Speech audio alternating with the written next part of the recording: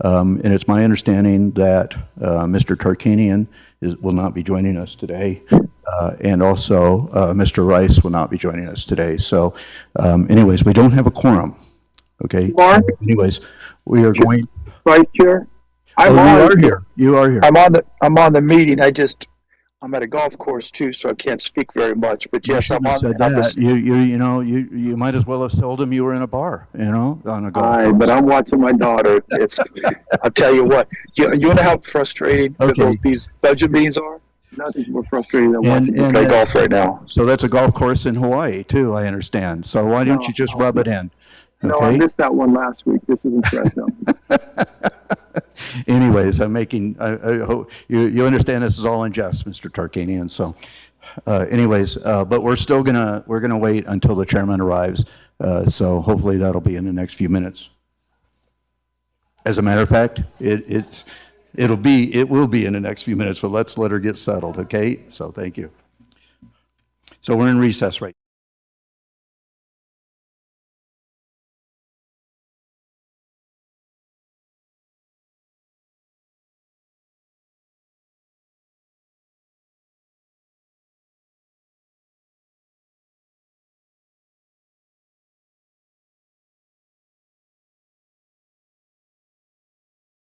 We'll begin with the Pledge of Allegiance led by Vice Chair Mark Gardner.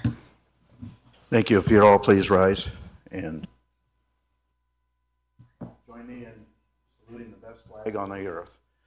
I pledge allegiance to the flag of the United States of America and to the republic for which it stands, one nation, under God, indivisible, with liberty and justice for all.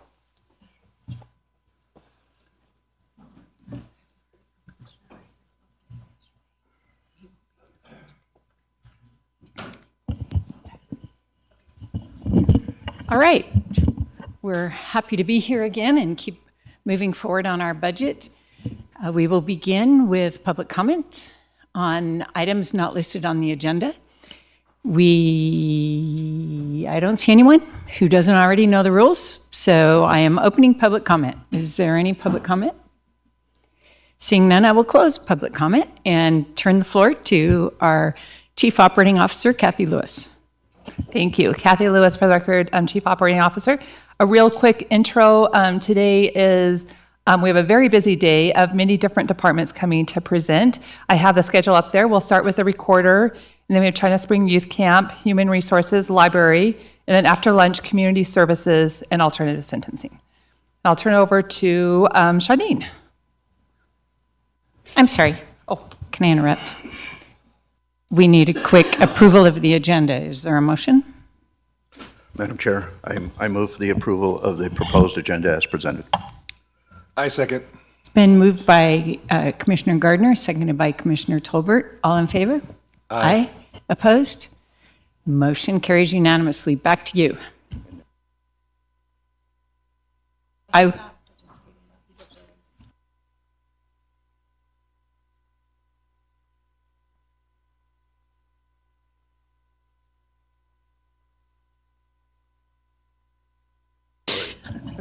My apologies for being a minute late. I will also read the agenda item into the agenda. I'm just so excited for the presentation. It's just like we've done this before. But, all right. For possible action, discussion to provide staff direction in the preparation of the fiscal year 25-26 budgets for all Douglas County and Douglas County Redevelopment Agency funds.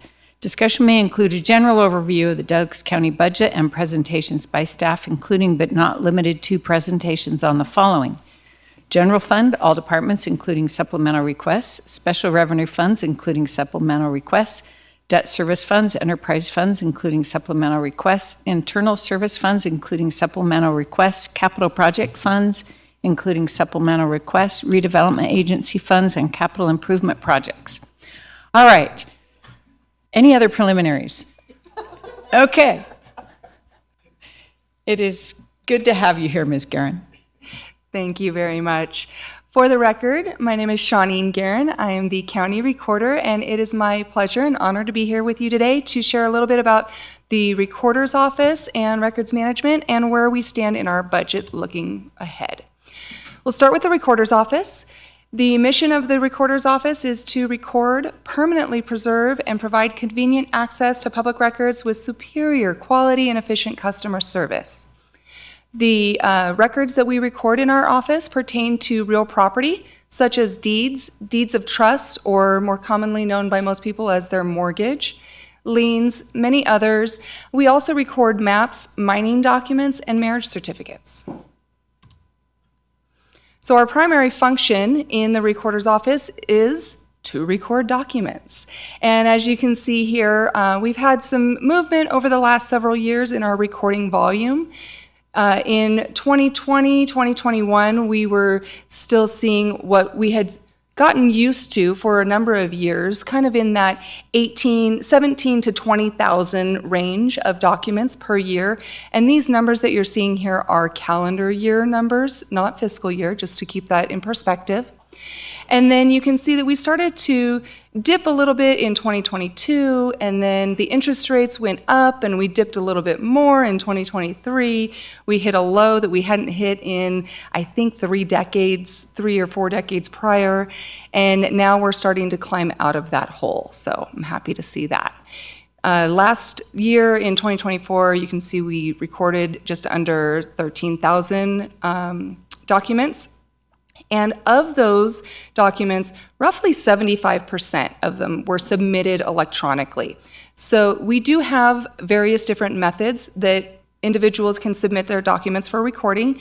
You are always welcome to come in and record documents over the counter. We are happy to see people. With that 75% electronic recording, we see less and less, so we're always happy when we see people come to the counter. And you can also, of course, go with the traditional snail mail. It still works just fine. It just takes a little bit longer if we have to return it to you because the document hasn't quite met the recording requirement. But this is, by and large, our most efficient method of recording.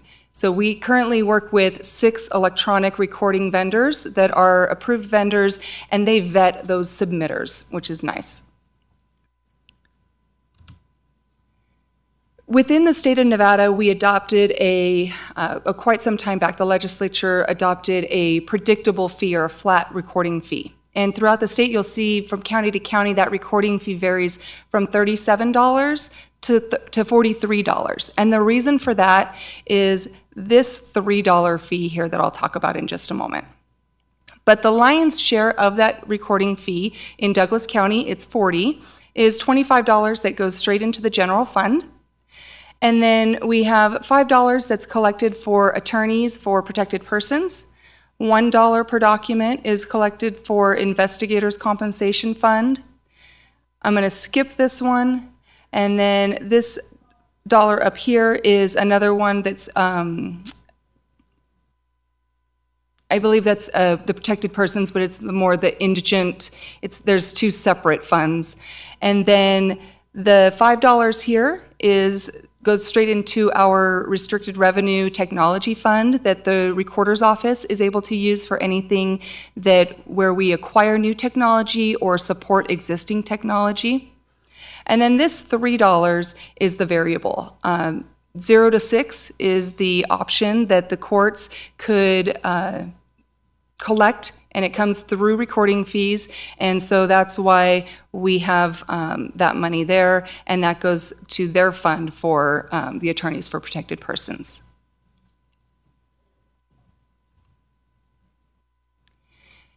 This year, I mentioned earlier, we record marriage certificates. So the clerk's office issues the marriage license, and then the recorder's office records them. This last year, we recorded 466 marriages. Quite honestly, that is a very, very low number compared to 10 years ago. But it's also been a pretty consistent number in the last probably 3 to 5 years. So we're just not seeing as many people getting married. Then the certified copies sold, this is trending upwards because of that beloved Real ID deadline. So we get a lot of people who are calling, and in fact, I believe there was a, I'm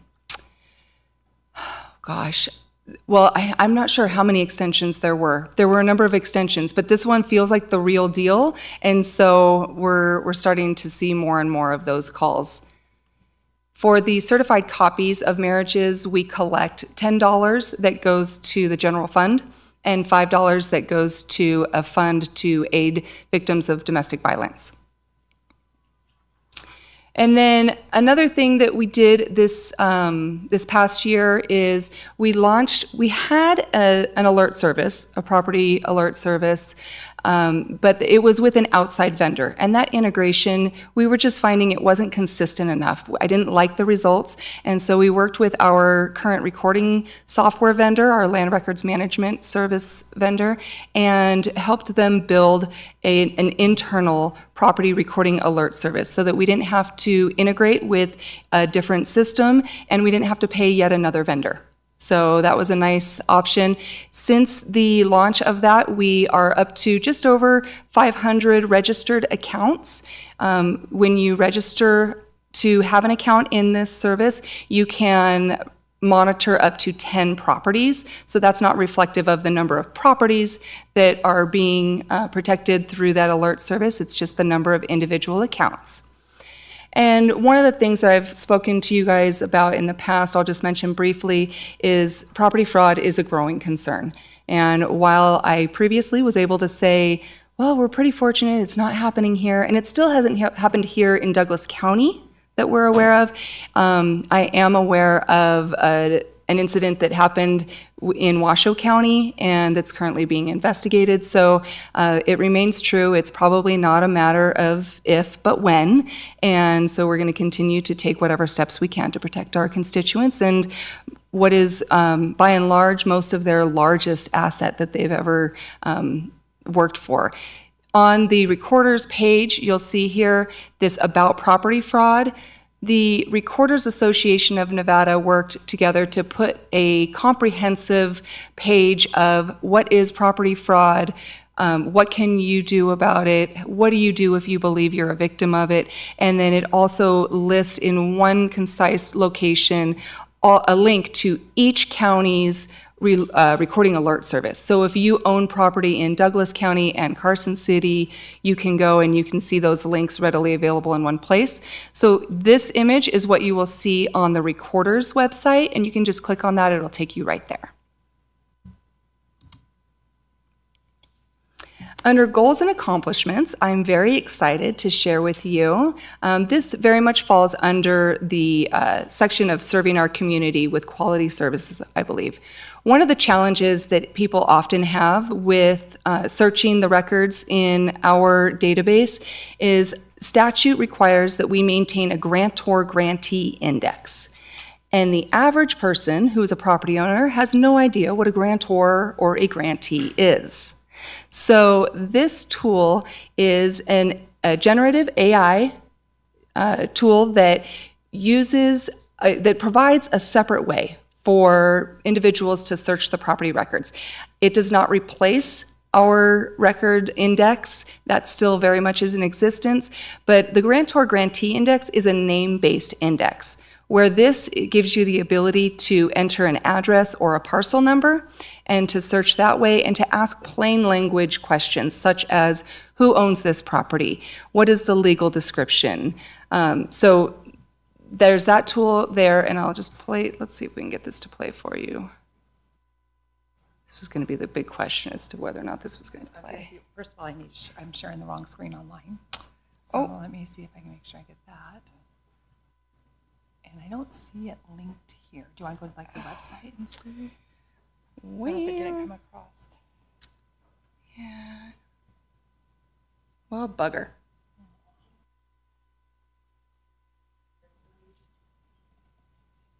Nope. That's okay. You can actually, it's a very, very short clip. It shows on our website. You can go to it as well.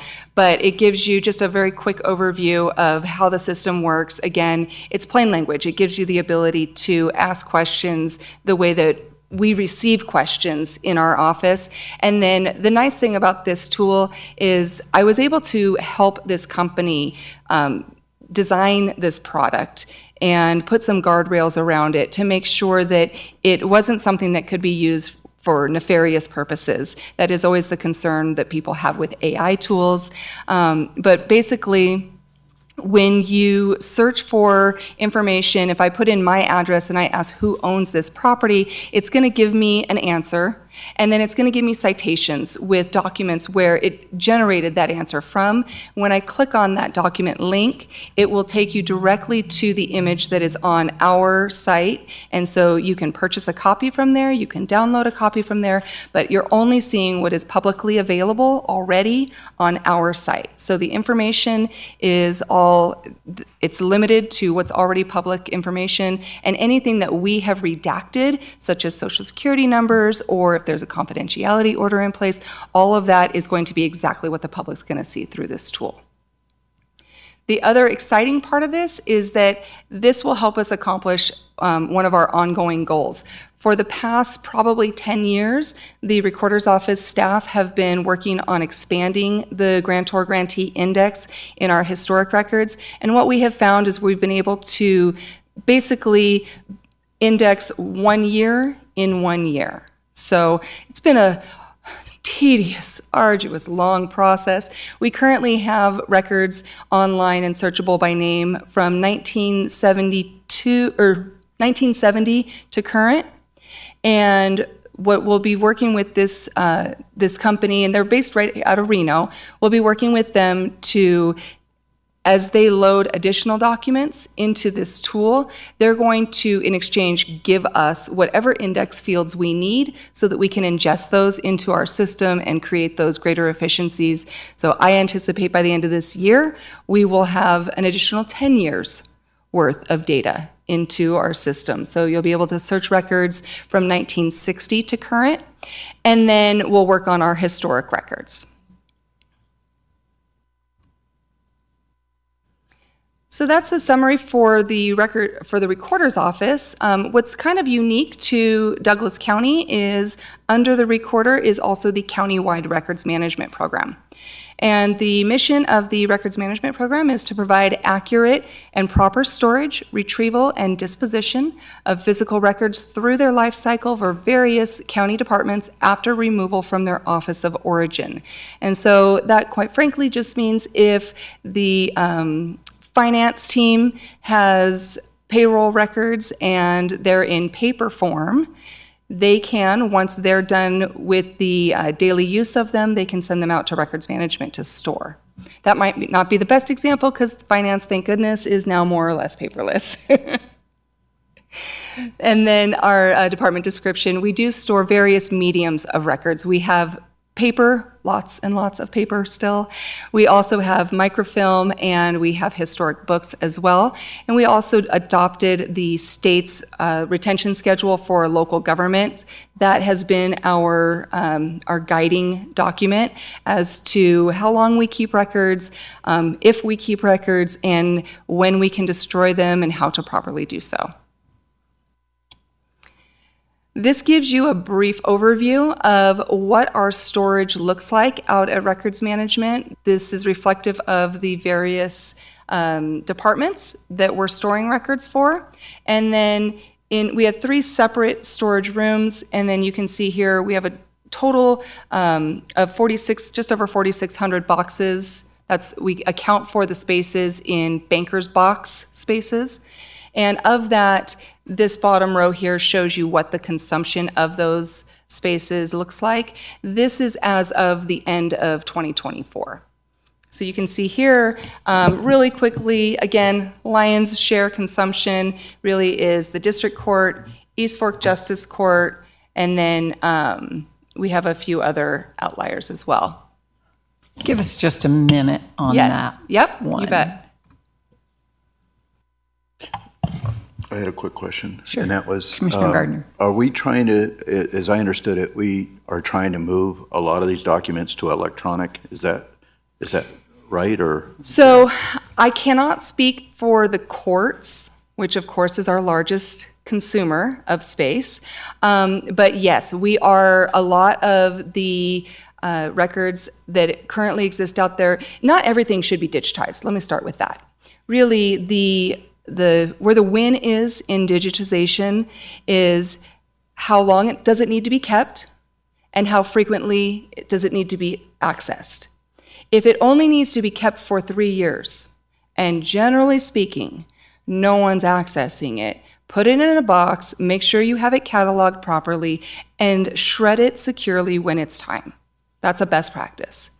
Otherwise, what tends to happen is you have it digitized, and it feels like it's out of sight, out of mind, it's not consuming any space, and therefore we'll just keep it a little longer and a little longer and a little longer. So for those short-term, not accessed very frequently, I would say we're using a best practice. The district courts records, the overwhelming majority of them are permanent records. And really, it kind of comes down to that's up to the judges.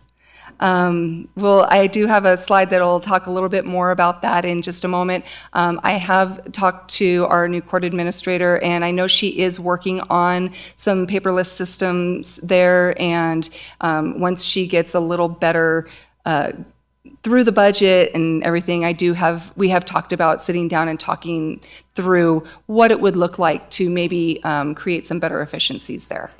But the large project that we've done, the reason you only see 124 in community development is because there was a very, very, very large scanning project that was approved using ARPA funds, and we were able to get those records digitized, those permits and everything into community development software.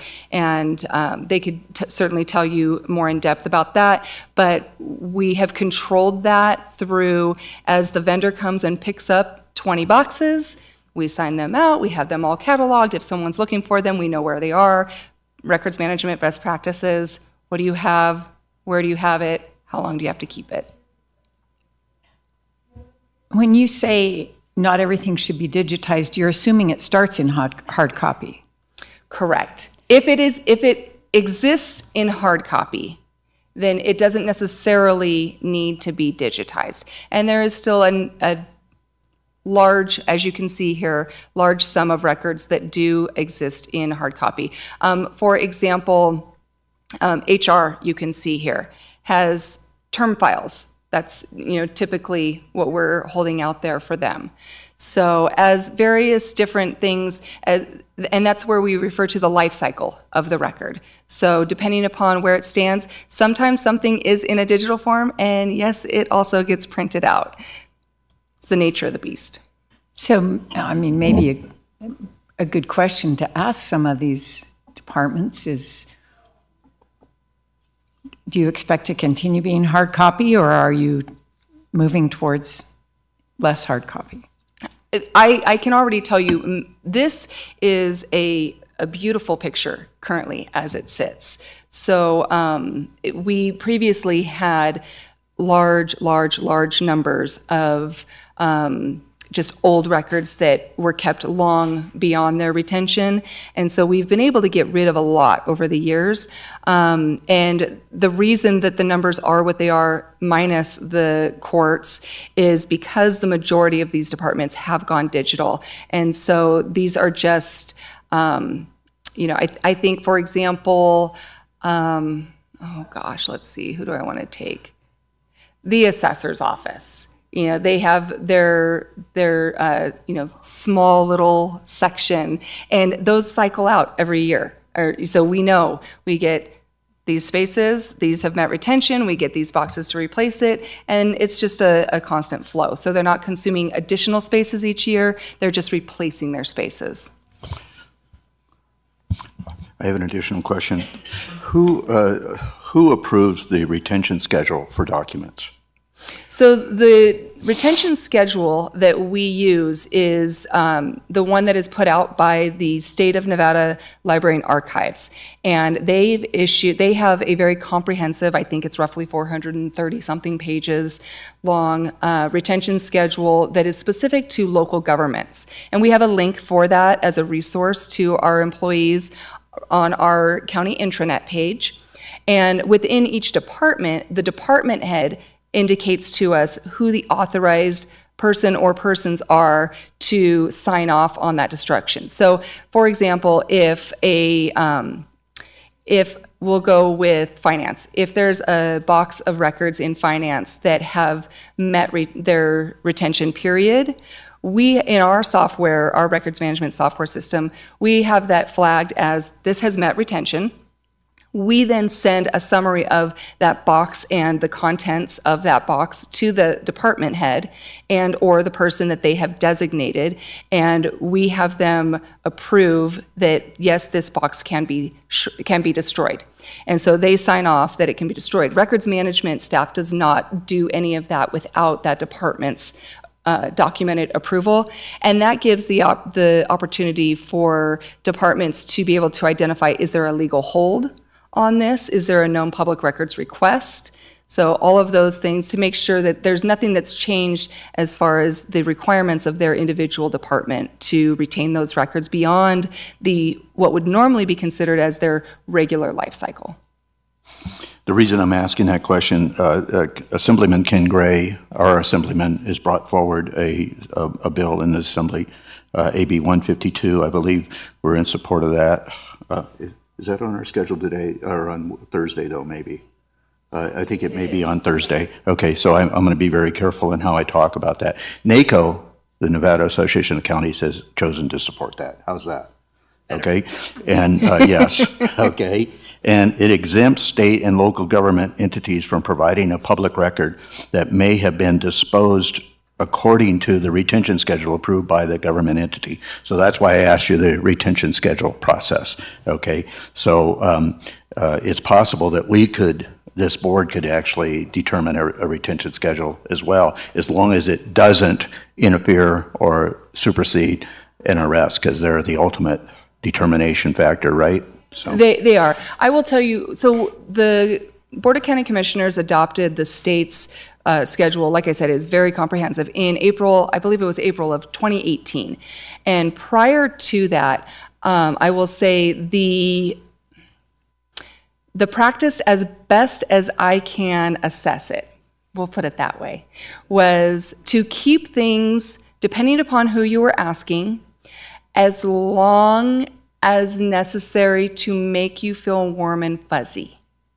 I don't know that there was a practice so much of destroying anything prematurely, so much as there was keeping things for an exorbitantly crazy amount of time. And I have said over and over again, and you will hear me say a million more times, our records are an asset until they become a liability. And it's a fine line. So where it is appropriate to destroy records, it should be done. There is a time and place for it, and it's not for any purpose of hiding anything. It's just that they've met their purpose. They've met their life cycle. There's very few records, actually, that in the scheme of things that have a permanent retention. The majority of records in local government, I would say, probably have on average a 6-year retention. Are we good to move on? Yes. Okay. So this is just another look. It's really the same information, but it's another look at what our capacity and consumption of storage space is. Currently, records management is at 93% total capacity. Of that, the courts have 80% of the new space consumption in the past year and 74% of the total space consumption. So you can see where the total space consumption is less because we've been able to destroy records as well. Where's the sheriff's office? We do not store records for the sheriff's office. We do have some film for them. We don't store records for all counties. Many of their records, first of all, many of the records are digital, as we said. So this is reminding you, this is just physical storage. But the sheriff's office, they have their own evidence vault and all of that. So, and then they have their own records as well. They have a whole records division of their own, and they retain the majority of their records. And DA's office, same? DA's office is the same. If we go back one slide, where am I looking? Green. Oh, there we go. I was looking at finance green. Yes. And so there's very few records. And again, that is because they've gone to more of a paperless system. I'm sure Doug Ritchie can attest to that. But some of those records are there might be an argument for those 48 boxes. It's not very many, to be digitized and consumed into the current system. Those are decisions for other people to make. We are very just kind of ministerial and fiduciary in our nature, as our role is custodial. But at 48, you can see it didn't quite make the mark for this little pie chart.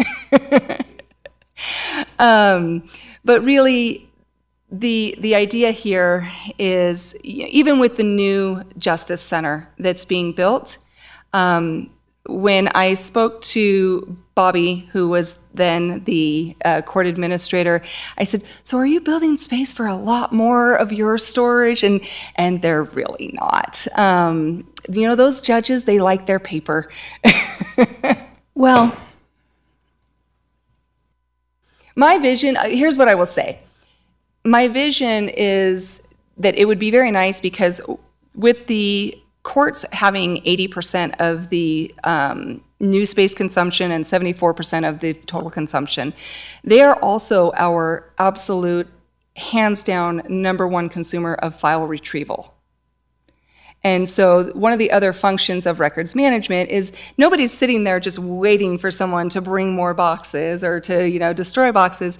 We also do that retrieval process. So we have, through software, we have a request application where you can go and you can search your records based on your permissions, determines what records you have access to.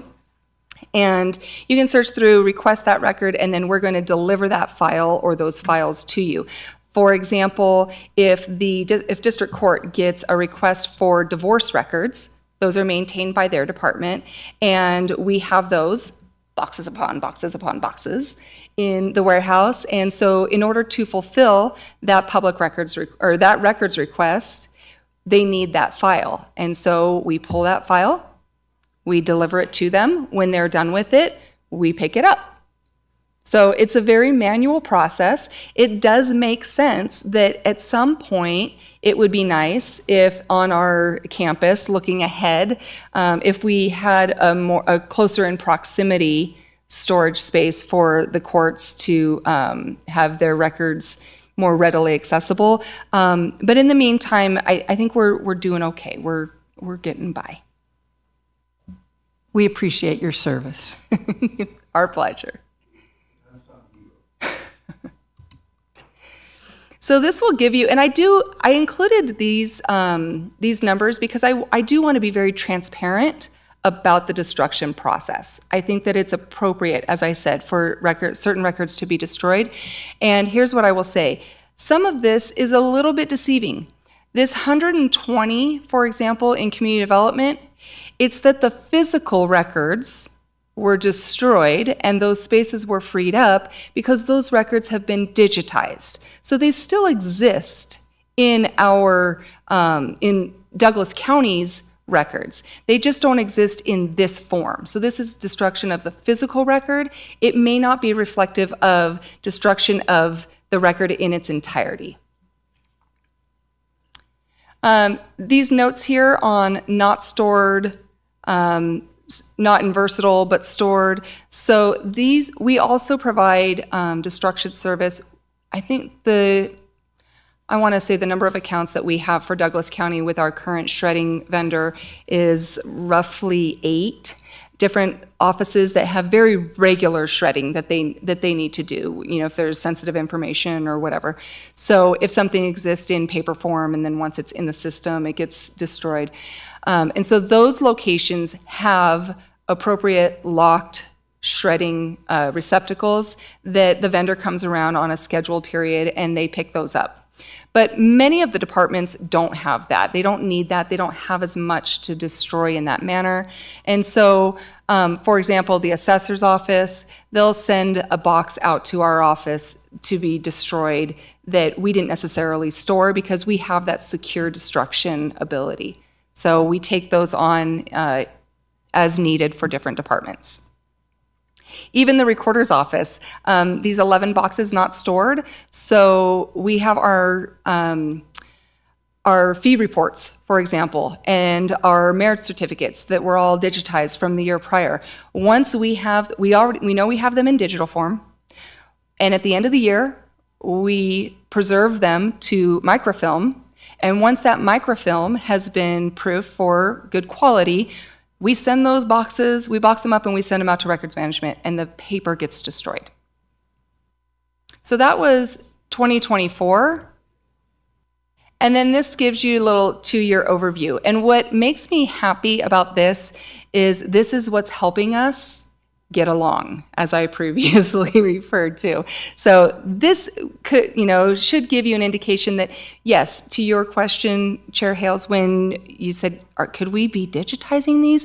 These numbers are what they are because by and large we are digitizing them. That is the reason. It's not because we were out of compliance and holding a lot of records that we shouldn't have. That's not been the case so much for the last 2 years, but certainly is the case for some of the records. We identified many.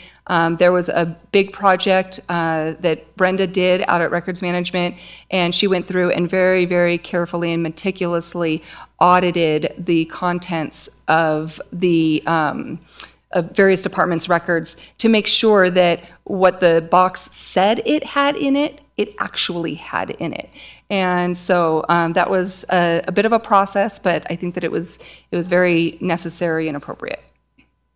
And in doing so, we identified a lot of records that were long overdue for destruction. And then really, our efforts out at Records Management very much fall under our goal of balanced growth and infrastructure. We do want to be good stewards of our county assets.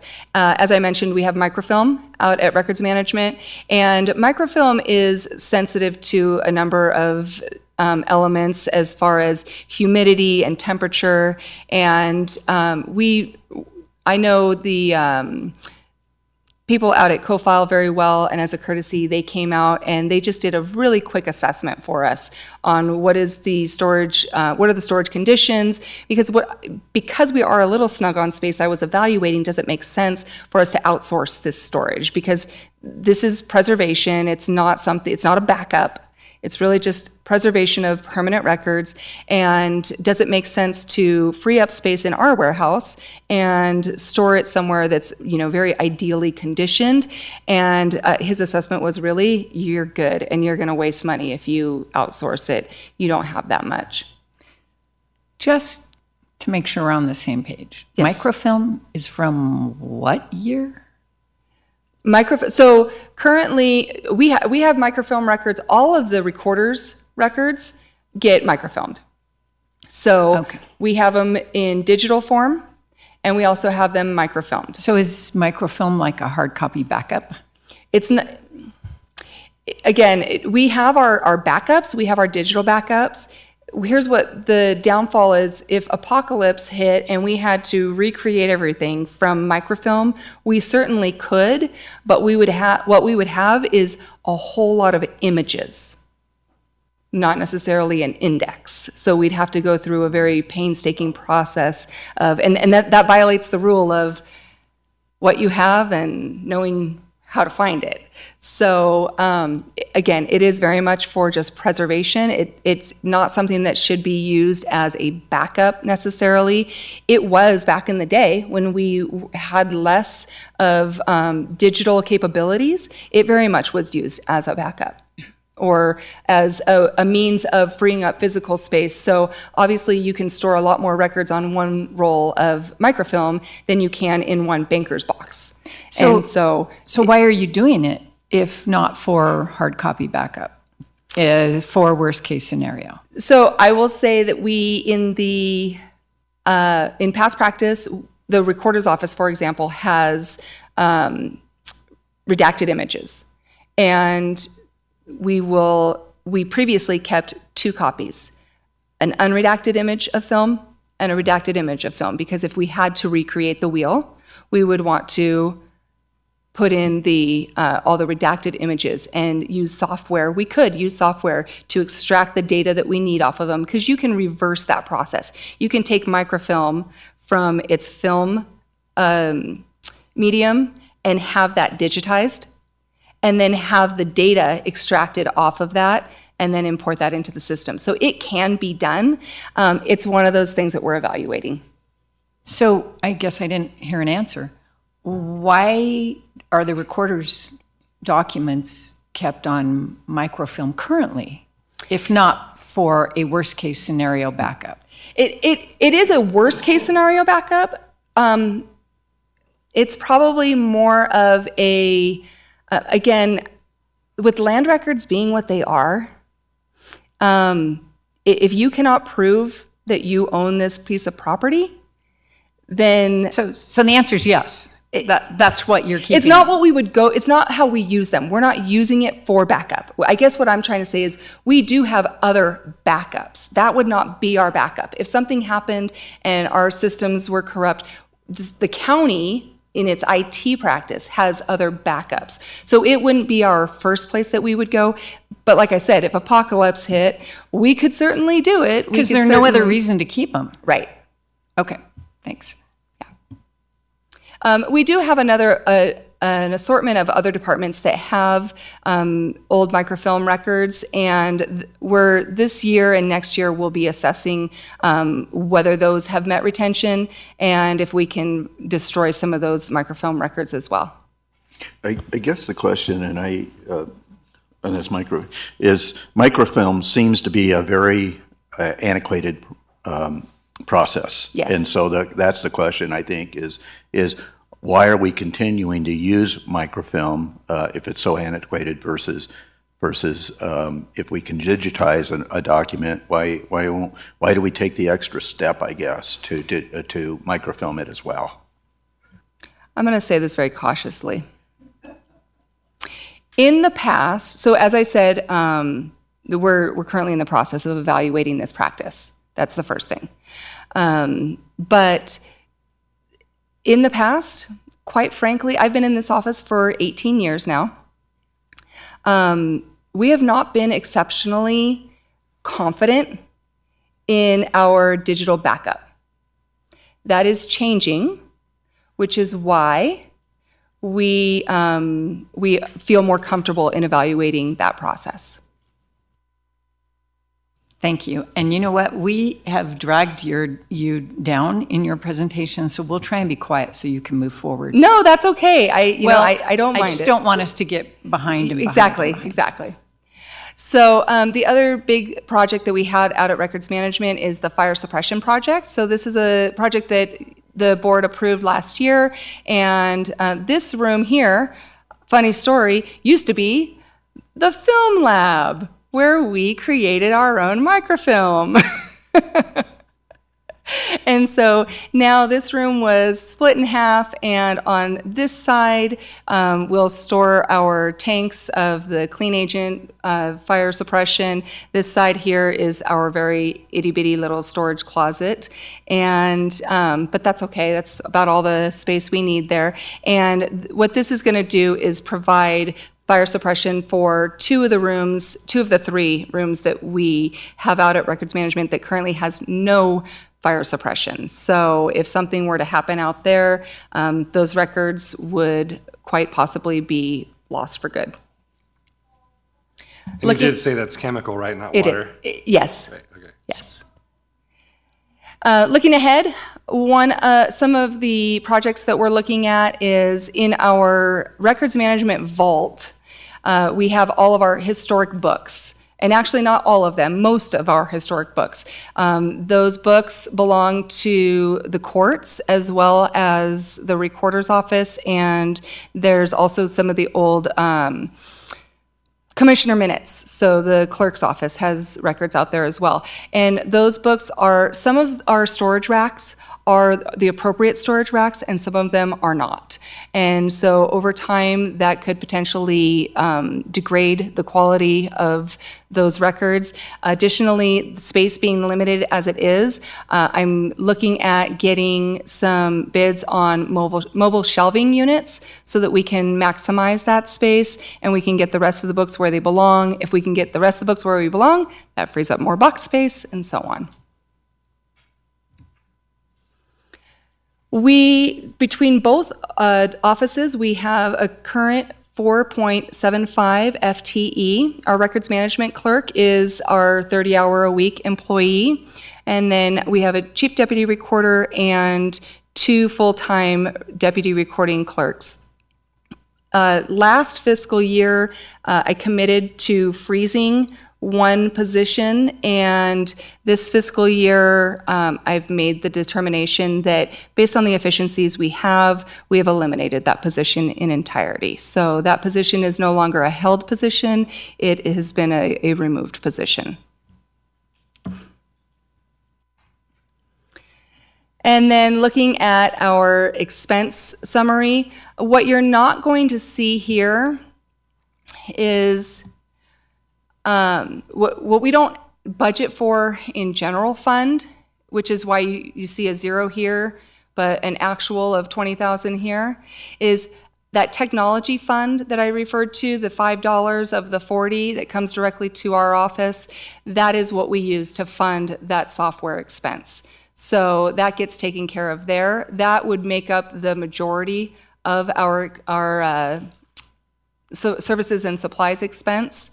And then, and I also moved this out because, again, there was no reason to have it in there. We just pay for it out of our tech fund. And the nice thing about our tech fund is what our anticipated expenses are is only really about 50% of what our typical revenue is that we generate in that fund. And so we've been able to build up a little bit so that if we have a need, a larger project, such as, I would very much consider the mobile shelving one of those technology pieces where we can improve our efficiencies there. So we have that money for the larger projects should we need it, or if there was a change we needed to make in software or anything like that. And then records management, the largest piece here is our motor pool expense. We do have a vehicle that's dedicated to records management, and then the recycling as well. That recycling expense is the secure shredding. And this is that film expense that we see here, the $3,000 a year.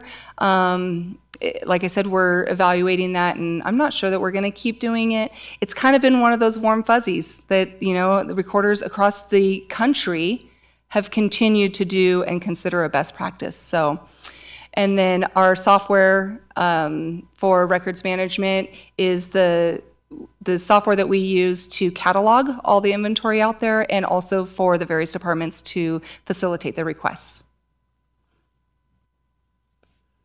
And that's about it. I had one follow-up question. Okay, I'll keep it short. I realize we're cutting into. Anyways, if I needed a copy of my merit certificate, I could come to your office and get that? Is that right? You can come to my office and get that, or you can go on our website and you can order it online. We do have e-commerce set up for that. Okay, I thought we could only get it if we had been married here in Douglas County. Correct, yes, thank you for that Okay, that's why I'm asking the question. Thank you for that clarification. So I can't, personally. Right. So as I stated earlier, the clerk's office issues the marriage license, and the certificate comes back to whatever county you obtained your license in for your certificate. So we do only have the certificates for those that were issued in Douglas County. I just wanted to make sure that the public understood that even though they got to get this real ID, you Yes. know, to travel, they can't necessarily come to you unless they've actually been married here in Douglas County. Yes, and actually, and to clarify further, it's if they have actually applied for their license here in Douglas County, because it is not uncommon for people to obtain their license somewhere else and then come to Zephyr or State Line to get married. It does not matter where you got married. It matters where you applied to get married. And then I just wanted to follow up on the the fraud thing I signed up, so I'm this over the weekend. And it is here. There was a land sale that we just found was fraudulent with one of my builders that I work with. So it is happening. It was out in Ruinstrath that somebody misrepresented that they own the property, and there you go. So really appreciate this as another layer of protection, especially for our population that's not hip on this kind of thing. Getting an alert that there's somebody's messing with their property is really good. So Yeah, and it's not perfect. It's still notice after the fact, but it is timely notice. So it at least gives you the opportunity to take action. Thank you.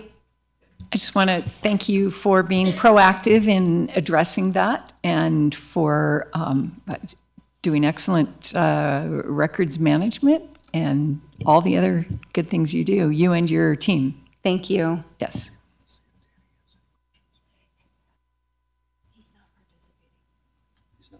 Thank you. We have, yes. Miss Lewis. Not speaking. Okay. We have with us Jessica Stocking, who is the director of China Spring Youth Camp, and we are happy to have you here. And I understand, since we're having a minute switching, that we are kind of stand-ins for the other 15 boards of commission who use China Spring Youth Camp from their counties. So we operate this youth camp under the office of our county manager, but it serves 16 counties, all but Clark in Nevada. And so I just wanted to note that while we were welcoming you. Thank you for that. Jessica Stocking, I'm the director of China Spring Youth Camp, so thank you for having me here.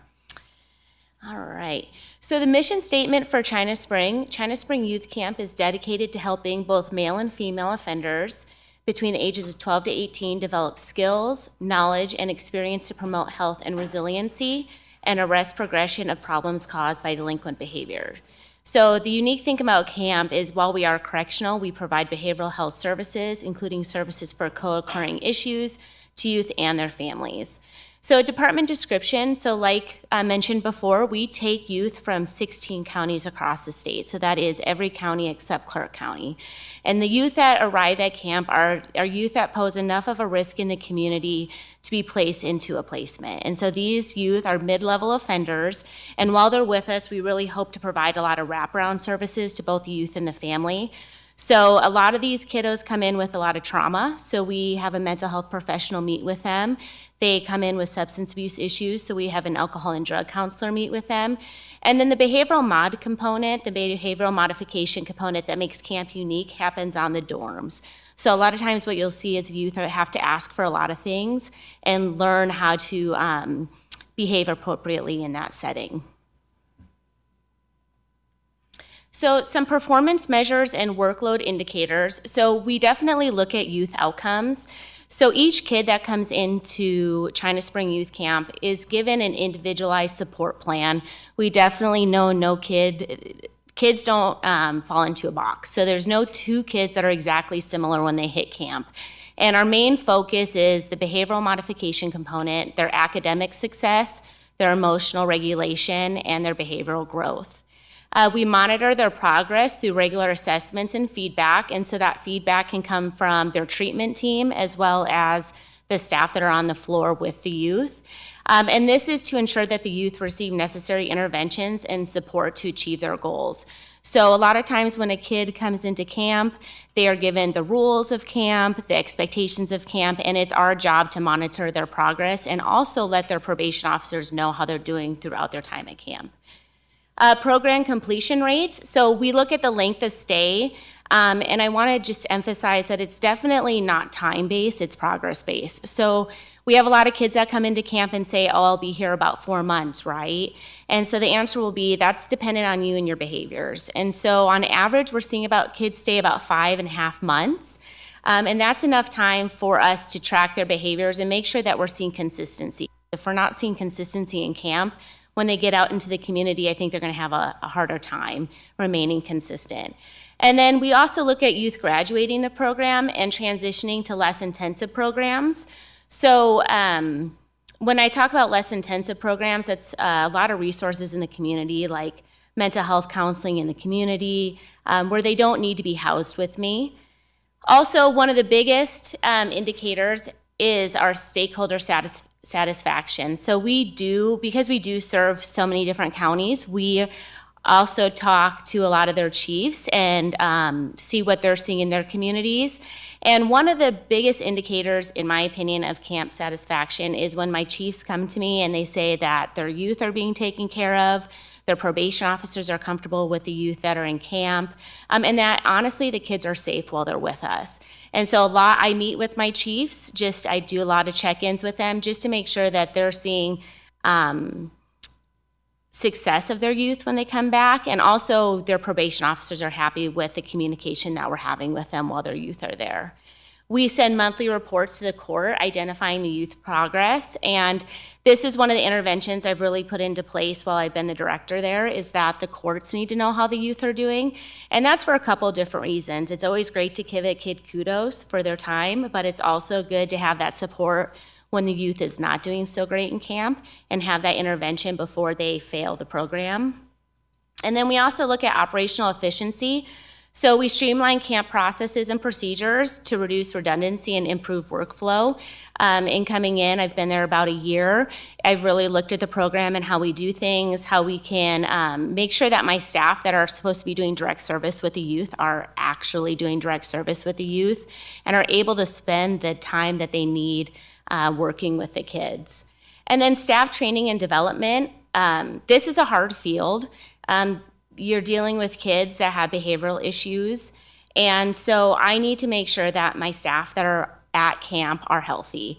And you do that through staff training and development. And so we've had a lot of, self-care trainings, how to work with these kids when they're posing more of a risk in camp and what they can do as staff, but also as the director, it's my job to make sure that my staff are providing a service that keeps the kids safe. And so I'm happy to report that the staff that we have currently are doing an amazing job. And I think we're really focusing on the team element. And so the youth know that we operate as a team and we will continue to operate as a team. Goals and accomplishments. An operational budget is always very important. And so we successfully revised the budget to adjust for the projected deficit that we had this last fiscal year. We ensured PREA compliance. So PREA is the Prison Rape Elimination Act. And so we worked with a PREA advisor to come into camp to look at our standards in our facility and help maintain those standards, if not improve some of the areas we needed improvement on. We've strengthened partnerships. So like I said, I've established regular communication with my chiefs, which really improves the youth referral process. So the kids that we're getting in camp are definitely appropriate for that setting. And that's because the chiefs are very aware of the kids that we're serving. I also look at all the kids coming into camp and making sure it's appropriate. So we've really established that partnership. Staff hiring and retention. I'm happy to report that we've really reduced staff turnover. And I think that we've really implemented a new training program and we're supporting initiatives that the staff bring to us. And I'm very proud of that because like I said, this is a very difficult profession. And so to reduce staff turnover is a big win for me. And we refined youth placement profiles. So we've really improved the intake process to better align youth with the appropriate programs. So The courts will ask us to look at youth before placing them, and we've done a really good job of determining which kid will be successful in that setting. So we really look, is behavioral modification their primary focus? Is it mental health? What is the main issues that youth is coming into camp with? And if it is that behavioral modification component, we definitely take those kids. The goal is for China Spring is to be that step before they get to a state commitment, which is a more intense placement. So if you have a youth referred, you don't have to accept them. You look and see, is this a good fit for us to meet the needs of this person? So if the youth's main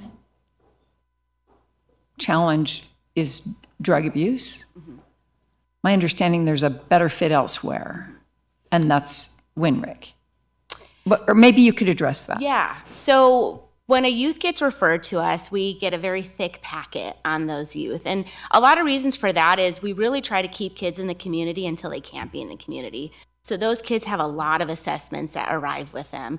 And so if a youth comes to me and they have strong mental health issues, then they're not appropriate for camp, just because the services that I offer are not as intense and can't address those issues to the level that they would need, and we would refer them to another community outlet for that specific issue. If it's alcohol and drug, we actually have alcohol and drug counselors, and we can address those issues as long as they're coming in with a behavioral modification component too. So they're posing enough of a risk in the community. Maybe drugs and alcohol is a piece of that, but it's not the primary focus. So yes, if a kid doesn't qualify for our program, it is our responsibility to let the courts know where they should send that youth, and that youth would be more successful.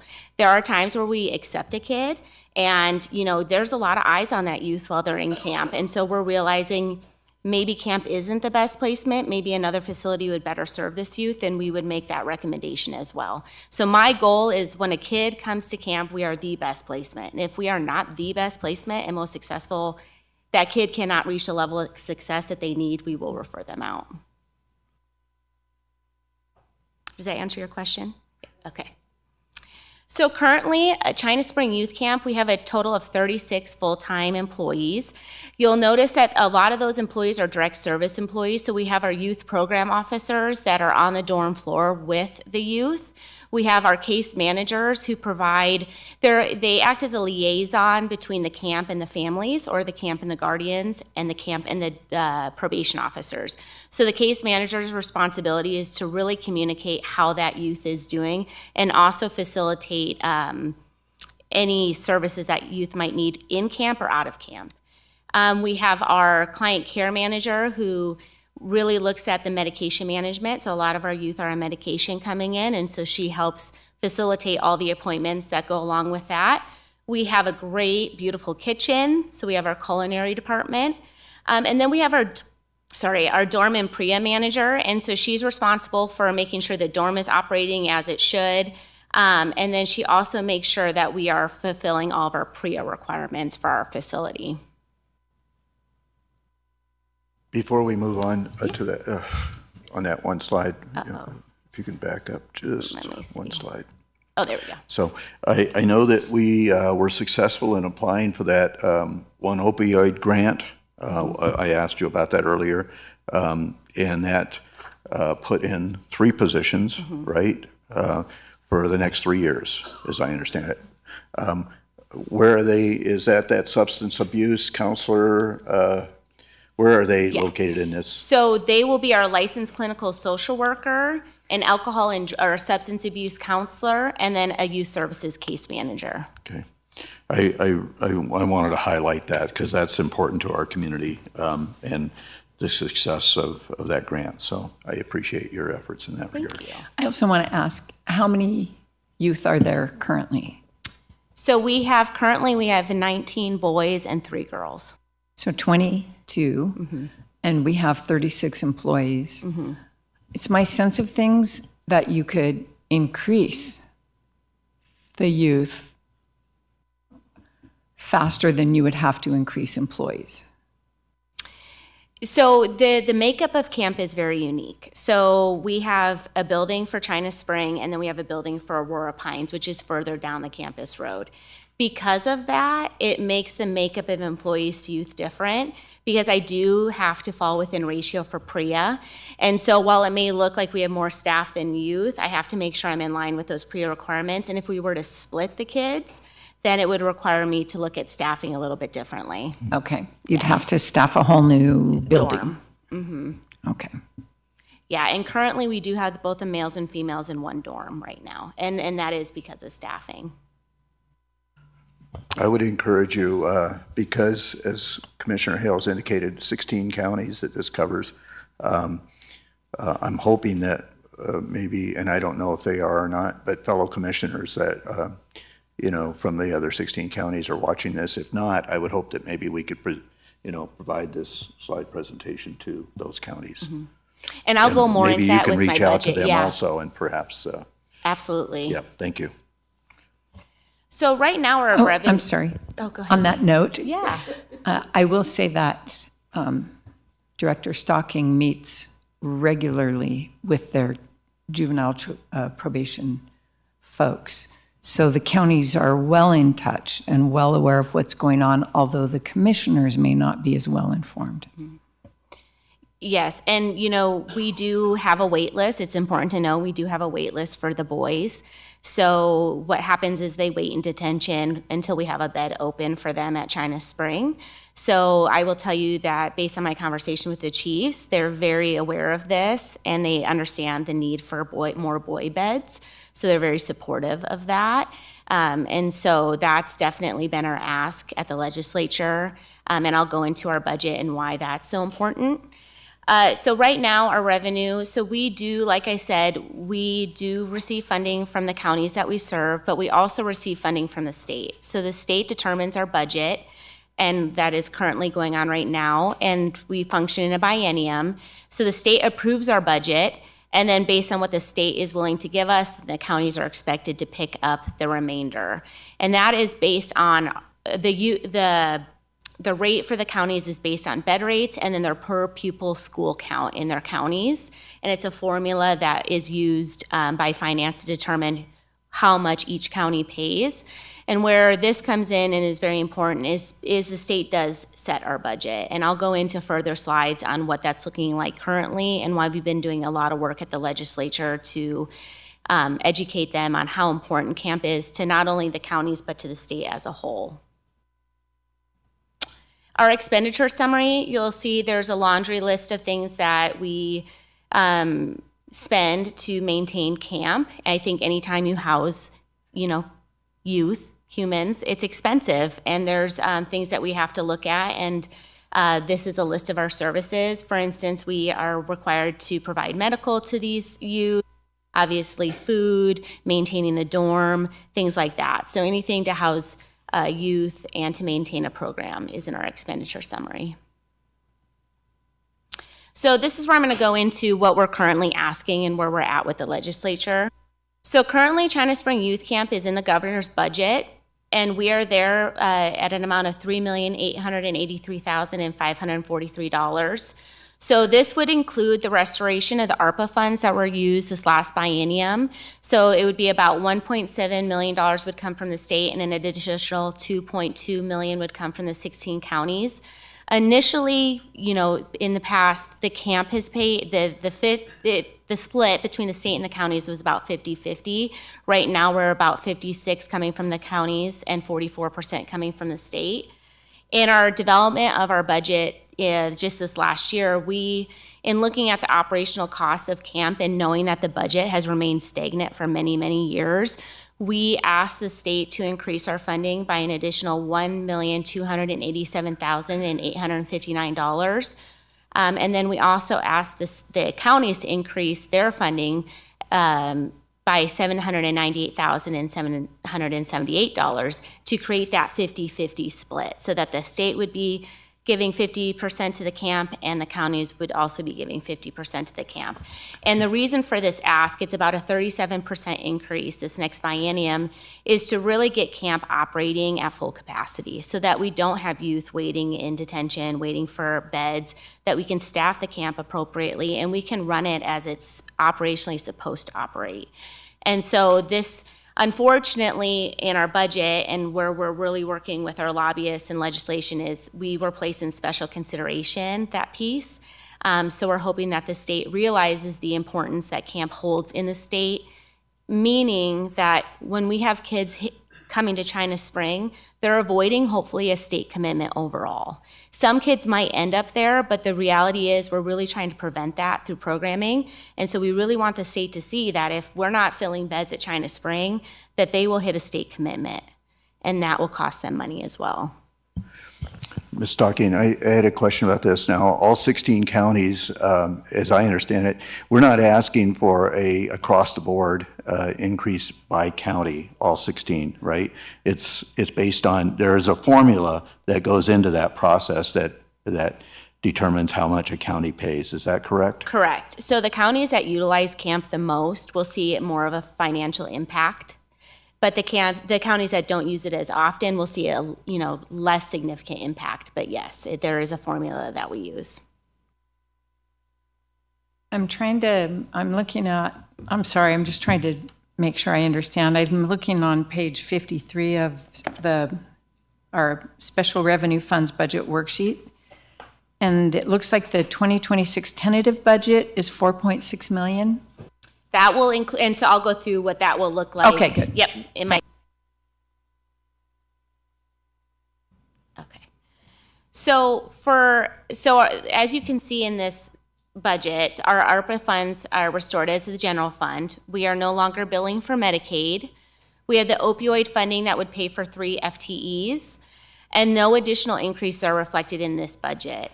And so what that means is if this is the budget that we're going into this next biennium, I will have to really have a conversation with the chiefs about the programming they want to see here at camp.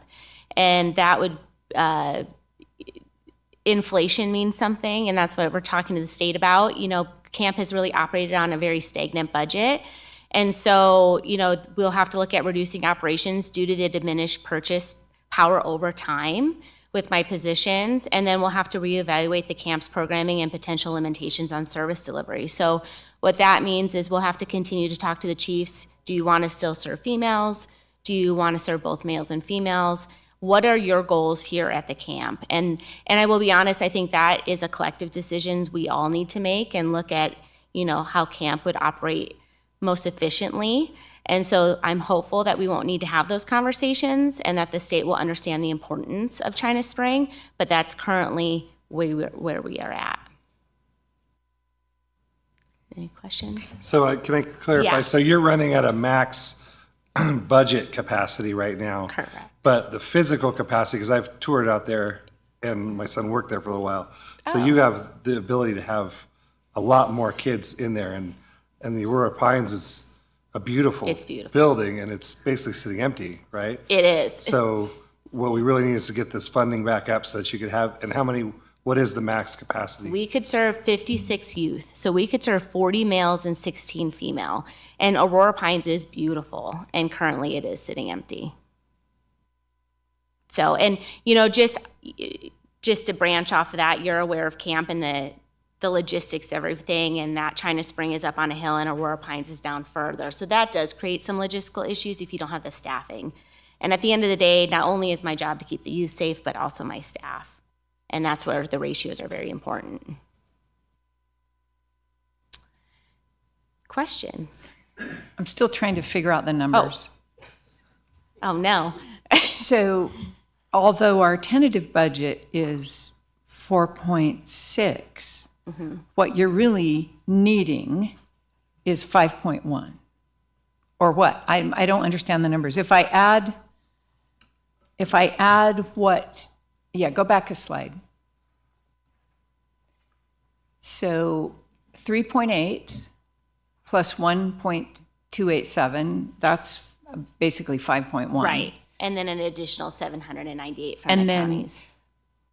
But all of that would come under the approved state Correct. budget. Correct. So what's the actual number you want the state to approve? I don't have that exact number at this Okay. moment, but it would be all those combined is what we're asking. All the those state to- combined? Yes. Okay. Yeah. Okay. And Thanks. the dilemma is the special consideration line item in the governor's budget currently.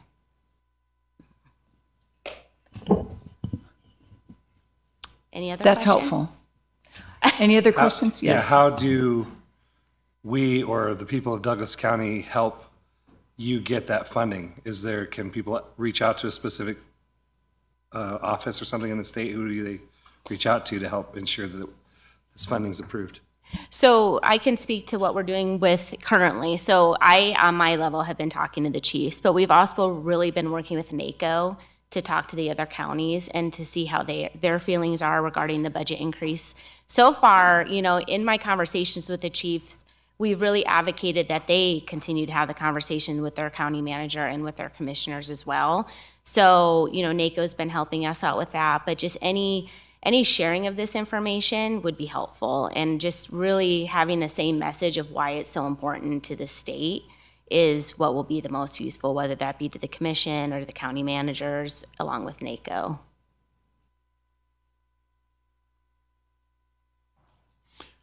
I don't have a question. I just want to thank you for the job you're doing down there and putting this together. And it's a heavy lift, and I appreciate everything you're doing. And I appreciate Commissioner Hale's, this is her assignment, even though it's in my district, but anyways, I appreciate it. Thank you. I will echo Commissioner Gardner and thank you for the excellent work that you've done to put camp in a good place. Thank you. All right. We will take a 5-minute break and come back at 11:20.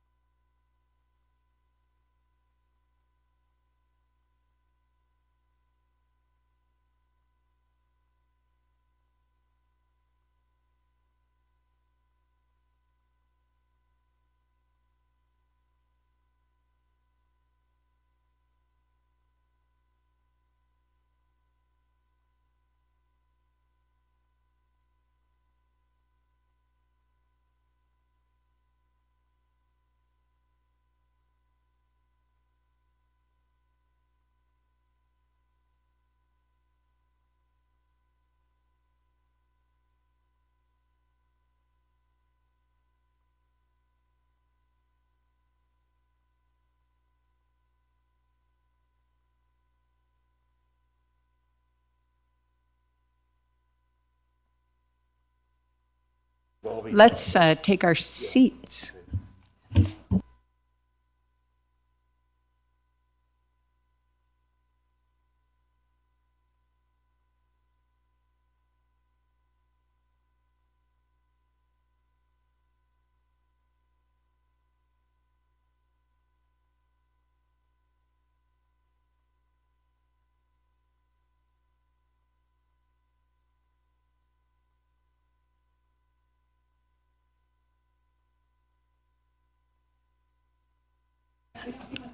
All right, we will reconvene.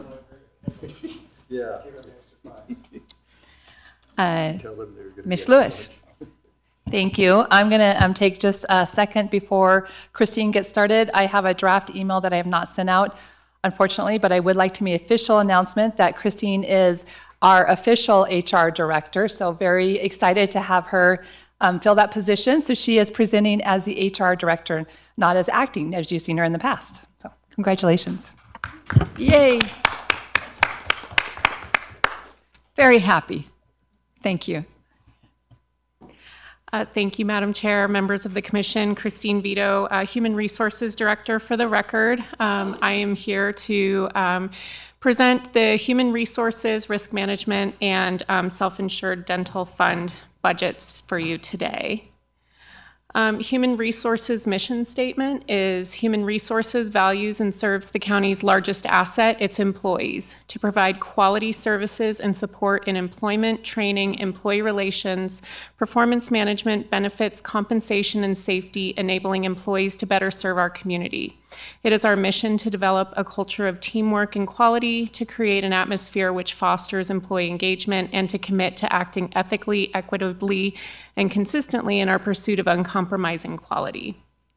And today I'll be going through the budgets for human resources and 2 internal service funds of risk management and self-insured dental. Who we serve. As an internal service department, we serve the county manager direct report departments, elected departments, the courts, towns, and the library. Our current employee count is 613 employees. That breaks down into 552 full-time employees. We have 86 part-time employees, which equates to approximately 49 FTEs. We have 43 temporary or on-call employees and 12 elected officials. And our services include recruitment, onboarding and offboarding, benefits, labor negotiations, policies and procedures, compensation and classification, employee relations, and under risk management, we have our self-insured workers' compensation program, property and liability insurance administration, and compliance with state and federal guidelines and employee safety programs. Accomplishment for human resources this year include we are currently in the implementation stages of NeoGov policy. This is going to be a new platform included in our NeoGov suite of software that will allow us to track policies, track their last reviewed and last updated dates, and create a workflow for review and updates. It will also have a public-facing side of the platform for members of the public to see county policies, and it'll also allow us to more easily distribute and get acknowledgements from employees on important policies. In 2023, this board approved the Baker Tilly Compensation and Classification Study. The secondary piece of that process was creating new job descriptions. We currently have approximately 280 individual classifications, and we are working with departments right now on finalizing those job descriptions, which we will distribute to employees to get signatures on and load them into our NeoGov Insight software, which we use for recruitment. A significant achievement was adding respect as a new competency to our performance evaluations. There was a kickoff an education session that occurred late last calendar year. And then in January, we did add respect to all probationary and annual evaluations. Human Resources completed 2 significant audits this year. One was from Nevada PERS, who has not audited Douglas County in 14 years. So that was a pretty significant undertaking that we partnered with finance and payroll to accomplish. We also had our regular 5-year audit from the Department of Public Safety regarding our background check process and our fingerprint reports that we collect as part of that background check. Another significant accomplishment is we worked out a new schedule for our supervisory management program training, and we were able to get a full session of county supervisors and managers through the program in 10 months. Historically, it has taken about 18 months to get people through the process. So we were able to schedule and get this accomplished within the 10-month period. I have brought 3 policies forward to this board for approval this fiscal year. The compensation policy, uniforms, and the new policy, artificial intelligence. Regarding recruitment, our attrition is 32.5% this year, which is higher than what I reported last year. The significant reason for this is we had an election last year, and we hired, and then we subsequently released 125 election workers. If you take election workers out of that formula, our attrition is actually 13%, which is 4% lower than what I reported last year. Thank you for clarification. I was gonna, those were questions that I was gonna ask, so. County Manager? Thank you, Madam Chair. Members of the Commission, Jennifer Davidson, County Manager for the record. I may have prematurely jumped in here because I think you weren't done with this slide, but I just wanted to add a couple comments on the Supervisory Management Training Program. It's a program that is near and dear to my heart. I think the Commission knows I've studied leadership and adult learning and part of my master's degree. And so I've been working very closely with Human Resources on org development and the content of this training. I know the Commission and members of the public have had questions regarding fraud and the steps that we take to prevent fraud. And I do just want to highlight under the supervisory management training that we do offer a number of courses. Specifically, we offer fraud training in supervisory management and help supervisors identify fraud. And we talk about internal controls. We actually use Tiregate as a case study in that course and do break down the budget and look at a 5-year trend for that department and identify how it happened and discuss the individual responsibilities of supervisors in those situations.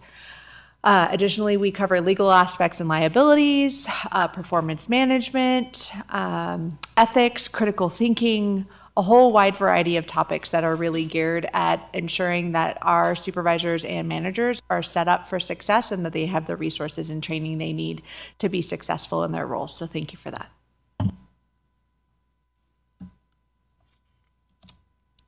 Before you move on, I'm sorry. Nope.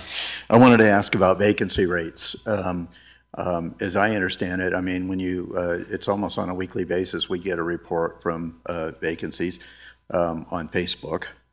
So I don't know what we can believe on that. But anyways, what is our vacancy rate? How many positions do we average on a daily basis of being deficient in and have positions available for folks who might be interested? Thank you for the question, Commissioner Gardner. I don't have that information with me today. I'm happy to get that information and send it to you. Our vacancies have certainly gone down. I'll show you on a subsequent slide that our number of recruitments are going down, which indicate that we have employees who are staying with the organization, less turnover, And where we are seeing the vacancies are in departments that traditionally do have regular turnover, which include like our recreation department. The reason I mentioned that, of course, and I think we did a lot of catch up when we did the Baker Tilly compensation and classification study and brought that right. I mean, that certainly had an impact on less employees necessarily leaving traditionally. And I would also think that, there seems to be a big push around the country right now for government efficiency, right? And so what I would suggest is that we average, it's always been my understanding, we've averaged anywhere from 10 to 20 positions low on an average on a daily basis. So we are getting, to what I understand, we're getting a lot more out of our employees than would necessarily be in other situations where others are really overstaffed, right? So I don't know that and I think we've recognized that our departments are just running very lean right now, right? So you would agree with that from an HR standpoint? In some departments, yes. I do think that we have done a very good job in this organization of really honing in and identifying the specific essential functions that are needed to operate our different departments and operations. And we have done a really good job with job descriptions, separate and apart from the project that I'm working on right now. We work very closely with departments to make sure that our job descriptions are accurate. And so I think that we can run a little more efficient because we are getting the best candidates and they're meeting the minimum qualifications of the job. Our recruitment efforts are certainly helping in that effort. I'll just note a couple things. We do get emails occasionally from HR department listing the hiring postings. And the other piece is we do have data that supports your point from the I don't even know what you call it, the audit. What do you call that? What do we call that? Risk assessment. Yes, that. Yes, County Manager. Thank you, Madam Chair, members of the Commission. Jennifer Davidson, County Manager, for the record. I think Director Vito's thank her for her comments regarding job descriptions and the amount of work that we've put into evaluating those. But additionally, I will tell you we have had a shift in our methodology and approach to how we use people. In conversations with our leadership team members, government can sometimes get stuck in my job description says this, my essential functions say this, and there's potentially a lot of siloing going on with individuals operating within the four corners of that job description.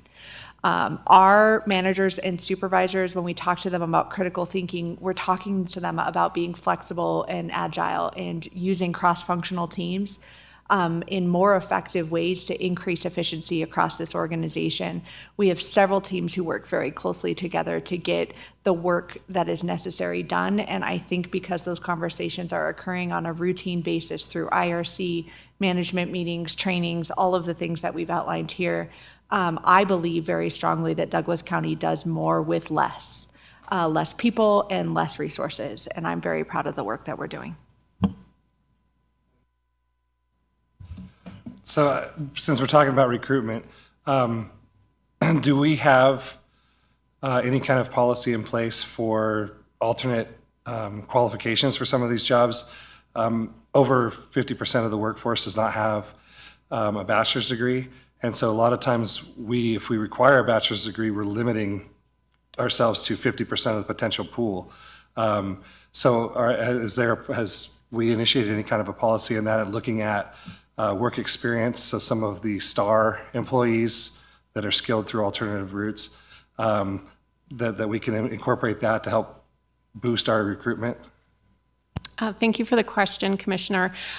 We have, we don't have a policy per se, we have a best practice. And this isn't just an internal Douglas County HR best practice. This is a best practice for HR across the board. Every one of our job descriptions has language that says education and experience or equivalency. So we do that analysis when we're looking at applications that absent a degree, years of experience can meet the same level of experience to qualify for the job. And then speaking about the supervisory management program, we have hoped that giving exposure to those types of programs would also help create equivalencies within the county to create experience and supervision. We have a policy regarding working above classification pay. I've been placed on that several times in my career, and those opportunities lend itself to providing employees with exposure to different departments, different scopes of work that help with that equivalency. Did that answer your question? Okay. As I mentioned, recruitment, our numbers are going down. We had approximately 116 recruitments in fiscal year 23-24. We are right at 93 recruitments right now with about 3 months left in the fiscal year. So it is trending down. A significant change that we are seeing in the past year is where our application counts have significantly increased. For example, the county manager's office has done a recruitment recently for administrative assistant, and that job recruitment had over 80 applications. So the application count is going up, but we're also seeing that the application quality is increasing. So the candidates that are applying for our jobs are definitely applying with the level of skill and experience that we're looking for.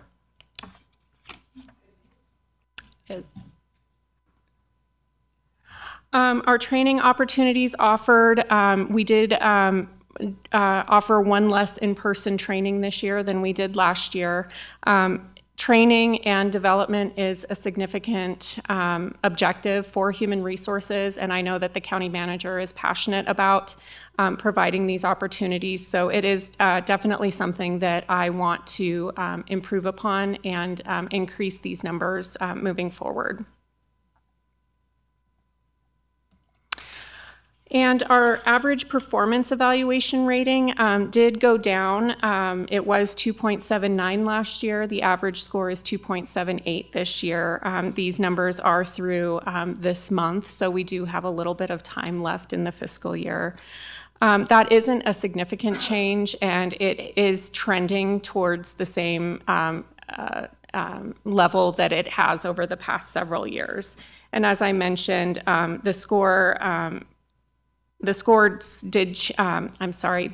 competency of respect was added, a 7th competency to the performance evaluations in January. So these averages probably don't capture any significant changes at this time.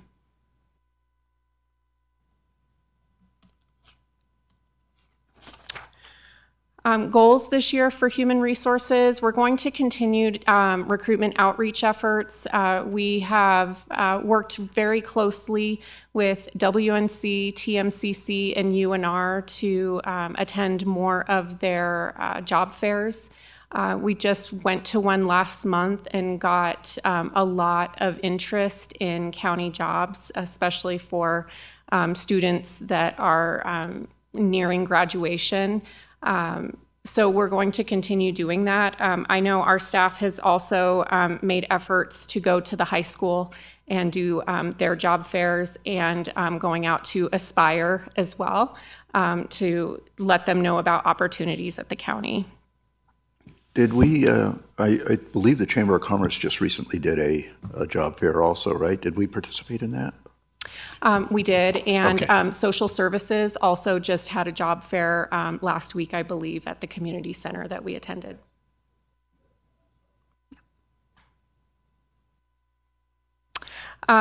Then next is a goal that I had for last year, and it did not get accomplished, but I do have some trainings that need to be updated in NeoGov, and I do want to work on getting that completed. Specifically anti-harassment, workplace violence, and ethics in the workplace. We're going to continue providing in-person training opportunities, and we'd like to offer more training opportunities than we have in the upcoming years. I plan to continue updating policies. My goal is 5. I have 3 more that I plan to get to before this board by the end of the fiscal year in regarding employee physicals, workplace violence, and our service award policy. I'm currently working with Eric Cachinero in the county manager's office. I said updated on this slide. It's not an update, it's really a refresh on the Great People, Great Places employee recognition program. We have some good plans to streamline the process, make it easier for people to make nominations, and tie it directly to our county values. I am going to create quarterly employee engagement surveys. That was identified on the strategic plan as something that was very important to accomplish to get employee feedback and employee interaction. So I anticipate having one of a survey issued before the end of the fiscal year. And another goal that we weren't able to complete last year is develop and host an employee orientation program. That is a goal to accomplish by the end of this calendar year. This would be different than traditional employee onboarding, which involves a lot of form signing and policy reviewing, and it would be a more involved program to talk about the strategic plan, the county values, how does that look like for employees, provide face-to-face interaction with Douglas County leadership in different departments, and offer them an opportunity to connect with their peers early in their career with Douglas County. One of the things I wanted to mention, Ms. Vito, also is I just happened to have to go by the county office on the morning that this was occurring, the new employee breakfast. Okay, and a great program, and I would ask that you basically invite the commissioners to come by that if we, so if it fits into our schedule, we can come by and do that. I think it's, I think the new employees enjoy that interaction. So, anyways, thank you. Absolutely.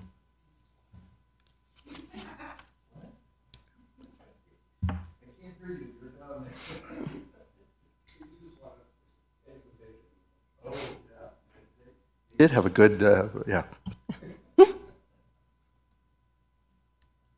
Now I'm going to switch gears. We're going to talk about risk for a little bit. Our significant accomplishments in risk this year is we facilitated quarterly safety committee meetings.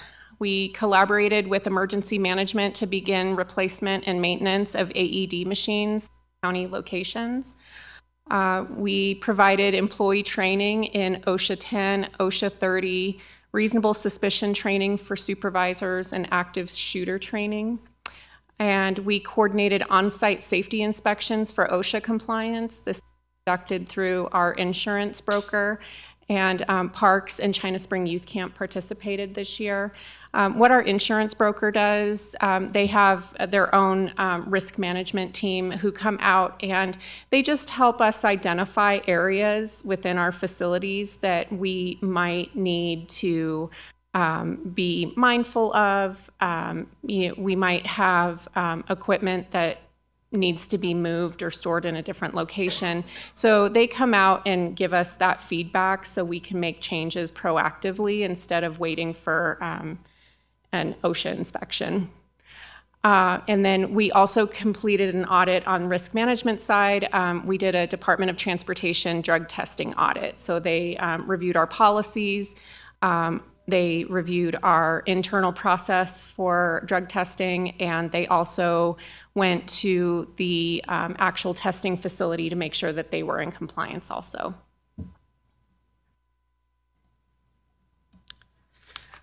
Performance measures, we have our self-insured workers' compensation program. Our claims right now for fiscal year 24-25 is 18 claims. That's 6 less than what we had in fiscal year 23-24. And you can see that our average incurred per claim is slightly under $10,000. And this is a huge credit to our risk management staff. We have been working proactively with safety training, safety awareness. We have increased hands-on reviews with our third-party administrator, and we're very active in the claims process from the time that it's first reported to us until closure. And a significant piece of that is we communicate directly with the employee step by step through the process. If an employee feels that they're not receiving appropriate care or things aren't getting scheduled quickly enough, it's important that our staff are aware of it so that we can get those addressed quickly and get the employee back to work in a timely manner. How often do we have I know we have a program, it's called we have a safety committee, is that right, within our community? How often do they meet? Quarterly. Quarterly. So how long has that been in effect? It's been in effect for quite a long time. It's actually a statutory requirement based on our organization size that we have to have an established safety committee. But I would imagine that that really helps in this area as well. It does, Yeah. absolutely. Just lots of good news. This is excellent. Thank you. Thank you. Goals for risk this year, we're continuing to look at replacement and maintenance of our AED machines around the county. We're going to continue employee training in OSHA 10 and OSHA 30 for a lot of our positions. That is a requirement of their job. So we provide that training so we don't have to send employees out to other outside locations for it. We're going to continue reasonable suspicion training for supervisors, and we are, with the replacement of the AED machines, it's good timing for AED training and stop the bleed training. We are working on updating our safety handbook. We have a couple departments who have already volunteered to have OSHA inspections done this year by our insurance broker. We do work very closely with our fleet department to ensure timely repair of our vehicles. And we are establishing a procedure for obtaining annual driver record checks. And that is specifically tied to insurance compliance. Our insurance carrier wants us to demonstrate that we are looking at these checks. So I brought a conditions of employment policy forward last fiscal year, which was the first step. The job descriptions are the second step. We're identifying which positions do require driving as an essential function. And once the job descriptions are complete, we'll have the final step, which is notifying employees that we'll be doing these checks and getting them to sign appropriate waivers and releases. We have 7 full-time equivalent positions in human resources. That includes a senior analyst, 3 coordinators, 2 analysts, and the director. Thank you, Madam Chair. Jennifer Davidson, County Manager. For the record, I just wanted to jump in. I did just want to highlight when we're talking about positions in the general fund, this is a small human resources team, small but mighty. They are accomplishing a lot. 7 full-time staff members from our risk assessment, there was a recommendation that we look at the services provided by this team and a belief by our auditors that this team may be understaffed.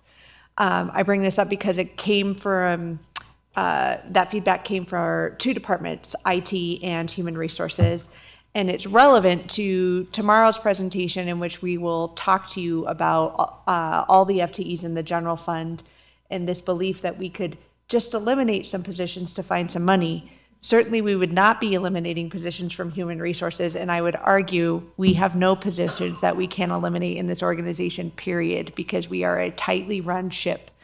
But I did just want to highlight that here. Thank you.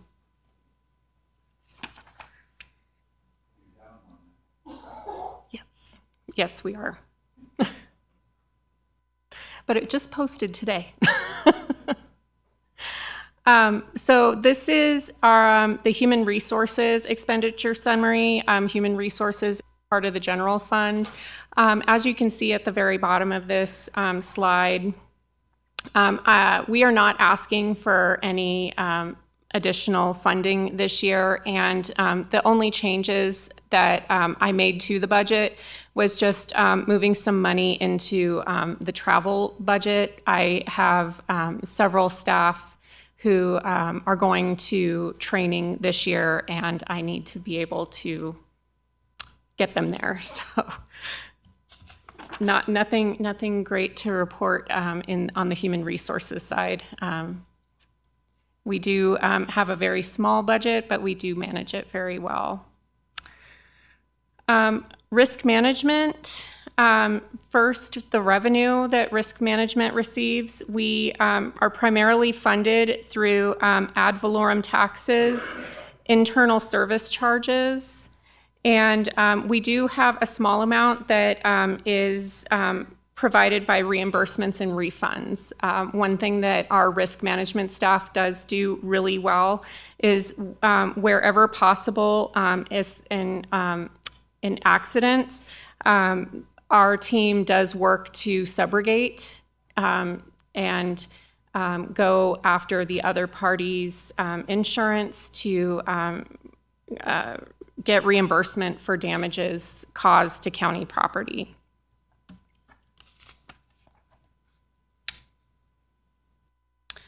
Regarding expenditures for risk management, this budget does reflect an increase over last year, and I will note those increases specifically. We did need to request increases to our deductible and liability premium line items. This is recommended by our broker based on a review of the county loss history, industry trends, and our fiscal year 23-24 actual losses. The deductible line item encompasses property, liability, and auto coverage, and our deductibles range from $5,000 to $100,000 per claim, dependent upon the loss type. The higher deductibles does keep the county's premium costs down.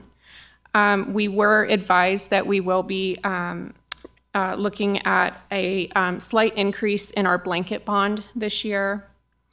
We did create a new line item. It is right underneath unemployment insurance. This is for vehicle maintenance. This is vehicle maintenance related to accidents, so we can better track the expenses tied to those types of claims. Those expenses were historically paid in the deductible line item, and it was difficult to track. So breaking it out is going to help us better look after those expenses. Good idea. Thank you. You're welcome. And then we did increase our management training. This reflects increases for utilizing outside vendors. We use UNR extended studies to provide support to the program. And we did have some cost increases for those services that we anticipate in the upcoming year. Any questions? The next is our our other fund. It's the self-insured dental. And the program is primarily funded through the monthly premiums collected from county employees as well as the county contributions. And our current contributions are a single employee pays $32.77 and a family pays $63.24 per month. And the county contributes $37.30 per month towards the dental program.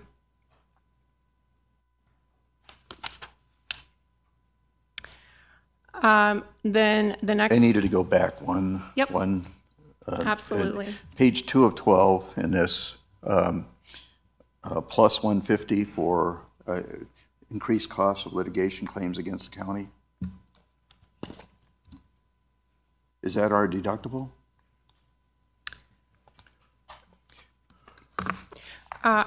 Yeah, we did request an increase to our deductible line item. Looking at what we have actually spent year to date in fiscal year 25, what we have, I'm sorry, I can't find my words, forgive me. We did, in 2025, adopt a budget of $200,000 for our deductible line item. However, we have been seeing increases in the claims that the county is receiving, and so we wanted to increase that line item by another $150,000, so we have a $350,000 deductible. Thank you for the explanation. Madam Chair, members of the Commission, Jennifer Davidson, County Manager for the record. This comment's not related to the question that you asked, Commissioner Gardner, but it is related to this page. I do just want to call out the management training program costs have been about $35,000 annually and are increasing to $44,000 due to increased costs and expenses. But I do want to highlight the value add that this particular leadership team brings to this organization. I think we have, is it 8 or 10 courses in the supervisory management program? I think we're at 8. Half of those are taught by in-house facilitators. So this number here for training could easily be double, but because we have such qualified facilitators in Douglas County, we're able to conduct and write much of the content, and it is academically researched. It is high quality content. So I just did want to call that out as a savings because of the skill set we have on the on-staff team.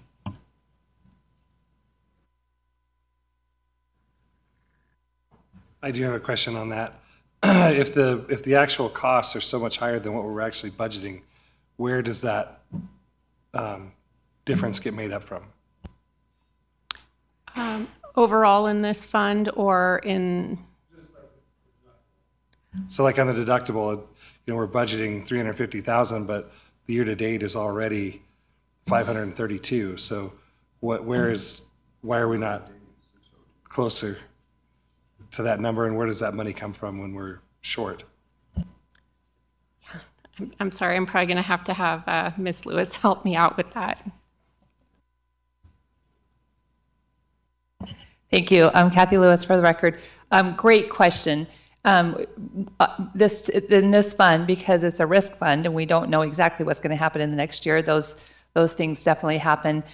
Christine is very good at managing it, but we can look to see if there's other line items that are not as spent. For example, on maybe unemployment insurance, maybe that's not as high or we're not spending as much. But then also we look at the results from last year, and we bring it forward, and we bring that forward, that positive number forward. We'll look at what line items need to be augmented at that time to cover those budgets. But overall, we tell departments overall their service and supplies need to stay within their budget. That is the directive, not only state law, but a directive that overall that bottom line needs to stay within budget. Because that's what I mean. You can't predict accidents, so that's what we're covering. But yeah, I just wonder where that comes from, and if we're consistently over, and we've only bumped a little bit in the budget since it was 444 before, and now it's up to 600 in the printed one. So that's just, where is that coming from? And also into this fund, because it's internal service fund and because it's risk, we have reserves in case something catastrophic, in case something happens that we haven't planned for, that we can pull from those reserves to get us through that year. I think we have a disconnect here. We're wondering about why this is so much higher than in '24, and if this is litigation, do we know about this litigation? Is this general litigation? Is this specific to accidents or? Or I think deductible. So we're looking at 309-817-520.123, deductible. I believe, Christine, if you correct me, I believe that our insurance company went through an audit at the end of the last year and found some vehicles that we needed to add the prior year that made that year higher, the actual amount, or was that the prior year? We might need to get back to you on that, actually, as I'm saying that. That's good. That's good. Thank you. Yeah, because I'm looking at 444,513 as our 24 expenditure. Our adopted budget was 200,000. Our actual year-to-date, and we haven't, and that's with 3 months left, is 602. So that's quite a bit more than our adopted budget. And then we're asking to bump that by another 350. So is the 350 really going to cover it if it's, our expenditures this year are already 602?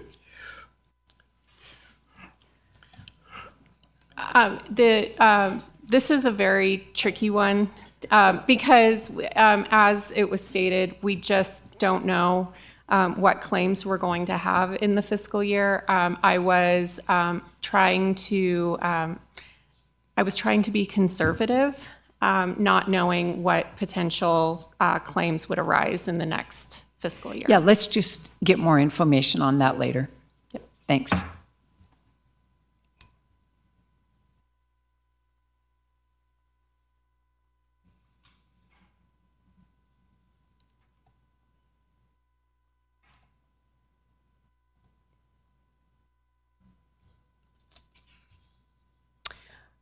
So looking at expenditures for the self-insured dental, I have worked closely with our insurance broker, reviewing the dental fund, and it maintains a healthy balance. It's been the preference of past boards to keep the contribution rates stable at current levels. As we have more employees who are utilizing the dental coverage, the fund balance is expected to decline over time, and the current trend is dental costs are increasing. So I am reviewing this with our broker and keeping an eye on it. And at this time, our insurance broker does not believe that we need to make any changes, but there might be something that I have to bring to a future board should the costs continue to increase.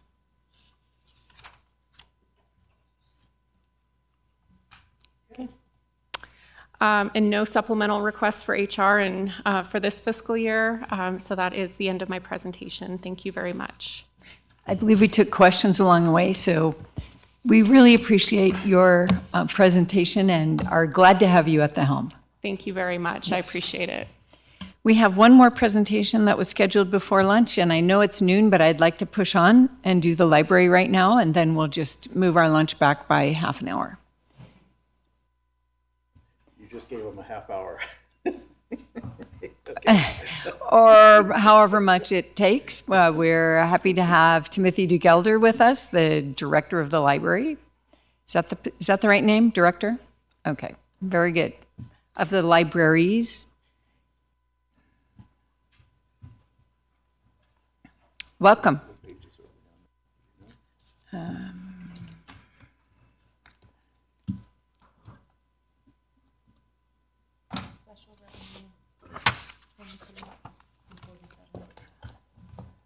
Good morning. I'm Tim DeGelder. I'm the library director. Do want to recognize my library board chair of the library. Do you want to introduce? Good morning, Madam Chair and Commissioners. My name is Jermaine Marco, currently Library Board Trustee serving as Chair. So Jermaine is here in case there's any board level questions you'd like to ask. If you want to give any perspective when it comes to the library. So the public library, our mission statement is the public library will support informational, educational, and recreational services to all of Douglas County residents. The public library supplies materials, programming, and public space for Douglas County residents. We also have the law library that is hosted at the Minden Library. Some of our performance measures is checking in and checking out materials, right? So I do want to note our library cards, we have 68% of our residents that have library cards. That is someone that has used the library card in the last 2 years. If you do not use your library card, that number goes down because you're not using your library card. However, I also want to note, sometimes a family will use one card for little kids or 4 people.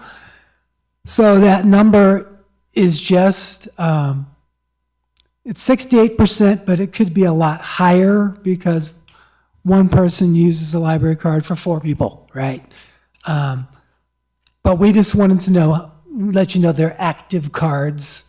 And the reason why we take the cards off the rolls in 2 years, because people do move away. And sometimes people pass away. So we don't want to keep adding cards for people that aren't using those. We have our hours listed there. We have 2 locations and a bookmobile. We're very proud of people coming in and grabbing their materials. I do want to note something. Our ebook, if you have a library card, you do get access to digital materials. So you can use your library card and access an audiobook on your phone, something on your iPad. That circulation is really gone up. It's gone up. I think last time I was here, I presented like 38,000 circs. So now we're at 57.9. So people are catching on to the library picking up the tab, and we have to use that in our collection development the same way we would buy paper materials. So if we have something that you want that we don't have it, we do call what's called the interlibrary loan. We reach out to all of Nevada libraries, and then if we have to reach out to other states, we will do that to make sure that you get some materials. That was 1,300 interlibrary loans. And we do keep track of recycled books and donations, which puts our circulation at 277,920. Program attendance. How many people came to the library last year? Walked through our front doors? 72,000. At the lake, we have a unique situation at the lake because people are going in and out of the library. Sometimes when the library is closed, they can still go in and use the bathrooms. They can still look at our book sales. So we put a counter at the doors there. So we had 5,000 people just walking through the lobby doors at the lake.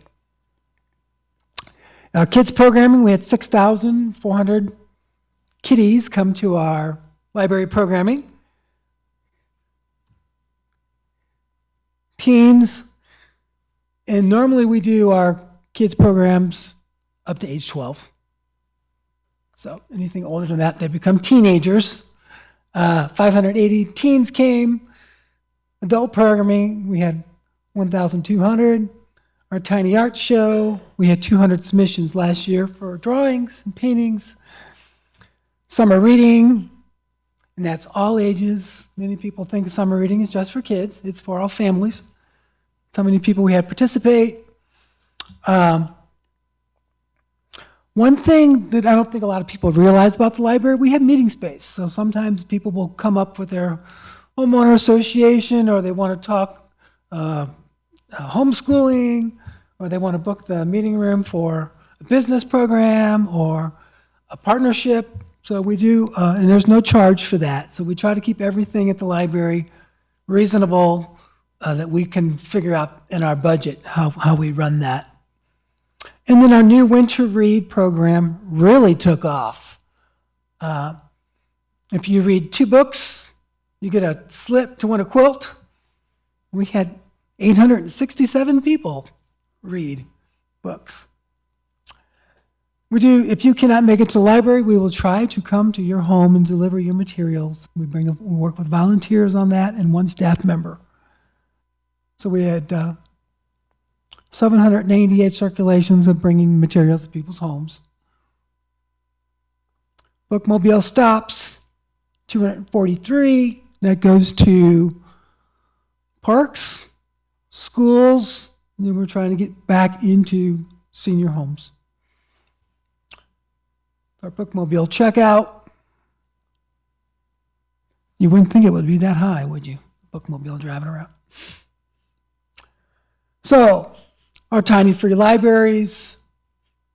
Those are book bins that we put out in the community, and we just fill them up with library books. Take what you want. We figured we can bring more materials out into the community, and you don't have to worry about having a library card. You don't have to worry about late fees.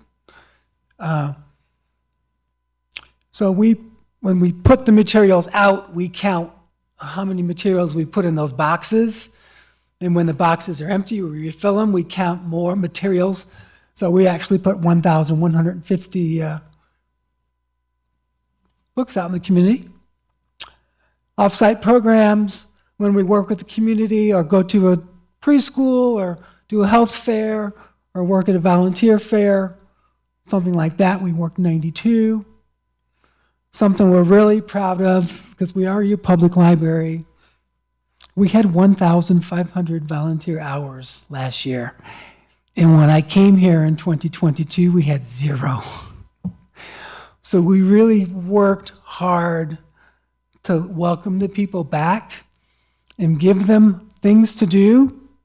And we were talking about sometimes you have turnover in staff. And our volunteers really help pick up the slack whenever we have a position opening in our pages. And they really enjoy being part of the library.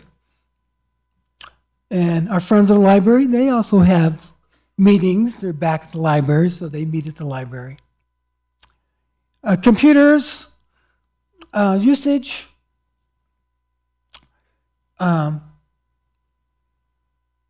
People come to the library, they just want to use our computers. We have a lab, a public computer lab.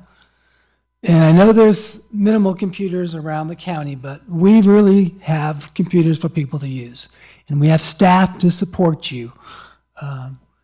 So we don't mind trying to help you figure out, hey, I'm trying to apply for a job, and the only thing I can do is use the computer. We do that a lot.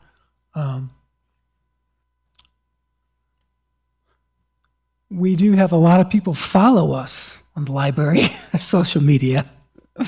We put a lot of pictures out there and talk about a lot of programming, a lot of things we're doing in the community.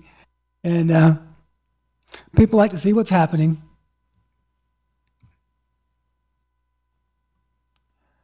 So we do have 23 computers that are public access, and we don't require you to have a library card for that. Anyone can just walk in, log on, use the computer.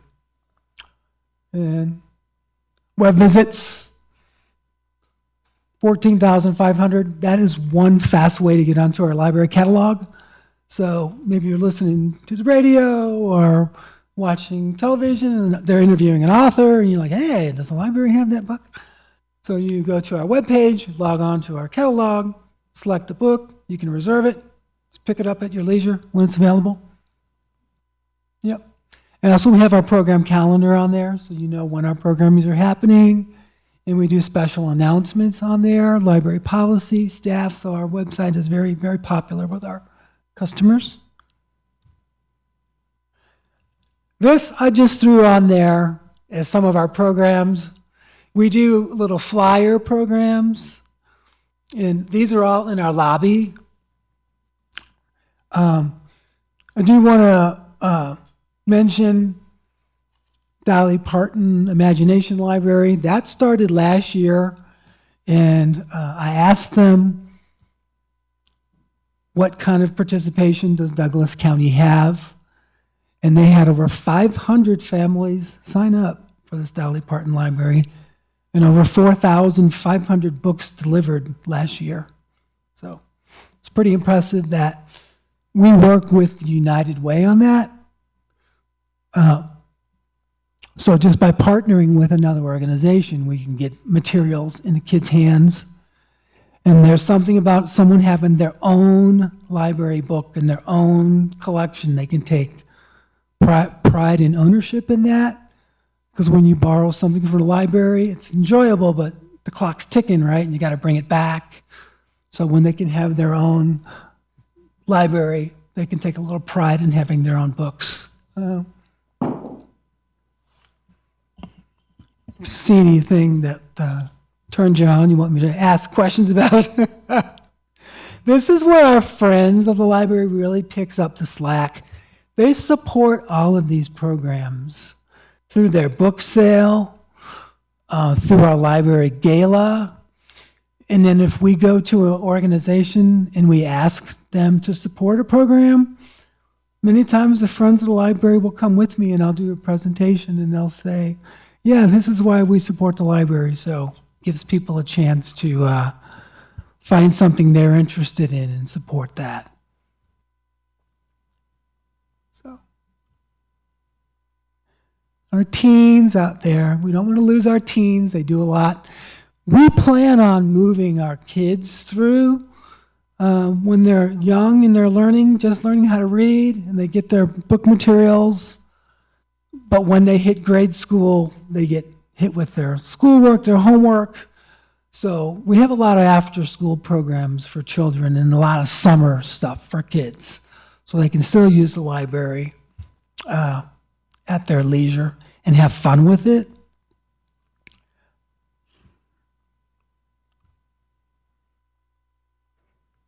Our adult programs. We're really proud that we have our seed library now that we started last year.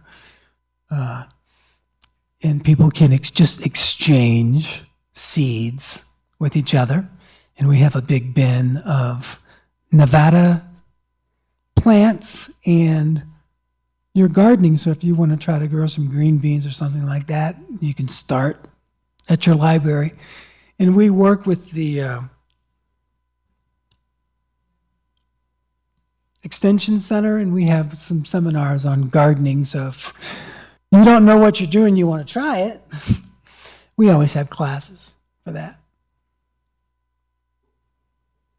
And what else do we have that looks good?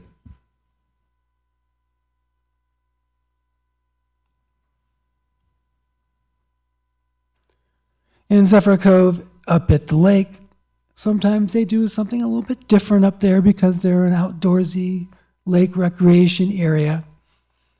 So sometimes they do a little bit of things. I know, like, for example, their book discussion group, they have a hike. They'll do a 30-minute hike around and look at nature before they do their book discussion group. They also have, they got a grant for resume and job help. So not only are people looking for work, but can you help me write my resume?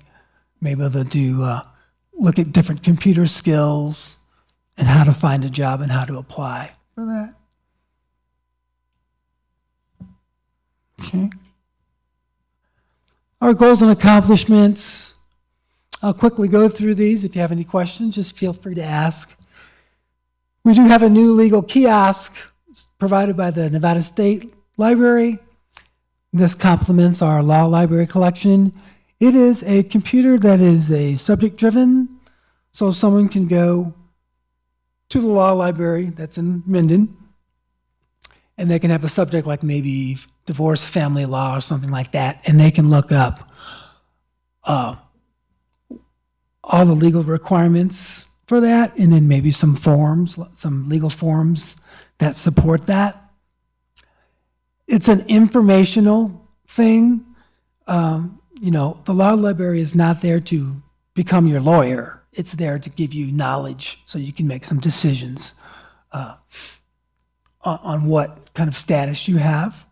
Our teen room still is popular. Once again, we have our own teen room, so kids can go in there and get a little crazy. They have a study area. The furniture is a little bit more cozy, comfortable. Kids can just kind of stretch out a little bit. We have teen books, age-appropriate materials in there. We have a PC for their homework. We have a video game system in there so they can play games. We have a virtual reality system so they can storm the castle and fight through with their swords. And we have snacks in there provided by Backpack Buddies. They gave us over 2,000 pounds of food last year. That's how they count how much food they give us by the weight. And the teens come over, they're always hungry, so we have snacks and some food for the teens. We did do some painting. Our building was 1982, so it's 43 years old, the current building we're in at Minden. We did get new carpet the year before, and we repainted touch-up painting inside. This year we hope to work on some bathrooms. Once again, we did our winter read program. We gave away 2 quilts. That was provided by the Carson Valley Quilt Guild. Shout out to them. 1,734 books read. So that's what we people at Douglas County do when it snows. We just stay inside and read, right? We have 7 total tiny free libraries out in the community. We have money to buy a few more.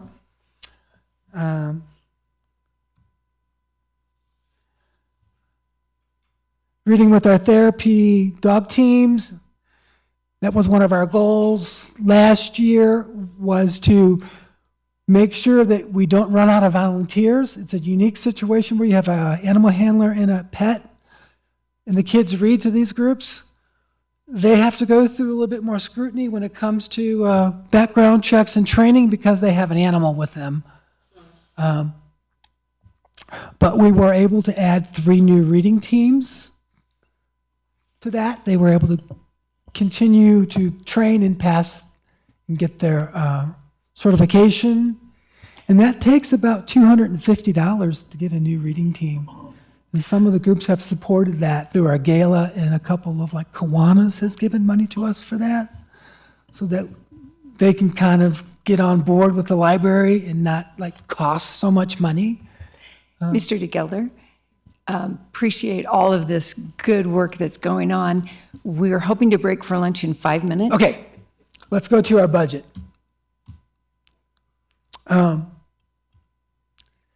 Here's our FTEs for the library.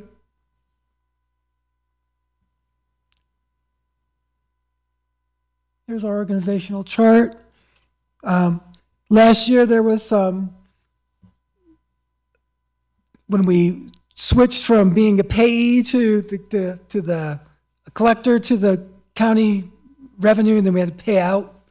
We had a situation where we had 2 positions open, and we just froze those positions to save some money for the county.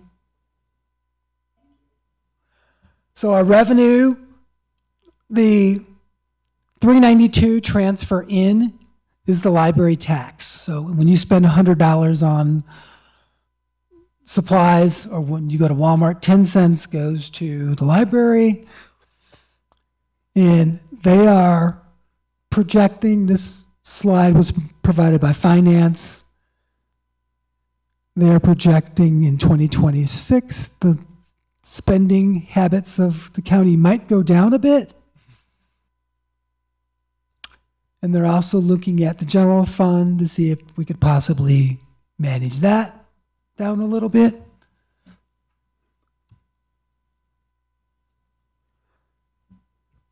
So this is what we will be spending our money on. And the things that are going up is something that's just given us to us by the county, nothing that we're spending. It's something we have to spend. There are county regulations. Go ahead. Jermaine Mirko for the record. I did want to point out that we're not asking for any additional funding for the 25-26 fiscal year. And those line items where you do see the 5.7% increase are line items that are primarily set by the county, so not within the library's control. So yeah, we work really hard on what are we going to spend, what do we need to cut back on, and all of that. Our gift fund is a way for, this is where how the friends give us the money. So when they give us $15,000 a year for library programs, and when they give us money from the gala, how we actually can collect that and spend that money on the library gift fund.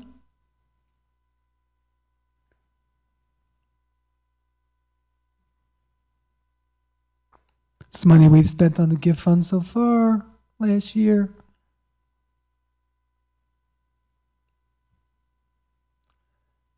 That's a duplicate slide, ignore that.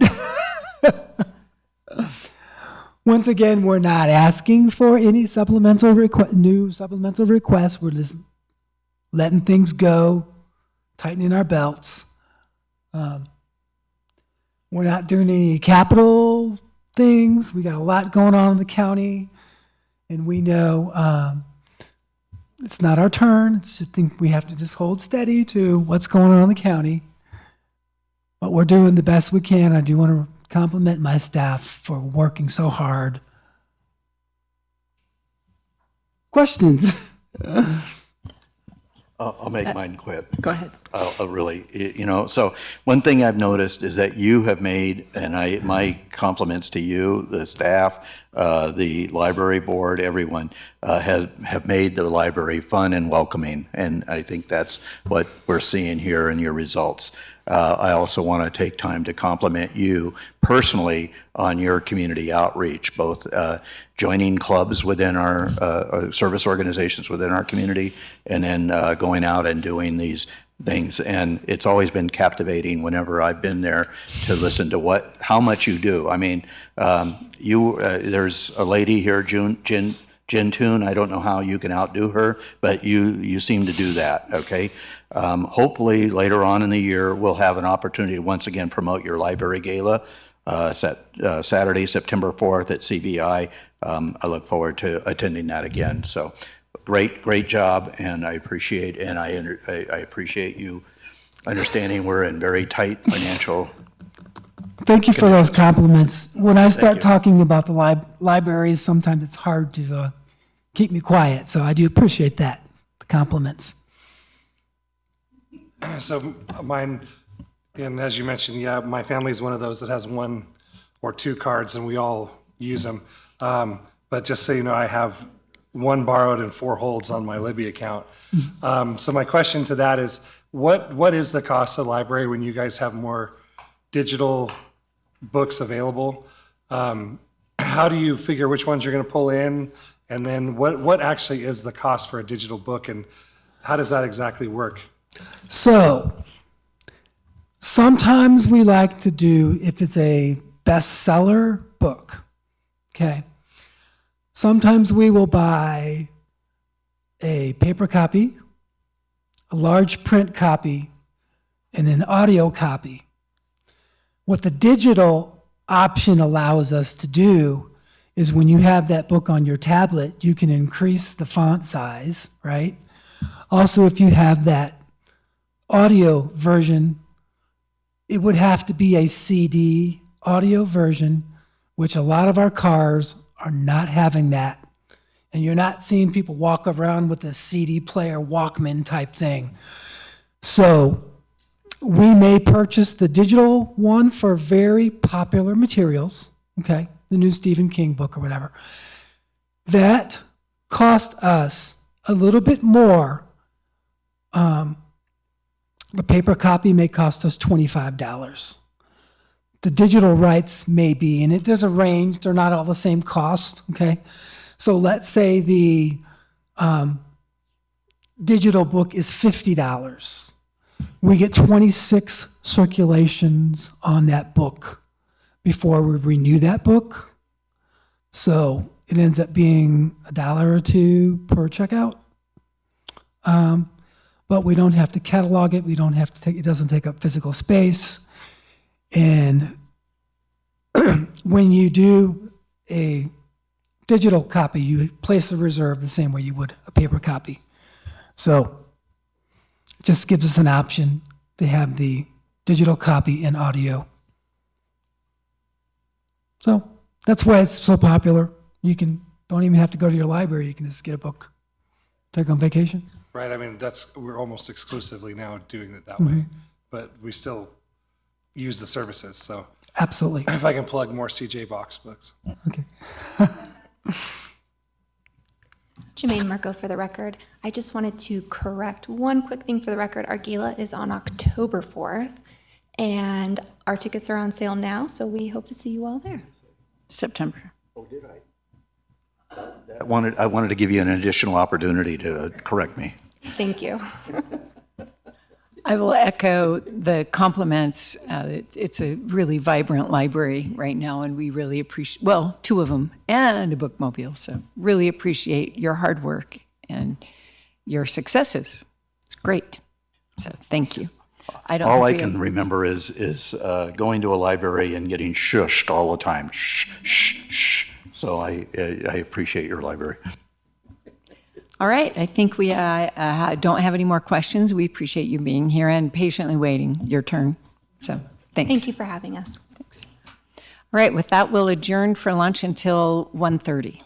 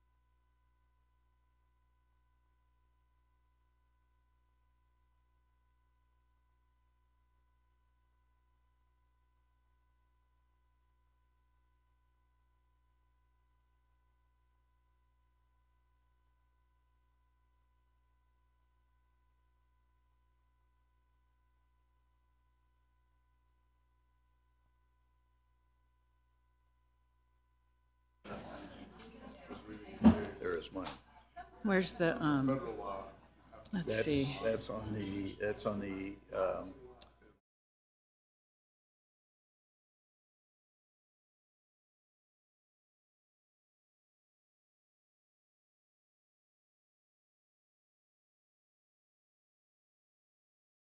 Just the fact that it was. and say, we're still in recess. Well, yes, now it is 1:30. All right, let's take our seats. I bet you were right about the picture. It was you. We will reconvene it is 1:30, and we will reconvene our meeting. We are pleased to have our community services department here with Brooke Adey and Mr. Bonner. All right. Okay. Share my screen.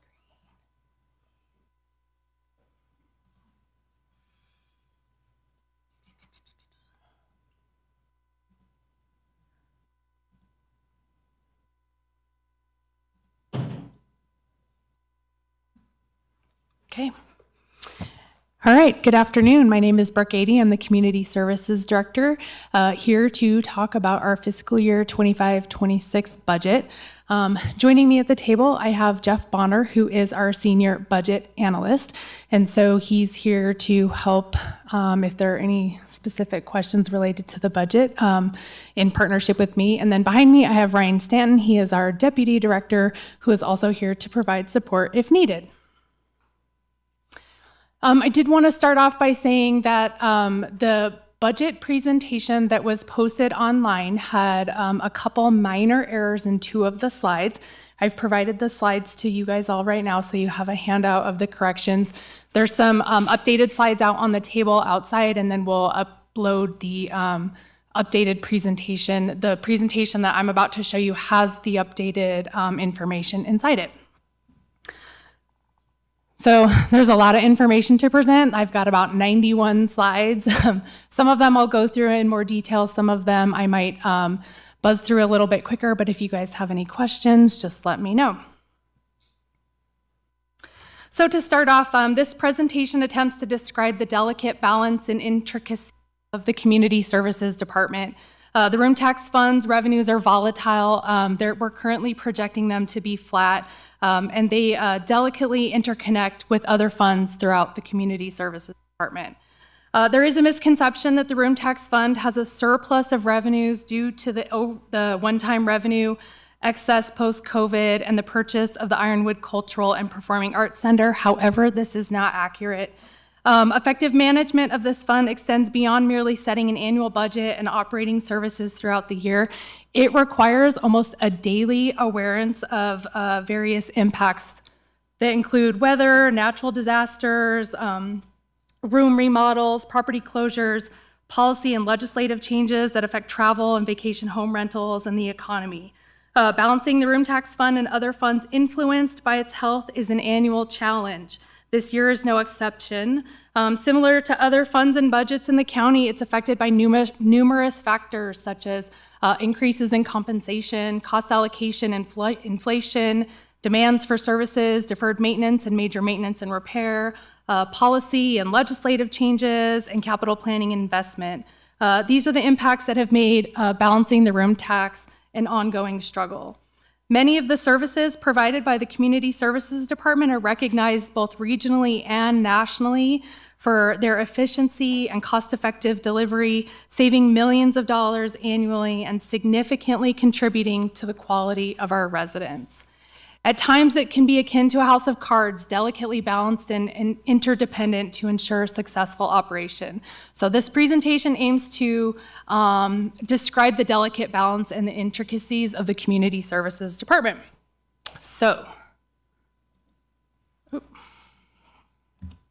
let's start by talking about the Community Services mission. Our mission is to ensure that the citizens of Douglas County have opportunities to engage in recreation activities of their choice, that there are a variety of clean and safe parks that contain the amenities the community wants, that residents 60 years of age and older have opportunities to enrich their life, and that all individuals and families in need are provided with quality essential services.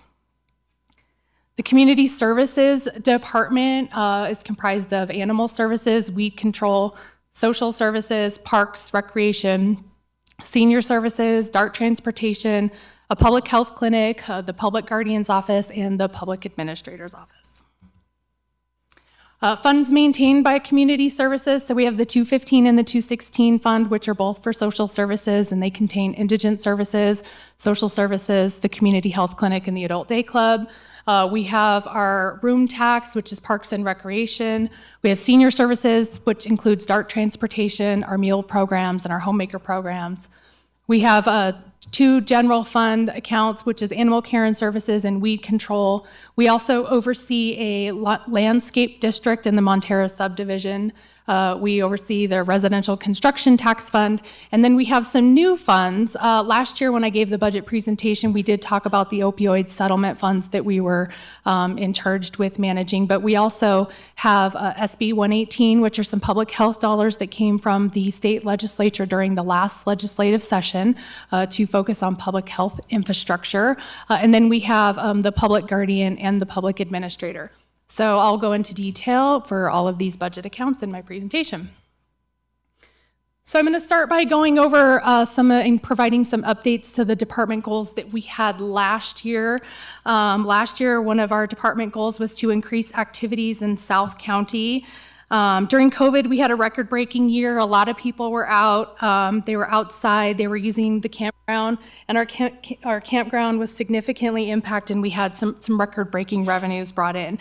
So we wanted to focus on enhancing services and activities down in South County. We installed a new playground at the Topaz Lake Campground. We installed a kayak kiosk, which has 4 kayaks for people to rent.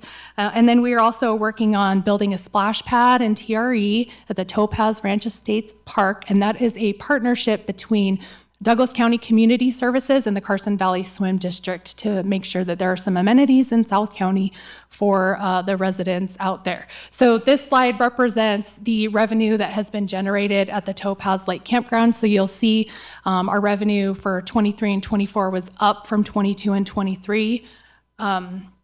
We do have a kiosk out there, so there's a self-pay kiosk. When people pay their fees, they can also pay for their fees online. Ms. Sadie, so we're going to interrupt, right, while we're going through this? That's how we've been operating. That's totally, Okay. I expected that. Yeah, and I don't mean to interrupt, but is there, since we have a kiosk down there now for not only for camping, right? I mean, we started with camping, and now this is an additional to kayaks. But is there a way to track? I believe there would be a method of tracking users from Douglas County and then out-of-state visitors.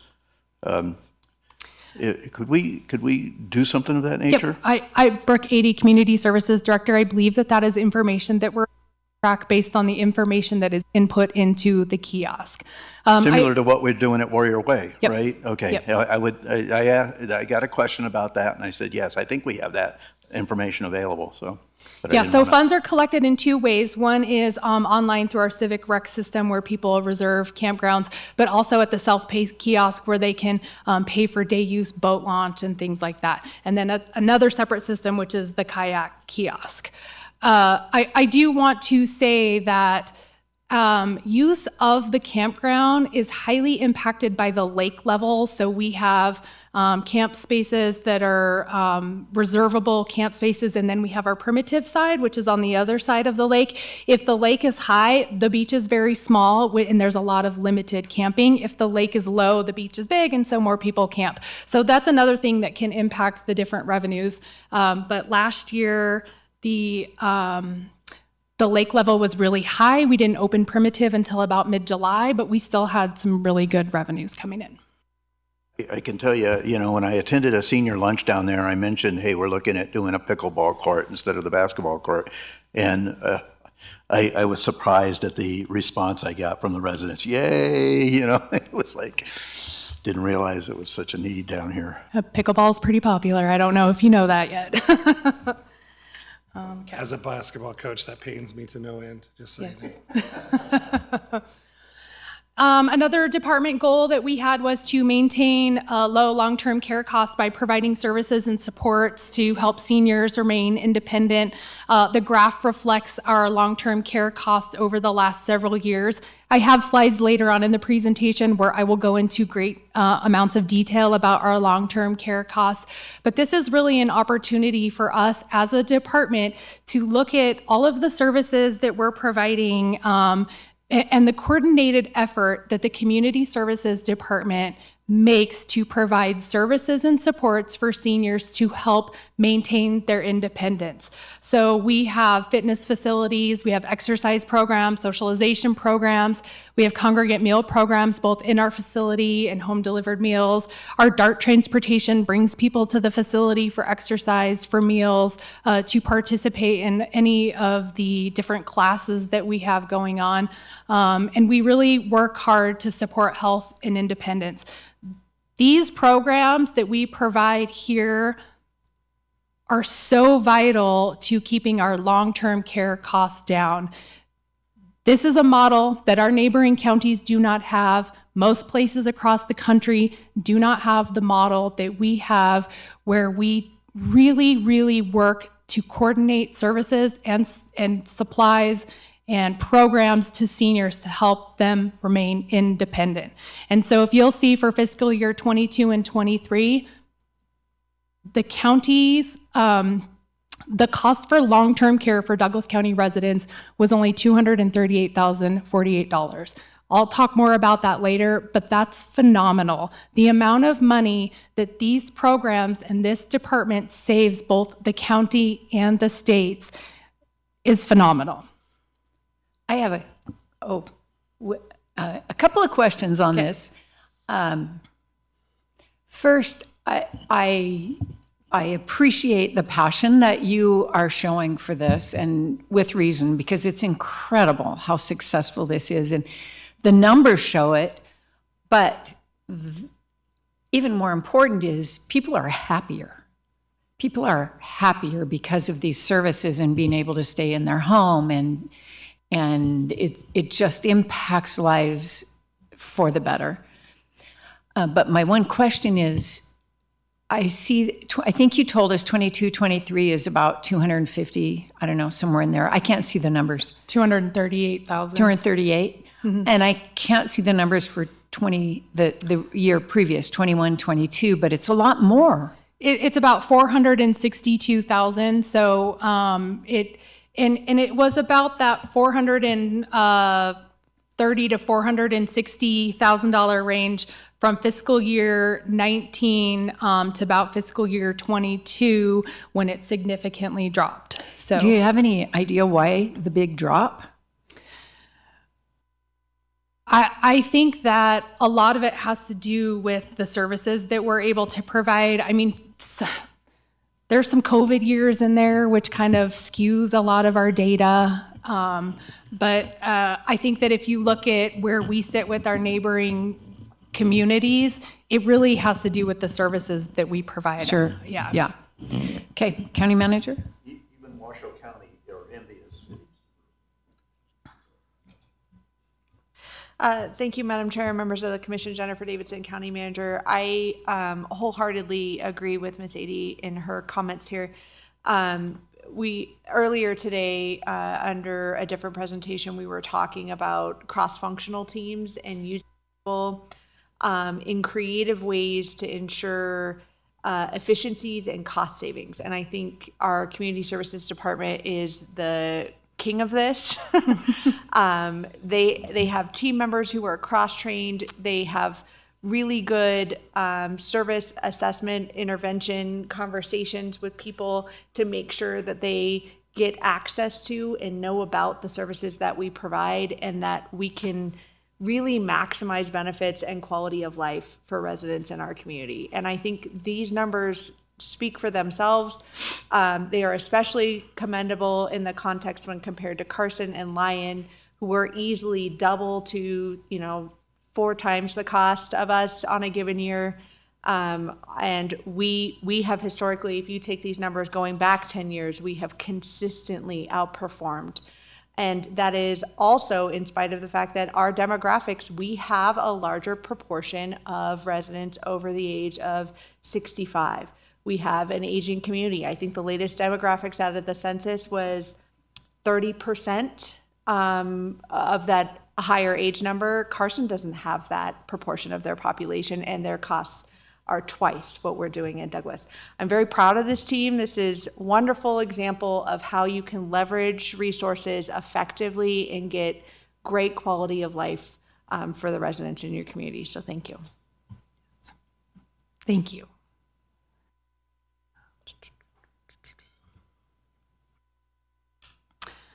Here is another goal update from our last fiscal year, and it's really talking about expanding programming at the community center.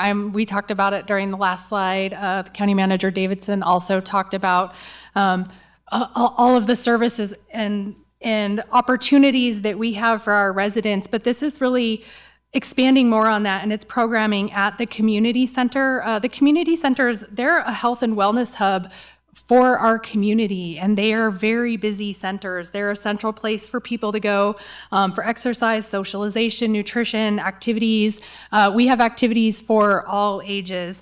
And so this graph represents the door count, so the number of people that are coming in to our Valley Community Center, our Senior Center, and Kale. So this is our door count. So for 2022, we had 768,412 people coming through our doors. So it's a very busy place, and we want to continue to offer services for people of all ages and a space for people to come and share their activities with the community. I'm sorry, Madam Chair. I am Jennifer Davidson, County Manager for the record. I am going to be a little bit annoying throughout Ms. Adie's presentation, only because there's definite opportunities to really drive a couple of points home on some reoccurring themes that we're seeing in some budget presentations. So I want to revisit this concept that people believe that government can just save money by making cuts. And I think this department, more than any other, exemplifies perfect examples over and over again in how the services we provide actually save the county money. And so what I want to caution members of the public and the board to think about when the county is in an economic crunch, and a lot of governments in the region are being impacted by budget cuts currently, you can't just take a scalpel, or a chainsaw's been happening a lot on the public record lately, to county budgets and expect that a cut means a cut and a cut means a savings. In fact, for this budget in particular, likely it means increased cost to the county, loss of revenue, loss of quality of life, and long-term other costs, ripple effects, unintended consequences of cuts. So sorry, and thank you for allowing me to comment on that. Yes, thank you. I appreciate it.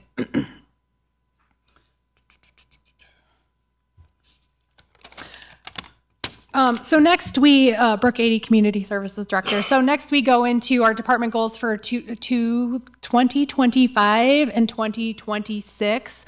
So I want to focus a little bit on the Douglas County shooting range. So in 1997, the Douglas County Sheriff's Office applied for a Pittman-Robertson grant to build a dedicated shooting range. They, along with Crockett Enterprises, was awarded $60,000 for design and grading work. 10 years after the shooting range was open. Their pistol range was reoriented. There were some issues with some stray bullets going into neighborhoods, so a lot of work was put into reorienting the shooting range. And today we have a really innovative operating model out at our shooting range. We worked hard to focus on safety. Safety is a priority. We created a safety video. It's out on YouTube. If you want to go watch it, it's about 3 minutes long, and it features Scott Morgan and Sheriff Coverly talking about all of the safety features at the shooting range. When you pull up to the shooting range and you go to pay at the kiosk, it asks you if you have watched the safety video, and if not, there's a QR code. You scan it, you can watch it right there to make sure that everybody is fully educated on what the safety standards are for the shooting range. And then we have a self-pay kiosk, which has helped us collect fees, and then we charge annual pass. We have annual passes that people can also purchase. So this is just showing the revenue over the last couple years, and there has been an increase in use at the shooting range, and so we're very proud of that facility. So I'm going to make an observation there, is that it used to be a volunteer, it used to be a self-governing process, I guess, for paying for entrance into the shooting range. And I'm seeing significant doubling of our revenues with the kiosk. So that's an interesting number is what I'm saying. It's an eye-opening number. So a couple things happened. Yes, we did put in the self-pay kiosk, and so most people don't carry cash around to put in an envelope to stick in the, the box to be able to pay for it. Most people do carry credit cards. So the self-pay kiosk has allowed us to capture more fees. We also did a fee increase where we went from, I think it was $3 to $5. And then we do have an option for people to donate to the shooting range if they want. And people are very generous and they do donate as well.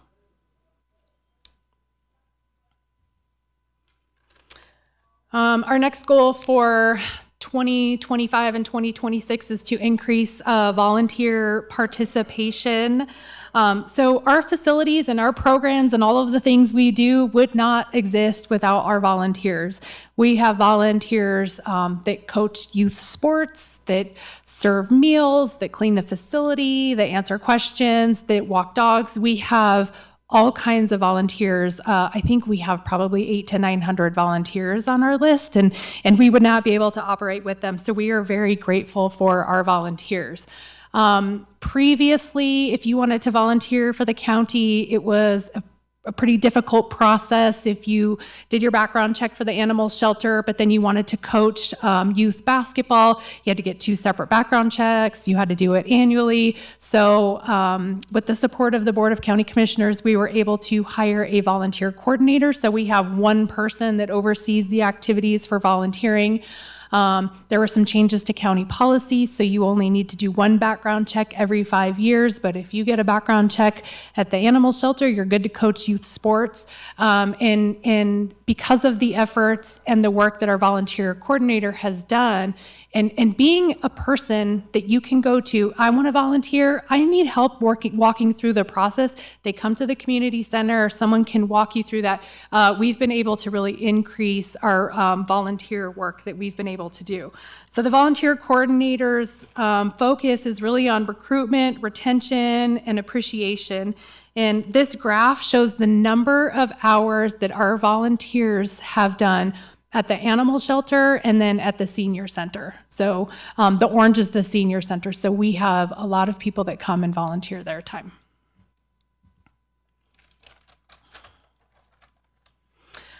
Our next department goal for 25 and 26 is increasing our access to the facility and room rentals. So this slide represents people coming into the facility, just the Valley Community Center, and renting rooms. These are room rentals. We have had a surge in room rentals over the last couple of years. The building really is the center of the community. We have nonprofit organizations, private organizations, contract classes, groups, birthday parties, weddings, all kinds of people in the community using our space and renting our rooms. And so this is just a reflection of how busy our facility is and how many people are renting our rooms. The community center is also a place for some people to operate their small businesses. We provide them a space, they rent a space, they're able to do jazzercise, line dancing classes, yoga, exercise classes, driver's ed for youth. Our facility also supports those individuals by providing them a space for them to operate their small business. So we wanted to be able to provide some information on how busy our rooms are. So this is our org chart for the department. There are lots of people within our department, and we're very busy, and we do quite a bit. We've talked a lot about the philosophy of our department, really providing these supports for people throughout the lifespan, both through the facility, through nutrition, socialization, and exercise. So when you look at on an org chart, you think, it doesn't really quite make sense why everything is under one department, but it really does when you talk about the philosophy and you talk about the impact that we've been able to make within our community. Because all of these services sit within one department, it really strengthens our ability and opportunity to coordinate services. We had a family that was in need that their first point of entry into our department was at the animal shelter. We were able to bring supports in through social services to make sure that they had other needs that were being met. It's the ability for us to coordinate all of that. So we have myself, I'm the director. We have Ryan Stanton, who's the deputy director. We have the public administrator. We have the public guardian. We have a manager over our social services department. We have a manager over our community services, which is recreation and senior services. We have a park superintendent, which supervises the parks department and our noxious weed control department. And then we also have a supervisor over our animal care and services. So in addition to all of the staff and all of the programs that we operate within the community services department, we provide a lot of support to various advisory boards. We have the Parks and Recreation Advisory Board. We have their Senior Services and Public Transportation Advisory Board. We have a Community Services Foundation and a Young at Heart Foundation. So those are two nonprofit organizations that are exclusive to the community center. All of the fundraising that they do goes right back in to support senior programs in our community centers. We work really closely with we have an agreement with the Friends of the Dangberg Home Ranch, and then we work really closely with DOG, which is the Douglas Animal Welfare Group, and we also have the Board of Health. Soon to be an additional advisory board for cultural and performing arts activities within the community coming next year. So I'm going to start with social services. Social services revenues include taxes, charges for services, interfund transfers, grants, miscellaneous rents and leases. The Social Services Fund is dedicated to providing indigent services, social services, the community health clinic, and the adult day club. So we support activities like homelessness prevention, job readiness, community health services. We have wraparound case management. We now have 3 licensed social workers that are working for social services that are able to really meet the needs of high need individuals within our community through wraparound case management. So social services is comprised of 2 different funds. We have the 215 fund and the 216 fund. The 215 fund is the funds to support indigent services. And this is really the account where we collect funds that support the 216. The indigent funds are funded with property tax, so that's the 6 to 10 cent fund. I'll talk more about that in a little bit and what all those dollars are used for. So NRS authorizes the county to collect a minimum of 6 cents and a maximum of 10 cents to support indigent services. And then we have the 216 fund, which is the main fund that is used to provide aid and relief to social services. And so this is the fund where the 215 indigent services are transferred into for operation.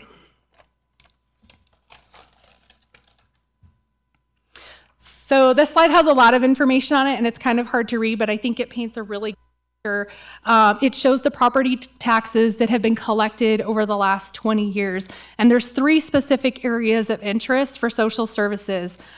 So one, it shows the property taxes that are collected for social services. So that's the 3.37 cents. It also shows the 1.5 cents that is collected for the Indigent Accident Fund. And then it also shows the Indigent Services Fund, which is what we refer to as the 6 to 10 cent fund for indigent services. So the 1.5 cent that is collected for the Indigent Accident Fund, that is a fund that was established through NRS to support medical bills for uninsured individuals within the state. This primarily happened in Clark County, where we would have visitors that would come to the area and they would get into a car accident or get hit by a car on the strip, and then they would go to the state hospital and they didn't have insurance. And so the state was left holding the cost for all of these uninsured individuals. So NRS was passed. It said every county, you will now collect 1.5 cents on property tax for the Indigent Accident Fund. Now, once the Affordable Care Act happened, those funds have been diverted to other activities, which I'll explain a little bit more. But that is what the Indigent Accident Fund is, and that's where that fund originated from. So in 2013 and 2014, Social Services was collecting the maximum. They were collecting 10 cents of the 6 to 10 cent fund. And they had a budget surplus, and so they went on a planned spend down. At that time, the funds were redistributed. So 6 cents stayed with social services, and that supports social services, and 4 cents was diverted to the general fund to support roads. So this was intended to be a temporary move to manage the spend down, and I'll talk more about the 6 to 10 cent funds in a little bit. But this is really to show where the tax dollars are going to support social services, indigent services, and the Indigent Accident Fund. And to really talk about that shift in allocation. So this is the revenue for the 215. So it was once referred to as a supplemental medical fund, or the 6 to 10 cent fund, which I've been talking about. So all of the revenue that's collected for the 6 to 10 cent fund goes into the 215. And here's the revenue summary, and here's what we're anticipated to collect for fiscal year 25-26, which is about $2,492,311.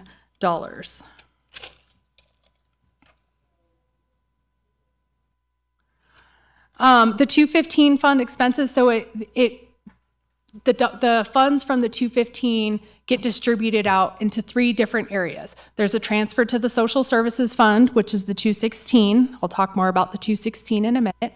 There's a transfer to the general fund for the public guardian, and then there's a transfer to the senior services fund for the senior activities. So the funds generated in this account can only be used for indigent services activities.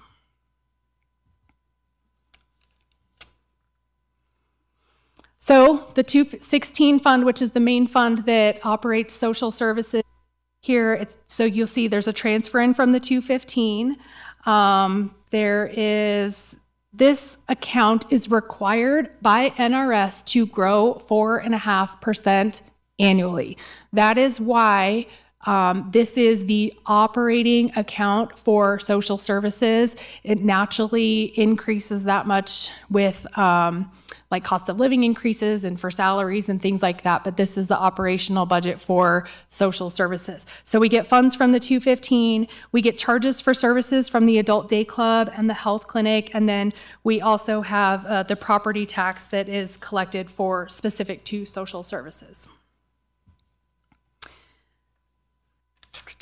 The social services has 2 expenditure funds. One is the medical expenditure. So that is where we cover burial services for indigent individuals. So individuals who are unable to pay for their burial expenses, it comes out of this account. And this account also pays for our long-term care costs. And then we have our general social services budget, which is here. So this is all of our operating expenses, services, and supply. And so this is really how we operate social services. Could you back Yep. on that one? I see housing. Do you have a specific question on housing or? Yeah, Yeah. like we have a budget for it now, but it wasn't in the budget. Yep, Yep, go ahead. Jeff Bonner, budget analyst. That's correct. Good observation. We had historically, before this year, towards the bottom there, you'll see that line that says budget only grant expenses. We had, again, before this year, we would budget grant related expenses all in that line item. What we're doing moving forward with the assistance of the finance department is we're actually taking and splitting out those expenses based on what they're for. So expenses related to the 2 housing grants that we have are now moved from the budget only grant expense into that other line item. And you'll see that elsewhere throughout this department and the senior services department as well. Like grants that are involved with the health nurse, you'll see an increase to those expenses that are they're reimbursed by grants. Does that make sense? Okay. So yeah, so those are housing related expenses that are grant funded, essentially. So would this 60,000 be spent for the occasional hotel room for folks in transition? That's exactly right. We incur those expenses and we track them, and then we are reimbursed through a grant after we've spent the money. Thank you. Yeah, you're welcome. Yep, our housing program provides its homelessness prevention, and so we could pay for emergency hotel rooms, deposits for new apartments, or if somebody needs rental assistance to help prevent them from losing their home, that is what that program is for. I also want to say that when we're looking at all of our different services and supply budgets, there are only 3 areas where we did an increase in our services and supplies. Everything else is flat. So if you see there's an increase in one area, it's offset by a decrease in another area. We really kept our budget flat, but we were able to move funds around within the budget. So good observation on the grants, and you'll see that throughout our departments that have grants. Okay, so let's talk about our long-term care. So we had talked about the 6 to 10 cent fund that supports indigent services. So what happened in 2003, during the legislative session, they passed an unfunded mandate requiring the counties to cover the non-federal share of long-term care costs. So that is all of the costs incurred when somebody is in long-term care that is not covered by Medicare and Medicaid.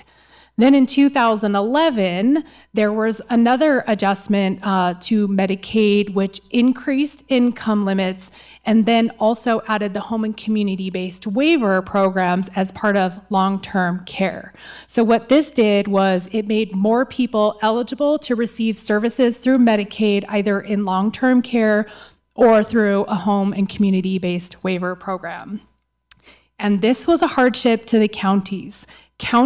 There are some counties that were unable to function because this cost created such a hardship.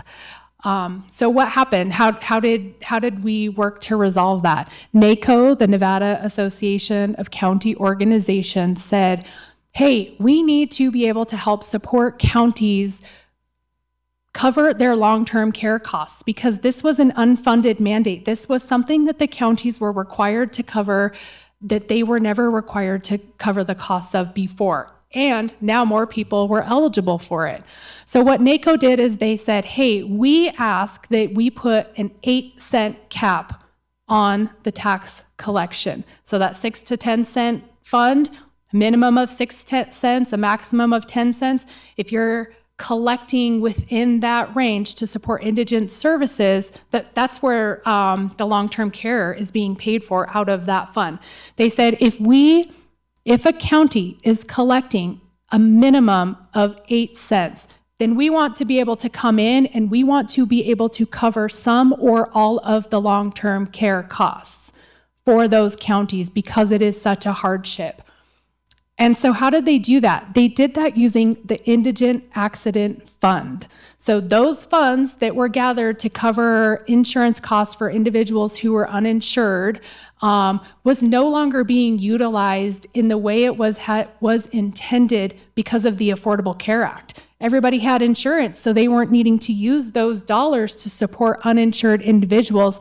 So they said, let's use those funds to support counties who are at least collecting 8 cents in their 6 to 10 cent indigent services tax so that we can help cover the long-term care costs.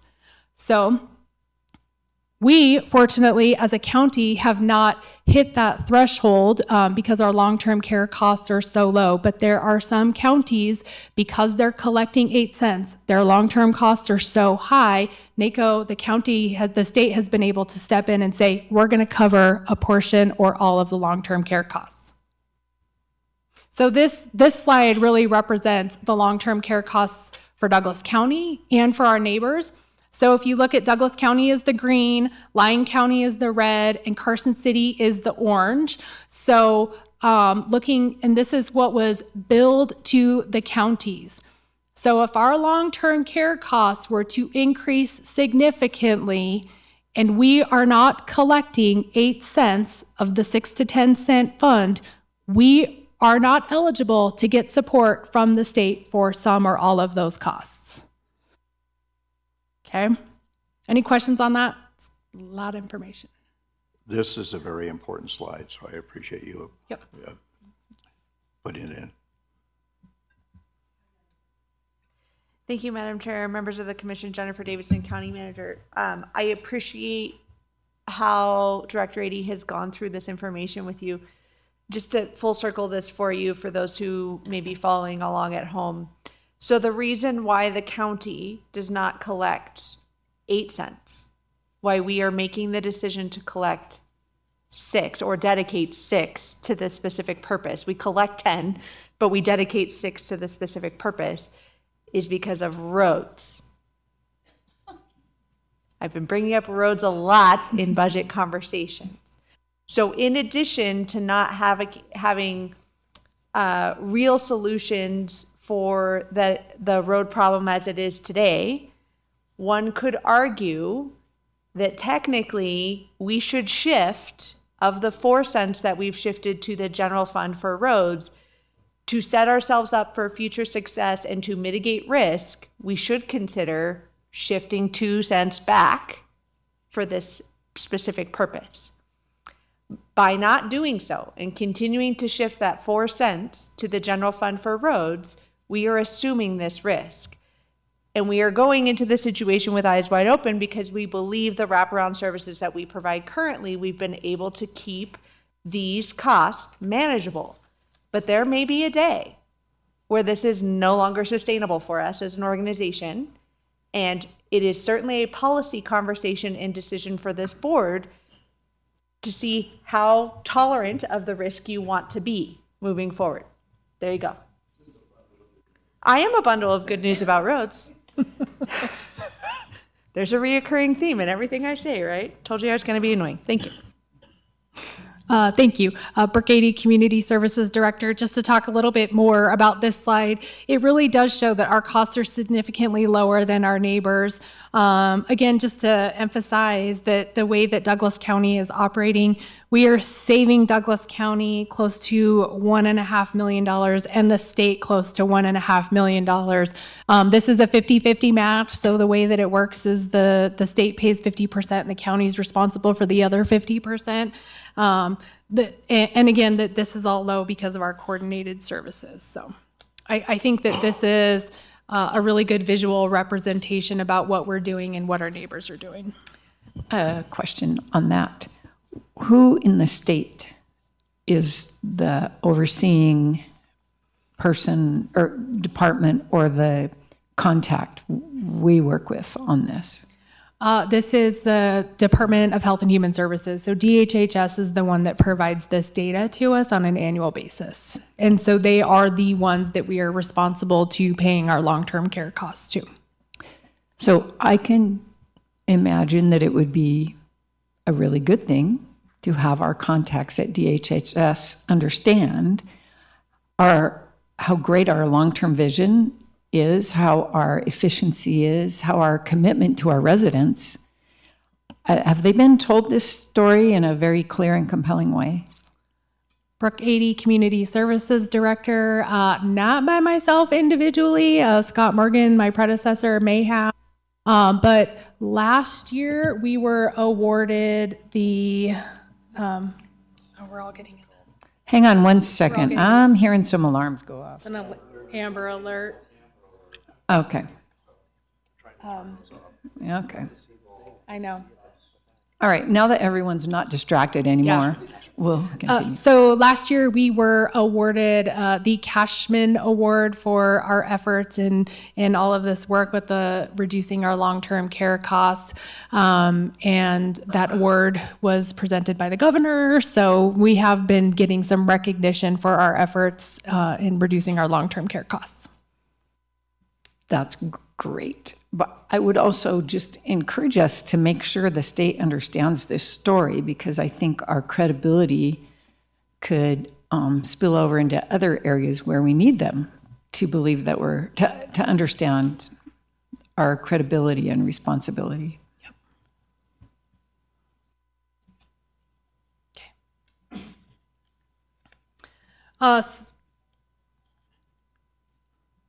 Any other questions?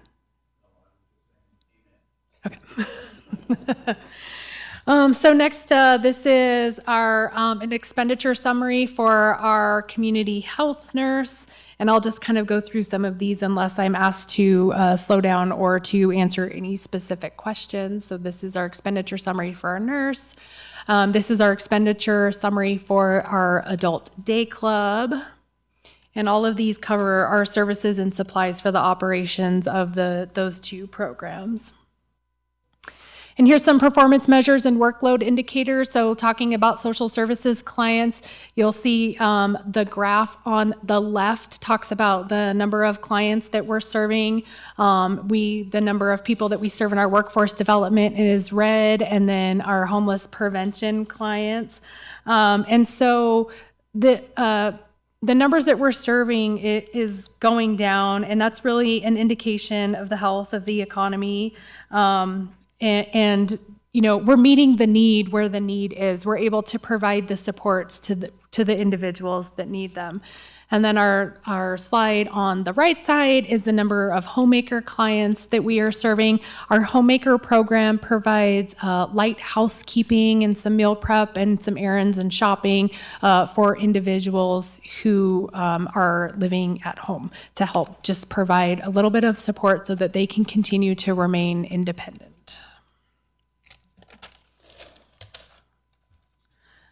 So next, we're going to talk about our One Nevada opioid settlement funds.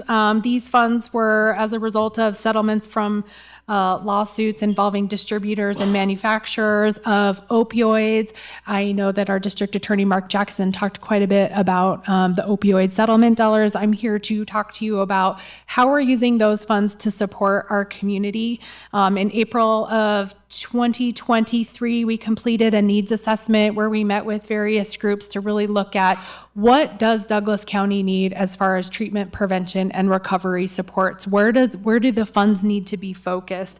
And as a result of that needs assessment, we were able to allocate funding to 6 community providers to help meet those needs.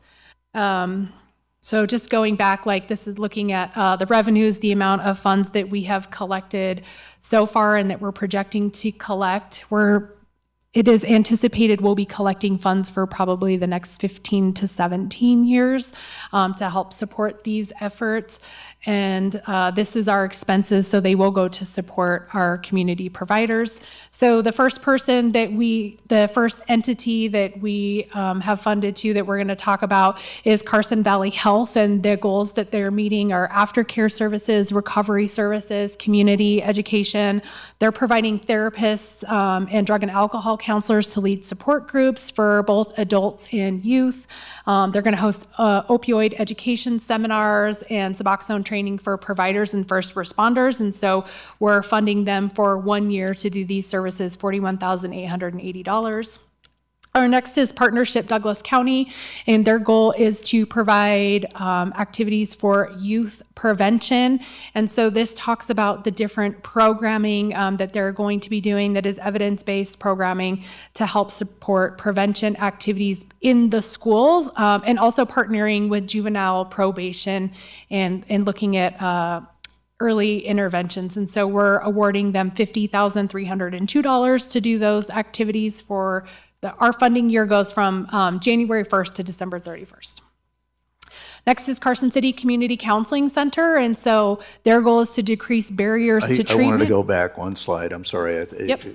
This Catch My Breath program is, so as I understand it, we recently, so that's why I wanted to highlight this, is I understand last week we had an individual baby and equipment was retrieved at our high school that had dangerous drugs in it. So hats off to this if this was a result of this program or others, I'm so glad that we were able to partner with that. So. And thank you. And I'm glad that you mentioned that. Some of the things that we are able to do with the opioid settlement dollars is we're funding ongoing programs throughout the year, but we also have the ability to do some educational opportunities for the public or programs for needs as needs arise. So because of that event that happened at the high school, our staff is working closely with Partnership Douglas County and the school district to say, hey,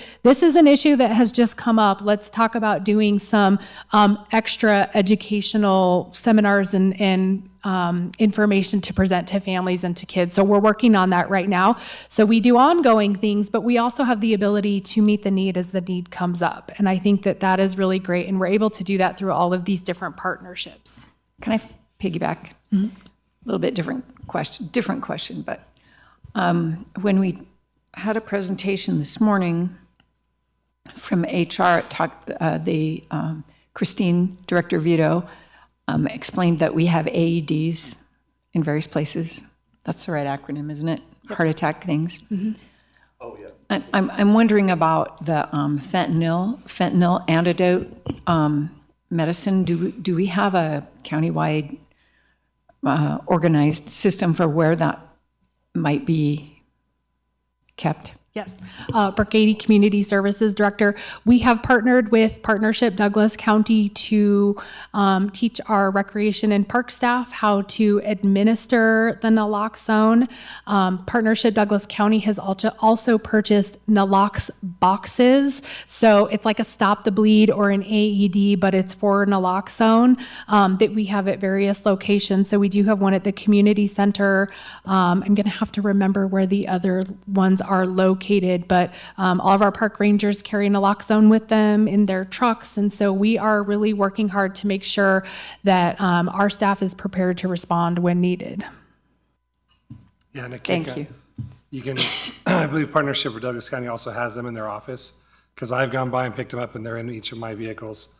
Because I don't know, it was significant what happened. There was 26 vape pens collected and 19 tested positive for fentanyl. So it's here and we need to be paying attention. Yep. I'm sorry, just to clarify that comment. Regular people can stop by the partnership and get some naloxone. Yeah, these are regular people. I'm just expanding that thought because that's an important.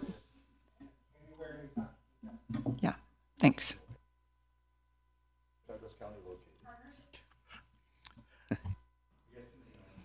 I know. Partnership Douglas County is located across the street from Douglas High School. And so they are in the same, across the hall from them is the Suicide Prevention Network. So they're right there in the same building. Carson City Community Counseling Center, their goal is to decrease barriers to treatment. So they're helping to reduce the financial barriers to treatment. Sometimes the cost of co-payments and deductibles can make accessing treatment difficult for some individuals that have insurance. And so they're wanting to use these dollars to help fund basically free treatment for individuals. And so that's a great partnership with them. They have both residential and outpatient treatment that they provide in Carson City and in Douglas County. And so they have a couple of locations. Tahoe Youth and Family Services, their goal is to provide case management, aftercare, and recovery services. We're working to help build up some of their programming to be able to support youth and families in the area. And so these funds will help fund a peer support specialist that helps work with individuals who are in treatment and recovery, access services, and help provide those supports. Family Support Council, so the goal is for youth prevention and case management. And so this is additional training for some of the support council staff. Adults that are participating in their parenting and co-parenting classes will be able to complete a self-assessment for childhood trauma, uses ACEs, so it's Adverse Childhood Experiences self-assessment. And so it looks at the things that have happened in their life while they were growing up that have impacted them, their mental health, their use in substances, their parenting, any kind of childhood trauma, and then help kind of guide them towards treatment that they might need or services. There's also a pediatric assessment called PEARLS, which is the pediatric, it's like ACEs, so it's the Adverse Childhood Experiences. So parents can take that on behalf of the children and say, what are some of the things that I'm exposing my child to that puts them at higher risk for drugs and alcohol in the future? And so this is a great partnership with Family Support Council to implement those programs. Suicide Prevention Network, so their goal is treatment, recovery, and community education. So this is the goals that they're meeting. And so what this funding does is help it hired a harm reduction specialist that is going to be doing some outreach and prevention and education to Douglas County on harm reduction. And so they have 3 different conferences that they'll do, plus a lot of like their media campaigns and things like that. Can I ask a question before we get too much farther? The Carson City, what, don't we have our own, we have our own counselors in Douglas County. I'm just curious why we fund Carson City counseling instead of putting that money into our own program. Brooke 80, Community Services Director. So there is a shortage of clinicians nationwide. And so any opportunity we have to expand services within our community, we want to be able to take that. A good partnership with Carson City Community Counseling Center is they have a residential treatment facility. And so what happens when people go into residential treatment and then they are released, in order for them to access ongoing treatment, it can be difficult for them to find a provider in the community. And so this is really to help individuals continue their treatment. If they had residential treatment at Carson City Community Counseling Center and they come back in Douglas County, those counselors can continue to help work with them in our community. So it's really a continuation of care. That's helpful. Do we have some, I know previously we had concerns about not having access to beds. Do we have a better access to beds now when we need them?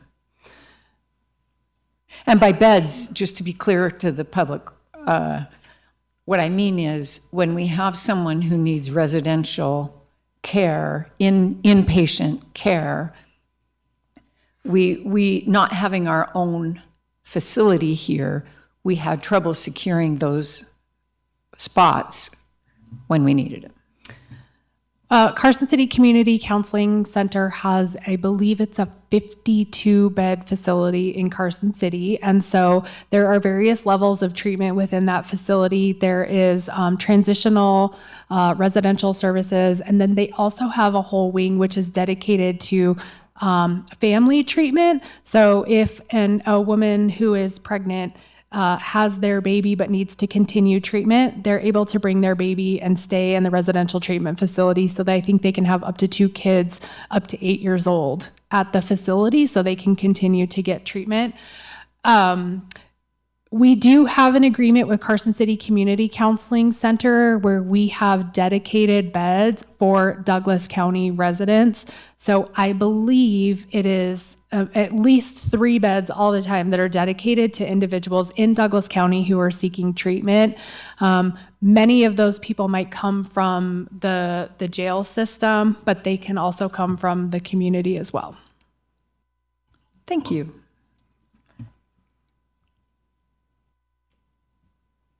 Okay, so I'm gonna get into room tax. Do you guys want me to keep going, or are we gonna take a break? This would be a good breaking point if somebody did want to take a 5-minute break. Let's do 5 minutes and return. Okay. It's 2:29, so let's return at 2:35.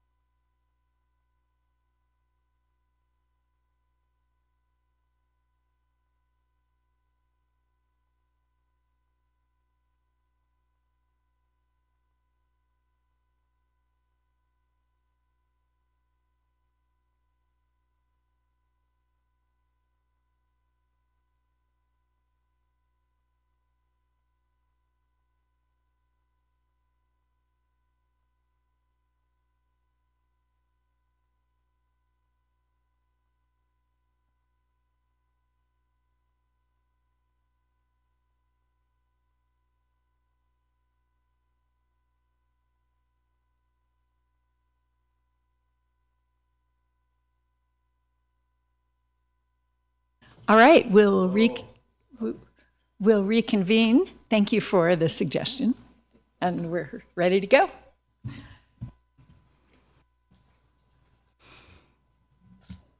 Okay, Brooke 80, Community Services Director. I'm going to now start talking about our room tax funds.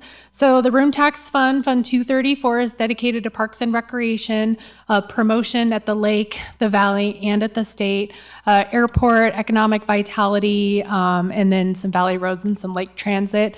So it supports various activities within the department.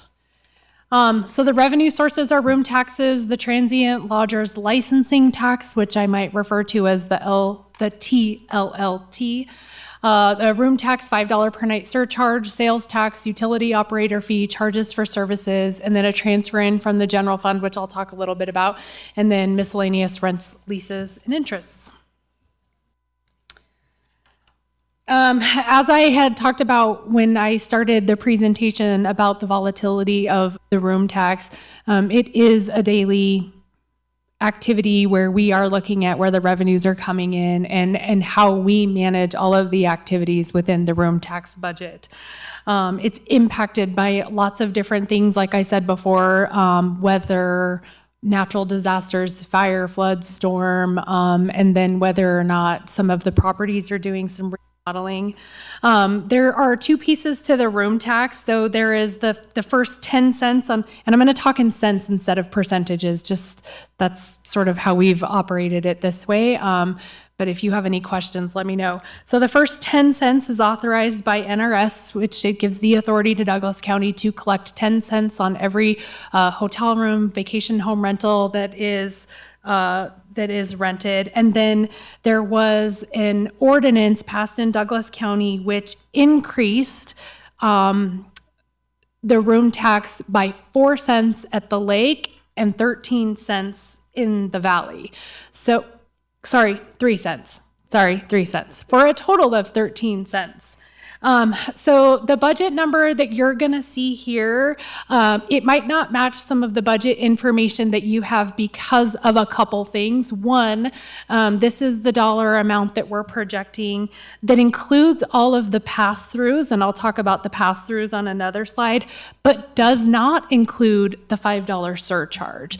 And if you'll look at what we budgeted for 24-25 and what we're looking at for 25-26, it's flat. We're looking at a flat projection of revenue.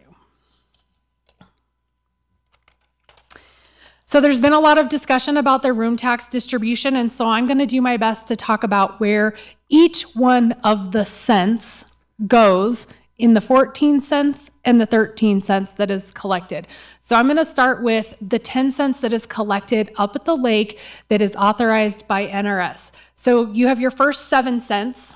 Okay, several of these different pots of money has an admin fee that is taken off of the top, which goes to the county to provide support for administering the funds. So when I talk about the 1% admin fee, that is what the county is charging that fund to administer the dollars.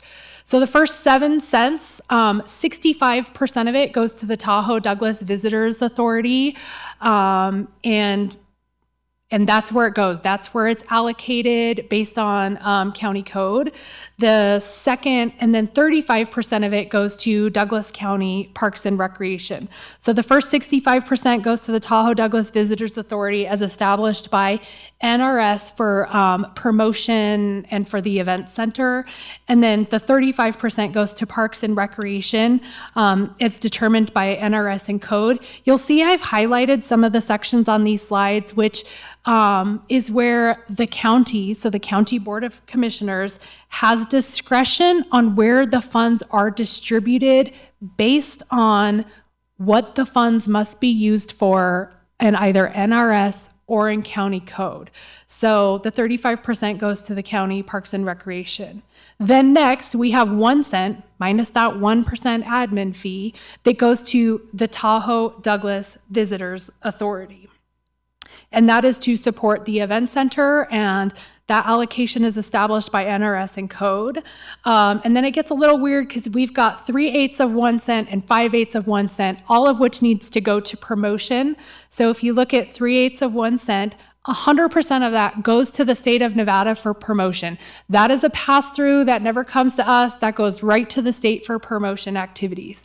Then 5/8 of that cent goes to the Lake Tahoe Visitors Authority, and a portion of it goes to the chamber. So that allocation is determined by Douglas County based on the need for, it goes to promotion. It must go to promotion, but we determine through resolution who those dollars go to. Then 1 cent of it goes to the Tahoe Douglas Transportation District.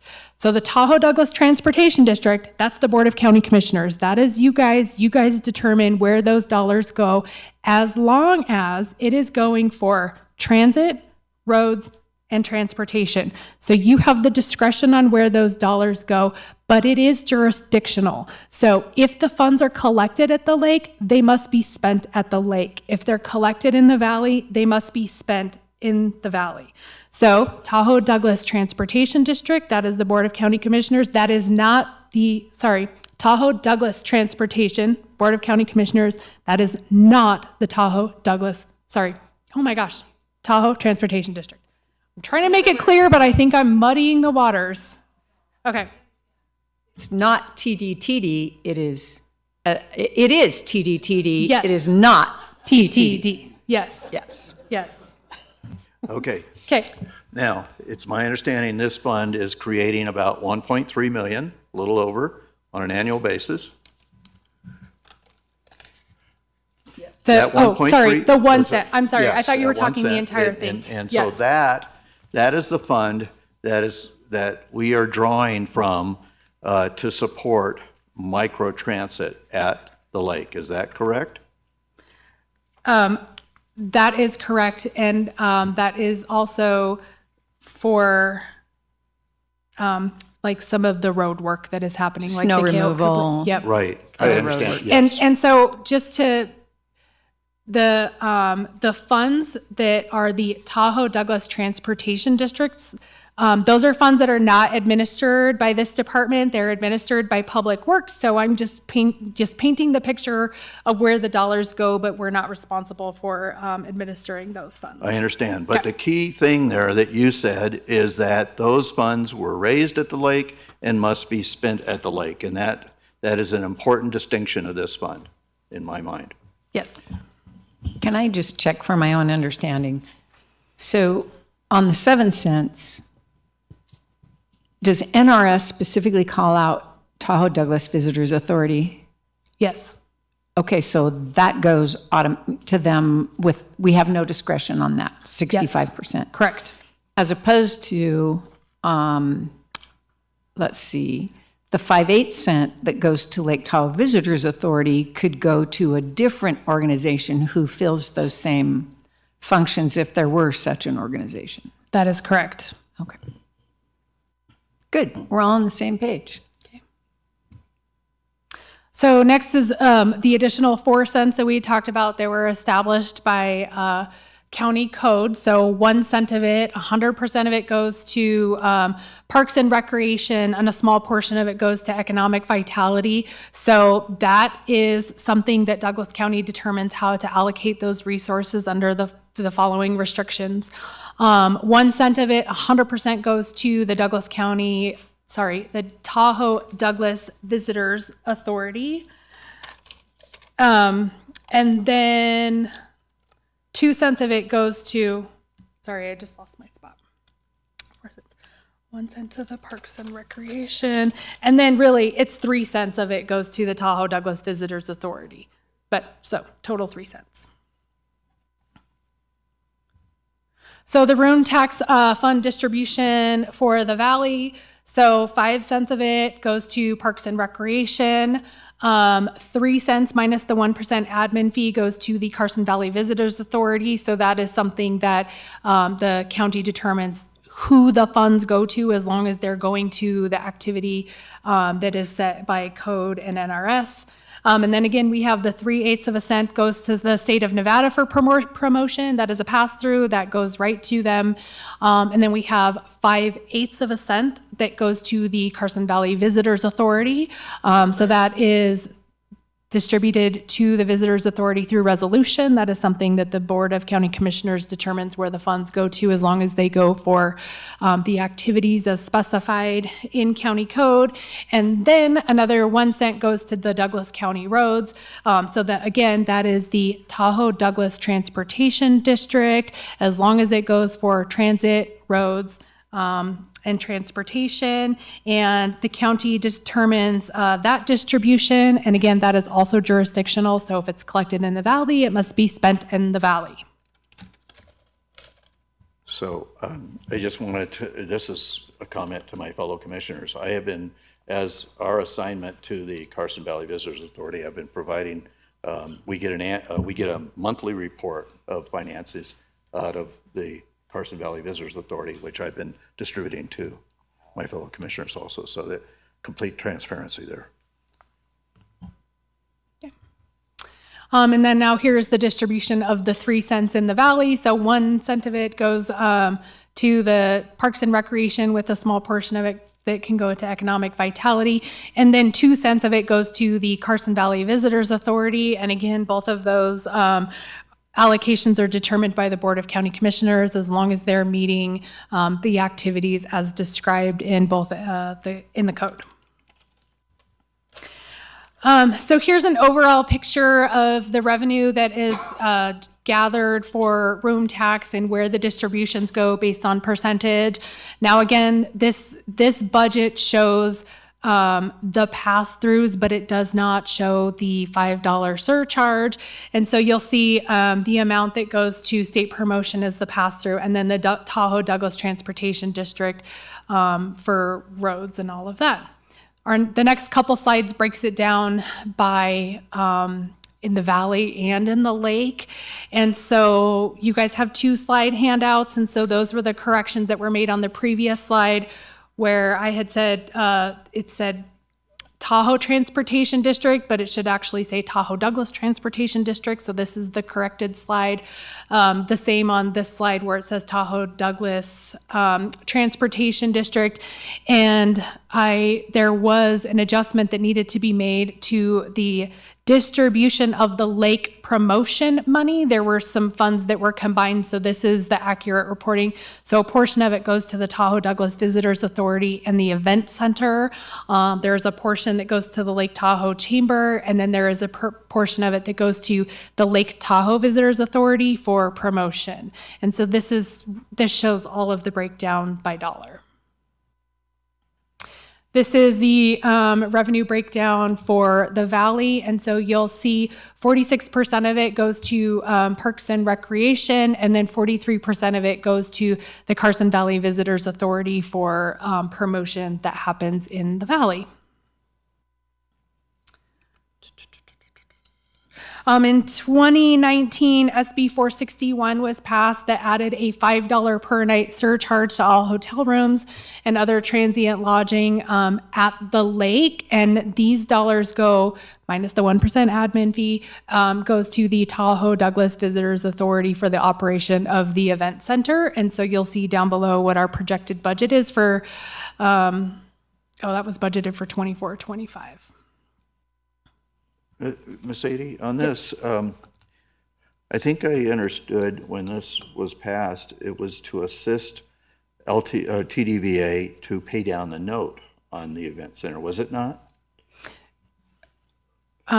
Yes, I believe so, that was intended to support the event center specifically.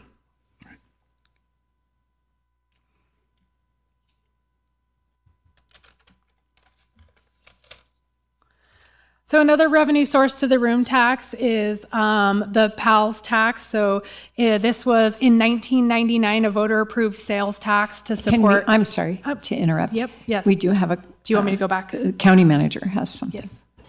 Thank you, Madam Chair, members of the Commission. Jennifer Davidson, County Manager, for the record. I want to thank Director Adie for the extensive amount of time that she worked to to outline the breakdown of TLLT and room tax funding and the various provisions of statute and Douglas County Code.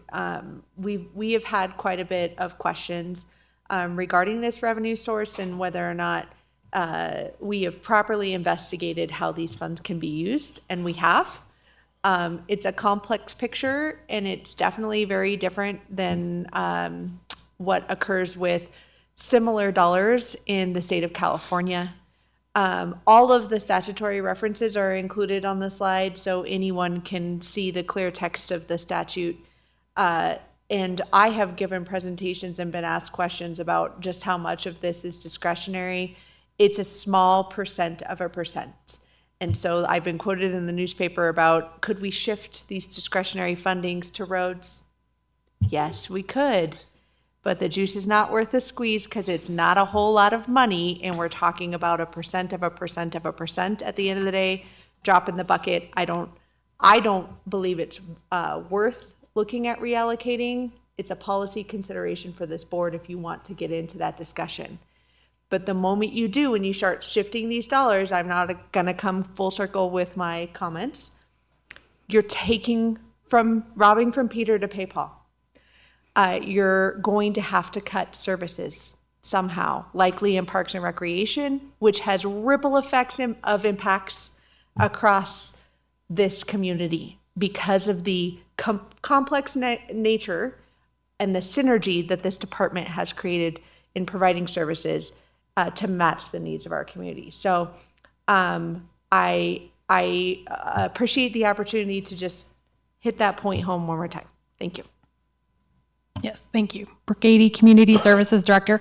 To get back to the $5 per night surcharge fee, it is not necessarily to go towards debt services, but it is to support the activities of the Tahoe Douglas Visitors Authority, the event center. Sorry. Okay.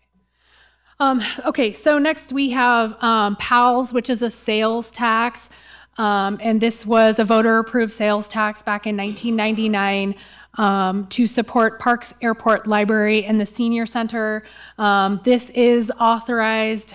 The distribution, the percentages that you see up there is based on NRS. So 25% of it goes to our Senior Center, 20% of it goes to Parks and Recreation, and then 55% of it goes to the library. You will see that although the airport is authorized to receive the sales tax, they're an enterprise fund, and so they are not receiving any of the funds at this time. Thank you, Madam Chair. Jennifer Davidson, County Manager for the record. So this is an example of the type of revenue a quarter-cent sales tax, I believe it's quarter-cent for PALS, isn't it? Yeah. Yes, quarter-cent sales tax could generate. And because it was specifically created for this purpose, the funds can only be utilized for this purpose. A hint, we talked about sales tax on, was that day 1 or day 2 of the budget presentations? So this gives you an idea in general. Quarter-cent sales tax could generate this much money, and it can go to a very specific purpose, hypothetically speaking, roads, stormwater, and it could not be shifted for any other uses. And it's, I think, a huge victory for this community that at one point this community did voluntarily vote for this. It passed, and it's been a huge success with huge benefits for the entities that are allowed to utilize this funding. Thank you. I'm just not doing the math here because current year is budgeted at 580, and yet you're saying it's raising 2.9 million on an annual basis? All right. If you total this and this and this. Yeah, but it's budgeted at 580. That's what I'm saying. How are we getting from 580 for parks, sir? What? I'm sorry, sir. Jennifer Davidson, County Manager for the record. So that would be 580,000 goes to parks currently, 726 to seniors, and okay, the now I balance see the going math. to the Okay, library. now I see it. Okay, Yes. I'm sorry. I wasn't following the slide real well. Yeah, so we're still talking about the room tax budget, and so that's why we emphasize that 20% of it is going to Parks and Recreation up at the top, but that's where the other funds are distributed. So yeah, thank you all for the questions. But I guess what you're trying to say, Ms. Davidson, is that 0.25% would generate 2.9 million. Is that where you were headed on this? Not the 580, but the 2.9. Jennifer Davidson, County Manager, for the record. Yes, Mr. Vice Chairman, 0.25% would generate 2.9 million, hypothetically speaking, for roads or stormwater. Thank you.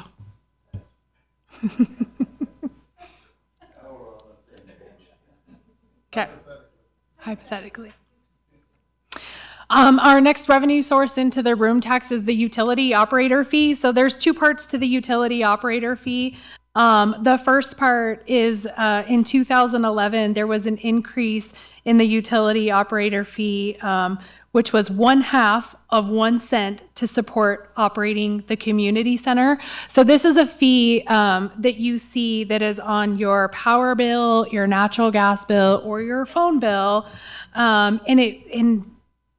The increase was to support maintenance equipment and construction needs of the community center. There is a second part to it, which I'll talk about a little bit later, but this is the part that is brought in from the utility operator fee to support the community and senior center. I'm sorry. Here. Thank you, Madam Chair. Jennifer Davidson, County Manager, for the record. This is another good example of a potential revenue source that could be utilized for roads or stormwater. We are currently not at the maximum of the utility operator fee. Thank you. Our next revenue source for the room tax is fees that we charge to people for gym memberships and room rentals and our youth sports, and all of those fees are allowed by policy and by NRS, and so we're looking at bringing in a little over $2 million just in fees for all of our services.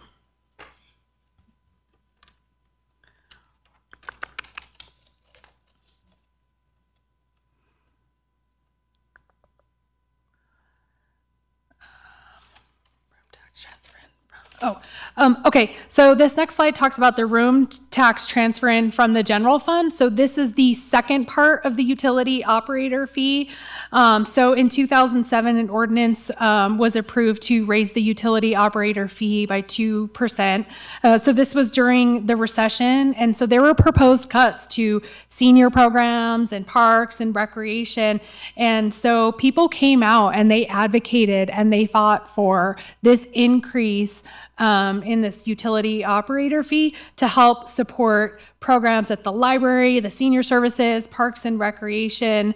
And so this is the other part of the utility operator fee, and it generates about $1.8 million for the general fund. The transfer from the general fund to the parks budget is based on a reimbursement. So it's a reimbursement for our park staff providing snow removal and landscape maintenance at the non-park facilities. So you look outside here at the old historic courthouse, all of the landscaping that's done by our parks staff. We also, I think I have a slide. Let's see.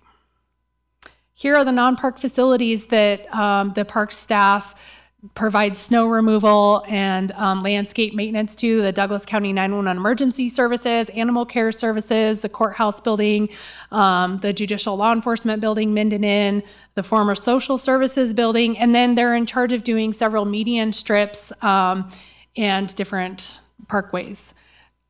A couple years ago, in January of 2022, we did an exercise to see would it be more cost effective for the county if we contracted these services out for snow removal and for landscape maintenance.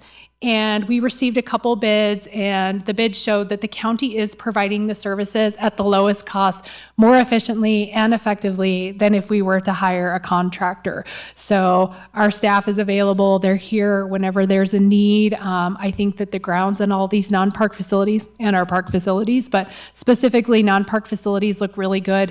When there is a snow event, our guys are out here first thing in the morning making that everybody has access to the building. So we are doing it very effectively. So that is a transfer from the general fund just to cover those services. So we'll go through into the different expenditure accounts within the room tax. So this is for 801, and so this just is all of our administrative costs. I'm sorry, can we Yep. go back one? Sorry. Right there, yeah. I know Commissioner Tarkanian would probably be asking this if he were here. Professional services, 167 last year, this current year, 110.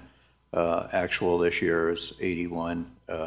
And so are those functions that we can't cover in-house? I guess I think he would ask that question. Yep.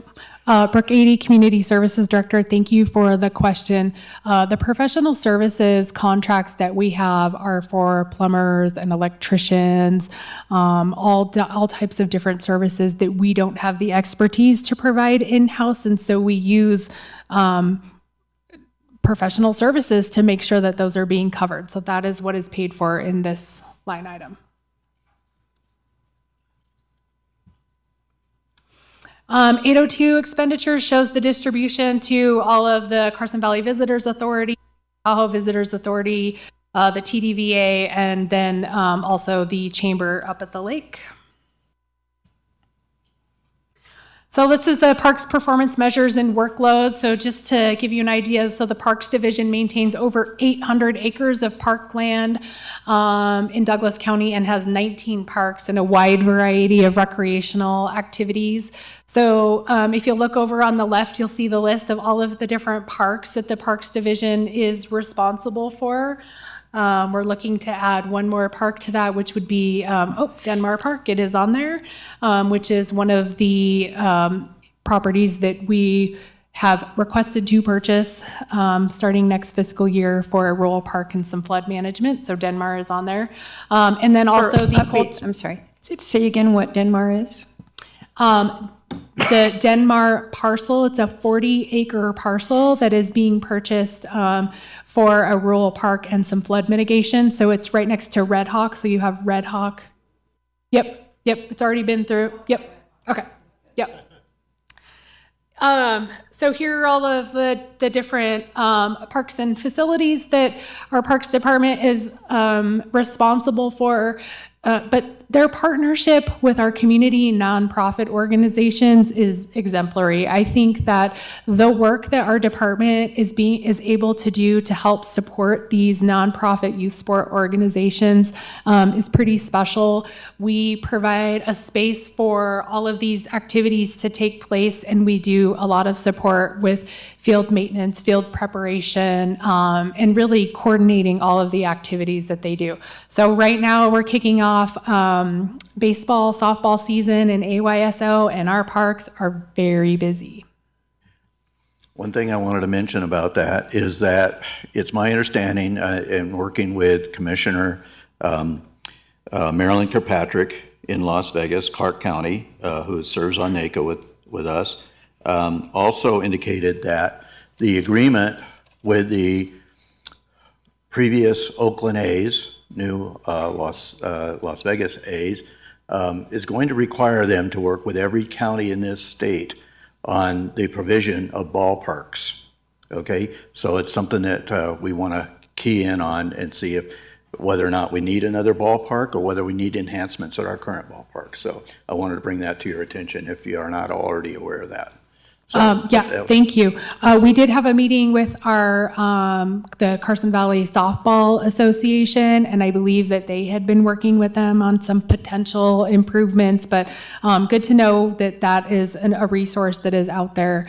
We have had some very generous community members. They donated a new scoreboard for our juniors field at Lampe Park last year. And in partnership with these nonprofit organizations, we've been able to accomplish a lot of cool projects, new backstops and bullpens and things like that.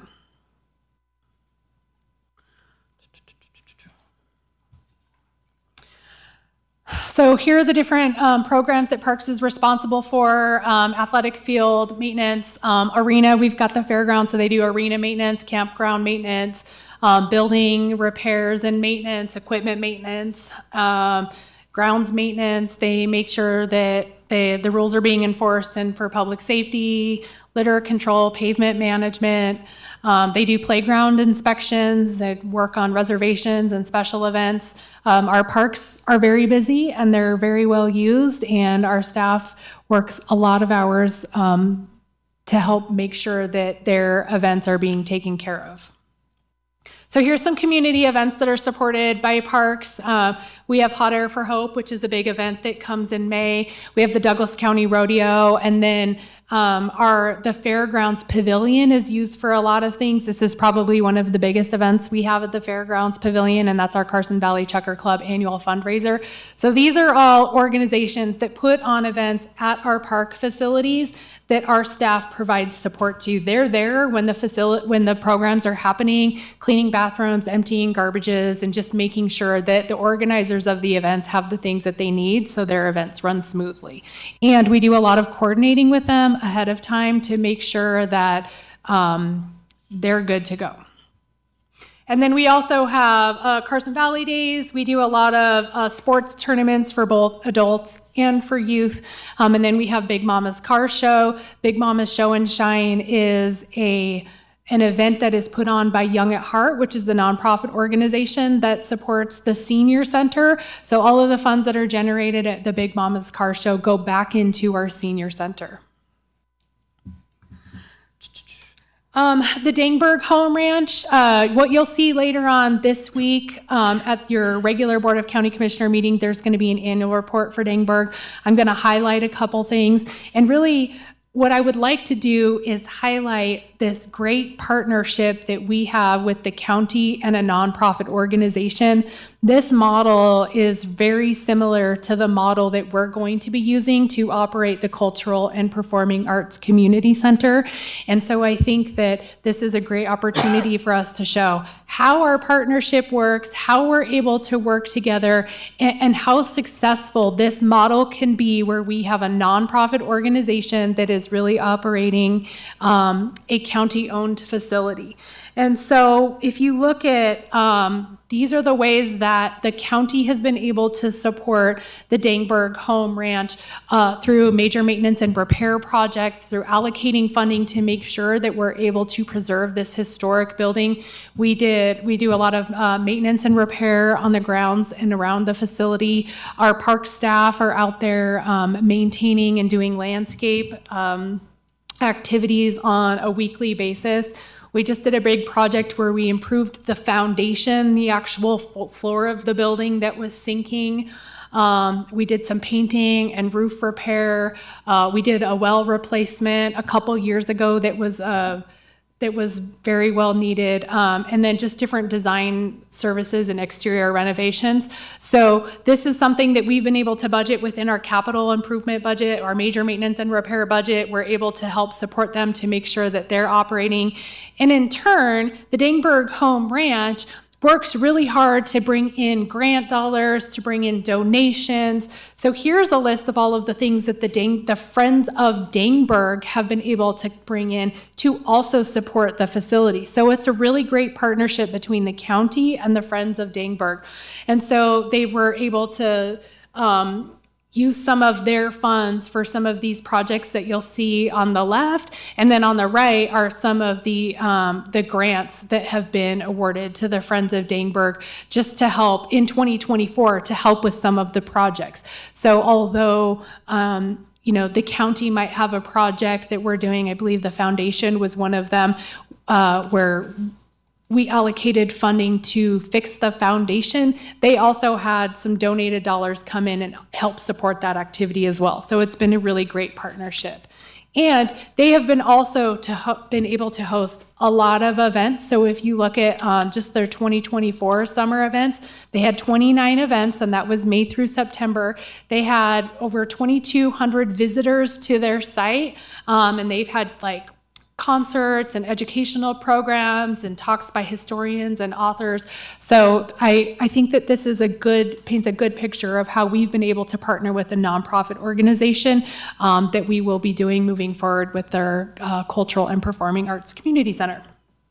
That's almost, if I'm doing my math right, that's almost an event every weekend, right? Yep, they're very busy, Yeah. very busy. Plus, they get tour buses that go out there, school events, all kinds of things. Okay, moving on to our Warrior Way parking program. So this was, we launched our pilot program last year. I've been before you a couple times to talk about our Warrior Way parking program. I just wanted to emphasize some of the things that we were able to accomplish with this program last year and what we're looking at doing for the future. We were able to address overcrowding, safety and sanitation issues from the previous year. As you guys recall, the previous year, Zephyr Cove made national news with the amount of trash that was left and the overcrowding on the beach. And we knew that it was an issue. And so we worked really hard to say, how can we help address this issue? And I think that we did it very successfully. We improved safety. We managed beach usage. So we were able to help with the overall beach experience. And we were able to we helped contribute to 78% less trash lake-wide compared to 4th of July in 2023. So our efforts with having increased parking, our parking ambassador increased, we had Sani huts and dumpsters and all of that, great signage. We were able to positively impact the experience up at Zephyr Cove.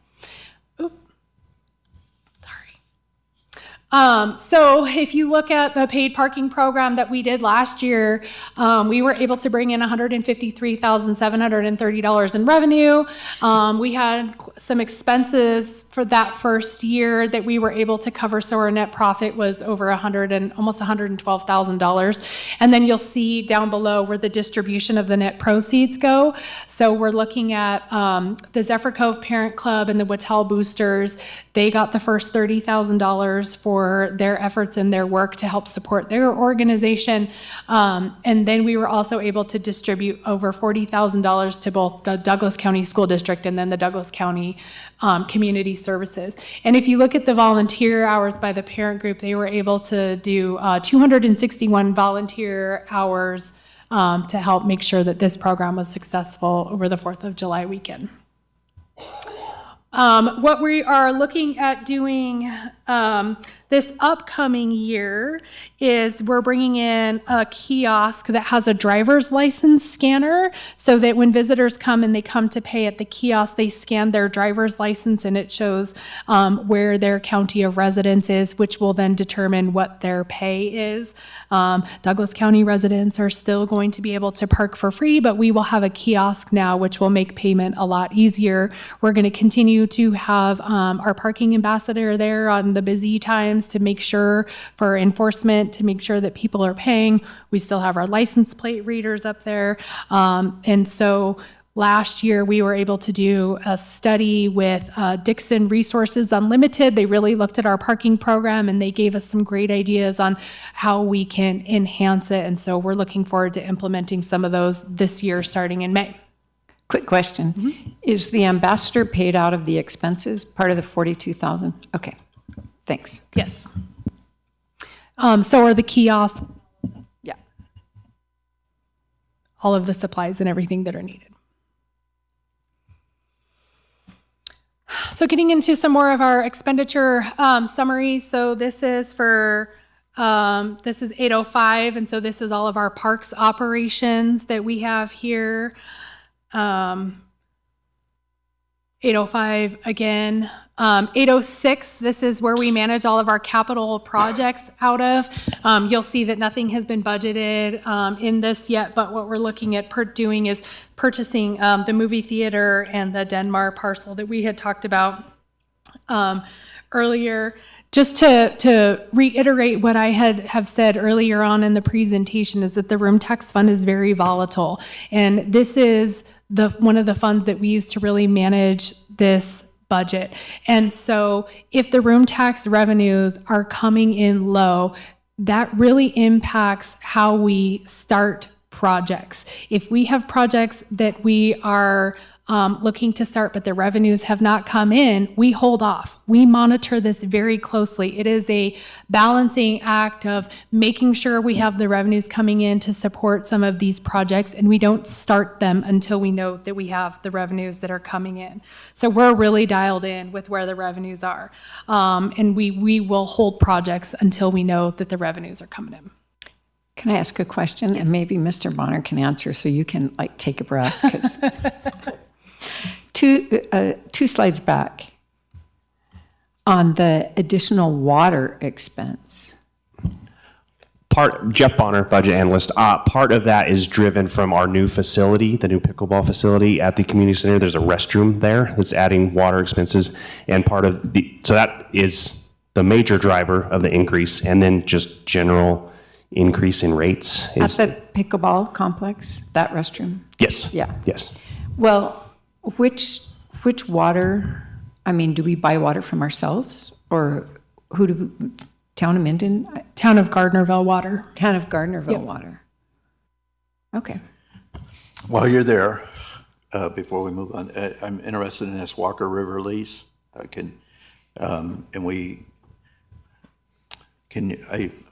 I'm not sure what we're doing there. Could you? Yeah, so the Topaz Lake Campground is under a lease with the Walker River Conservation District. Sounds right. I think.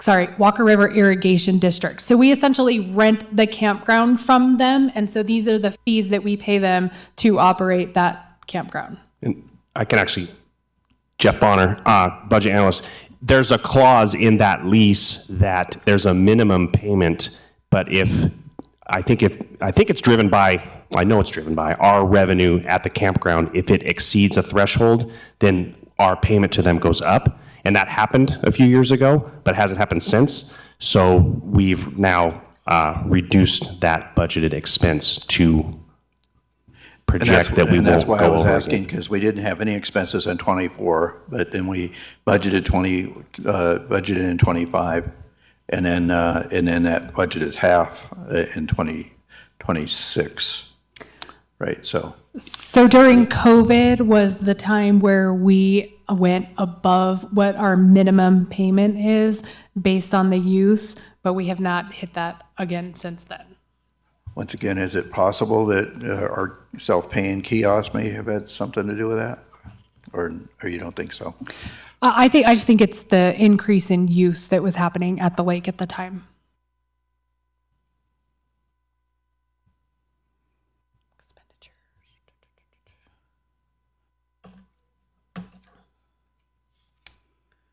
Okay, so now we're going to go into our recreation. So our recreation performance measures and workload indicators. And so this just really shows the total number of memberships for 2024. So we had over 5,081 memberships during the last year. So both of our facilities are really busy. The community is using them. They're coming out and they're purchasing memberships. So that shows the memberships. Our recreation programs include adult sports, kids club, adventure camp, rad camp, our contract classes. We have 2 preschools. The preschool down in the valley is Sagebrush Sprouts, and that is operated with a contract with a preschool director. So she utilizes the space, and there's a percentage of breakdown for the revenue that she collects and that we collect. And then we have Roots and Wings, which is a preschool up at Kale Community Center, and that is managed by county staff. And then we have all of our facility reservations. And then the different programs that we have, a lot of special events. We work with the Zephyr Cove. We have a tennis complex up at Zephyr Cove, and so we have a Zephyr Cove tennis group that is a nonprofit organization that oversees that facility. We have youth sports, and then maintenance, our family concert series. We partner with Main Street, Gardnerville, and the Dia de los Muertos Festival. And then we also have an outdoor adventure program, which is for kids that are 12 to 18. So those ones that they're too old for our adventure camp programs, but you really don't want them staying home by themselves all summer and really anything. So we have an outdoor adventure program where they go fishing, backpacking, they do archery, kayaking, all kinds of really cool outdoor events for those like middle school and high school age kids. Sadie, this family concert series, is that the one that's in Minden Park? Okay. The one What a great event. What a great event. It is a great event. And it is also a great opportunity for local businesses to sponsor. It's a free event to the community thanks to sponsorships by our local businesses. Very well attended. So here are our recreation events at the Valley. I talked about some of them a little bit. Our father-daughter dance, which is immensely popular. I think we sell 1,200 tickets to that every year. Here's our teen outdoor adventure. So they did a backpacking trip where they did 2 separate trips. They did a 1-night and a 2-night trip where they backpacked. And then we have our youth sports organization. So so we do volleyball, flag football, basketball, and then we have our Adventure Camp Day program. And then up at the lake, we also have a lot of recreation events. So this year they hosted their first holiday market. And so down here in the Valley, the Young at Heart group does their craft fair, which is a huge event.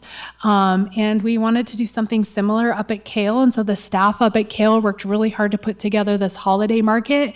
And it was quite a success. It's something that they want to continue to do. They also have recreation sports up there and then different community events, which I know they're looking at expanding on as well. So we'll get into the expenditures. So the 810 is our expenditures for our recreation center in the Valley. So that's all of our youth sports and our services and supplies. And then 812 is our expenditures up at our Kale Community Center. 813 is all of our Valley the gym and the fitness center. So these are all the costs associated with our fitness center. And then 815 is all of our meeting spaces at the community center. So the building is essentially broken up into different budgets for operation. And so these are all of our meeting rooms. Our seniors. County manager.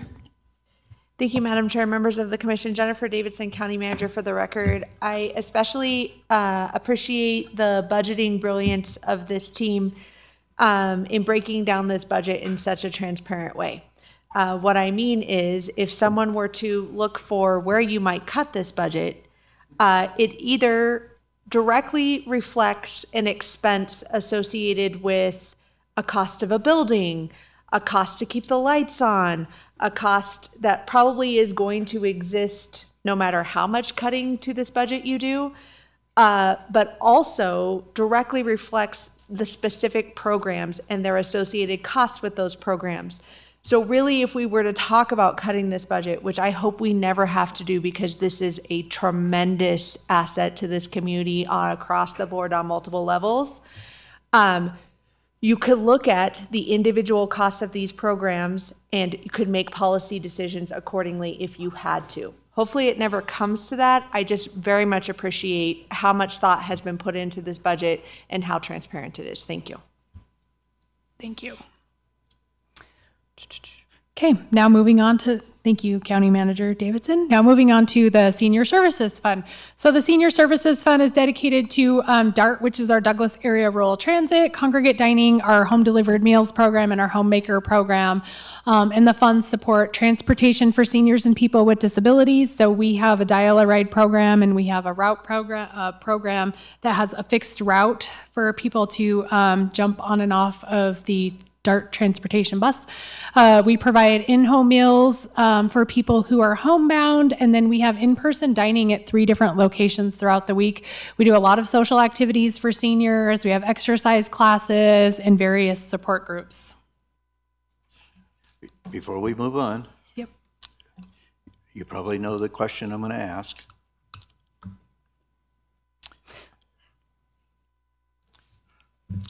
Transportation in TRE. Okay. Yes. There you go. Yeah, here we go.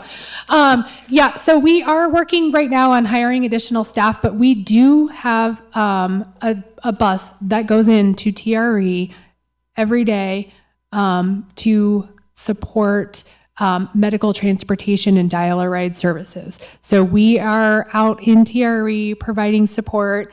I've got magnets on order at your suggestion so that we have magnets for everybody to put on their refrigerator so they know who to call DART. And then we are working on purchasing additional transit vans and buses. So a couple weeks ago, we brought before the Board of County Commissioners approval to purchase 2 transit vans. And then you'll be seeing in the near future for additional buses. See, I didn't even have to ask the question.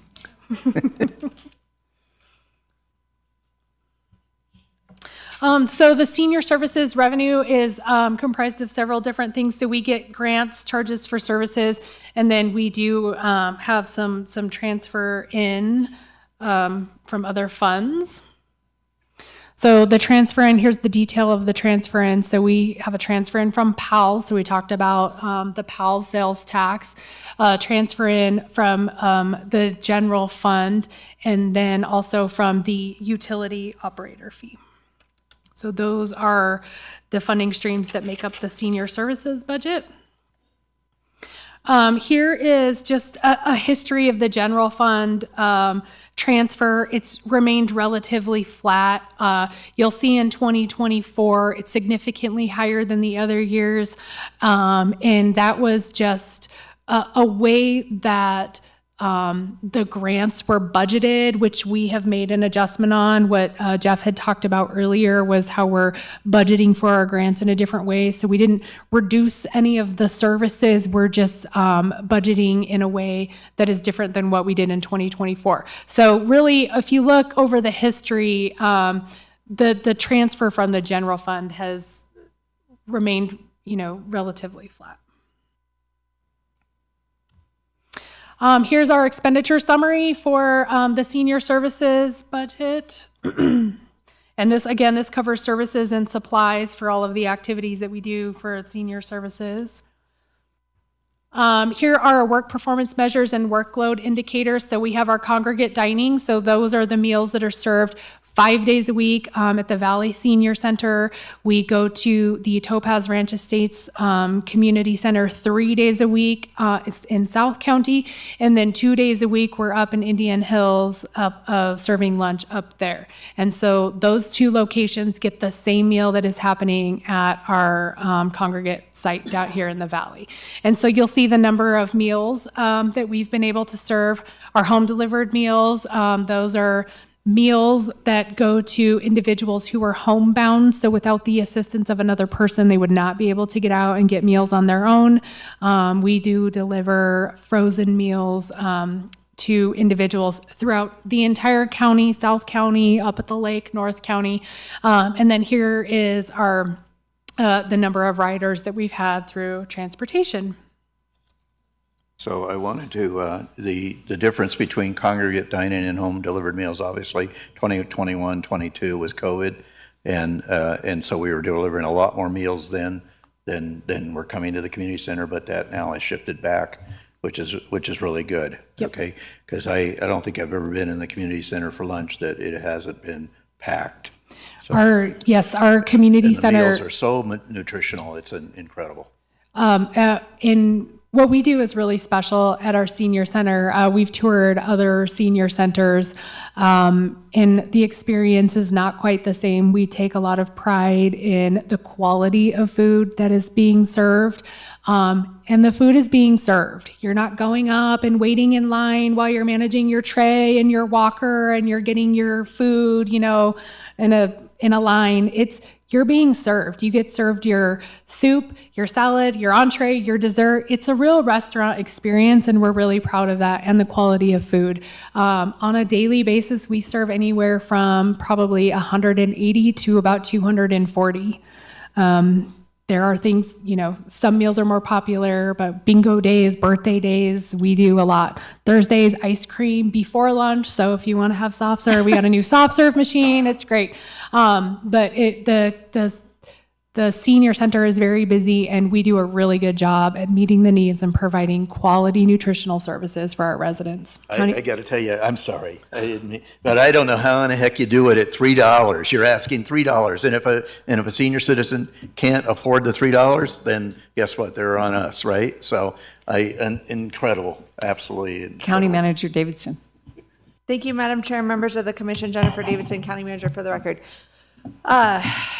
So I just wanted to take an opportunity to really talk about leveraging tax dollars collected. This department has the highest percentage of grant revenue over any other fund. I think, arguably, I think they're getting 3-to-1 return on investment for dollars. And so what does that mean? Let me harken back to my theme.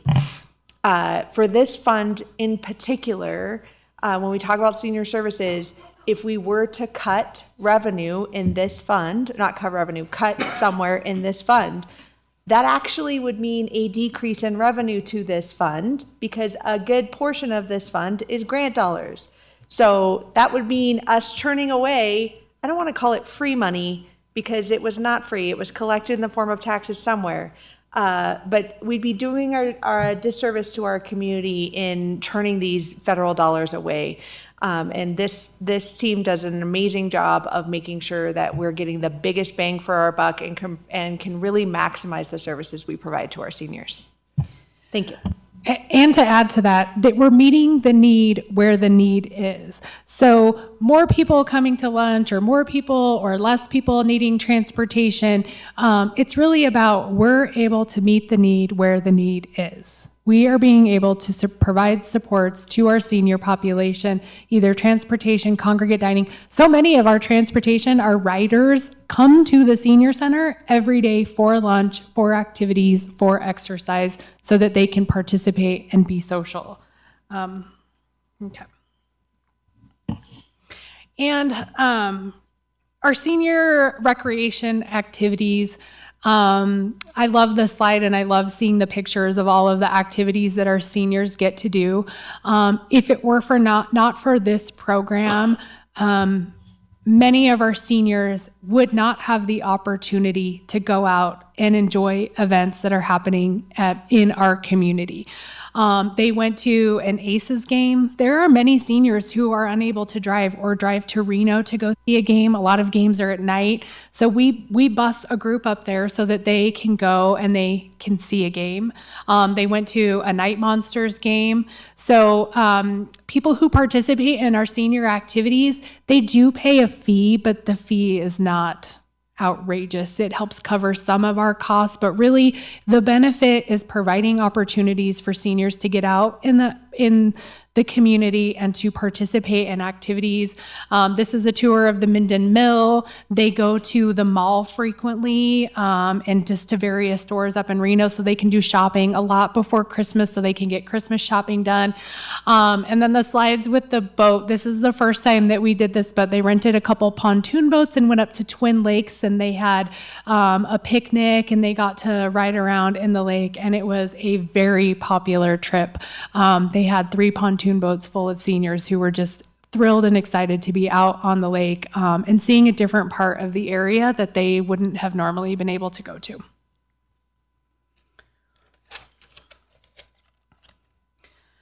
Okay, animal services, our work performance measures and workload indicators.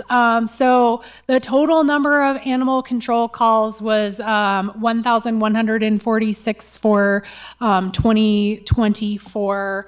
Our animal control officers are very busy. We only have 2, just so you know, we have 2 and they work very hard and they get called out quite a bit. We have had a total of 816 animal intakes, 349 cat adoptions and 218 dog adoptions. So if you try to do the math, it's not going to math, because if you look at the total number of animals that we intake and then the number that we adopt, it doesn't match.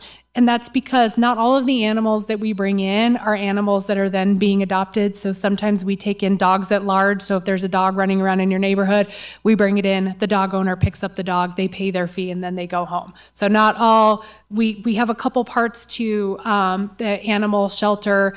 Part of it is rabies control, managing animals at large. And then we also do an adoption program. Our animal services staff, they were out a lot in the community this year. I believe it was last year or the year before we were able to purchase an animal adoption trailer, which is great for a lot of things. One, you can take animals to different events and showcase animals that are up for adoption, but it also serves as an emergency evacuation trailer. And so we're able to help rescue animals in the event of an emergency on a larger scale. So our animal services staff has been doing a lot of outreach. They were in the Parade of Lights. They participated in Bingo for Buddies, which was a fundraiser that was put on through the Carson Valley Chamber Leadership Program. They did National Adopt a Shelter Pet Day at Coffee on Main. They participated in Wind Down Wednesdays, and then they do various kitten adoption events. And then they hosted the first annual Pet-a-Palooza, which was really fun. It was out at the fairgrounds, and people were able to come and bring their animals and participate in lots of different activities. So they work really hard, and they've been doing a lot to get out in the community so people know who they are and what they do. Here's our animal services budget, and this is all services and supplies, rabies and sterilization. All of that comes out of this budget. So next up, we have our weed control. Our weed control department is authorized by NRS to treat noxious weeds. They provide a valuable service to the agricultural community. Weeds can be very harmful to our agricultural community, and so they play a really important role in making sure that our ag lands are protected and that they've controlled the noxious weeds within the community. There is a resolution that gives $125,000 to the Carson Valley Conservation District, and that supports noxious weed control within our ag community. Our weed control department is very busy. If you were to walk into that building at this time of year, the phone is ringing off the hook. We've got people calling wanting to schedule getting their property sprayed for weeds, renting trailers. They come in, they purchase the material so that they can spray the weeds themselves. So their trailer rentals are huge. So you can come and you can rent a trailer to go out on your own property. So they had about 258 invoices for that. The residential and agricultural work they sprayed, you can see the number of invoices there. And then the chemicals sold in the office. So there's a lot of people that just come in and buy the chemical. And so they've been very busy for the agricultural fields. They've sprayed anywhere from 400 to 500 acres. During the last year, and 34,000 irrigate acres in Douglas County, and then they do their best to keep an eye on the noxious weeds throughout. So they are also very busy, and we're grateful for all of the work that they do. Here's our weed control department expenditure summary. And again, that helps buy material and all of their services and supplies.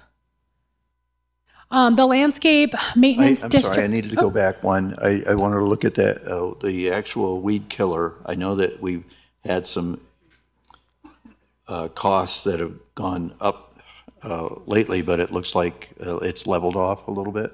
Would that be your observation?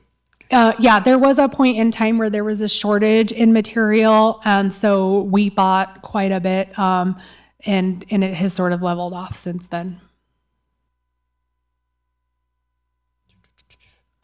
Okay, the landscape maintenance district. So this is in 2014 when the Montera subdivision was built. There was a landscape district that was established, and Each of the residents, I believe they pay about $236 per property to pay our park staff to take care of some of their landscape and maintenance in some of their common areas. And so that's what this fund was was created to do. The funding has not increased since 2014, so the amount that is collected by the residents has been the same since 2014, and so it doesn't necessarily meet the needs to cover all of the services. So that's something that we'll probably be looking into the future on what kind of adjustments would need to be made on that. And then here's our expenditure summary. So then you can see how much we've paid out for those services. Okay, next we have the public guardian, their goals and accomplishments. One of the goals for the public guardian is to create a rep payee program. So we were awarded funding through Aging and Disability Services to help build this program. So we're seeking a deputy public guardian and a case manager to help get the rep payee program up and going for individuals who are not under guardianship. The other goal is to deliver successful advocacy that achieves positive human rights and outcomes for clients. Our public guardian's office works very hard to ensure that the individuals under guardianship get all of the services that they need so that they are able to live comfortably and have positive outcomes. And then also coordinate services across the department. This is another example of how we're able to coordinate between departments to make sure that the needs are met for the individuals within our community. The Public Guardian's Office works really closely with our Social Services Department, who helps provide wraparound case management services, specifically for the REP Payee program. But our Social Services Department also helps the Public Guardian's Office meet a lot of other needs that their clients might have. And also the Public Guardian's Office is a great resource for social services and our staff to help us better understand guardianship.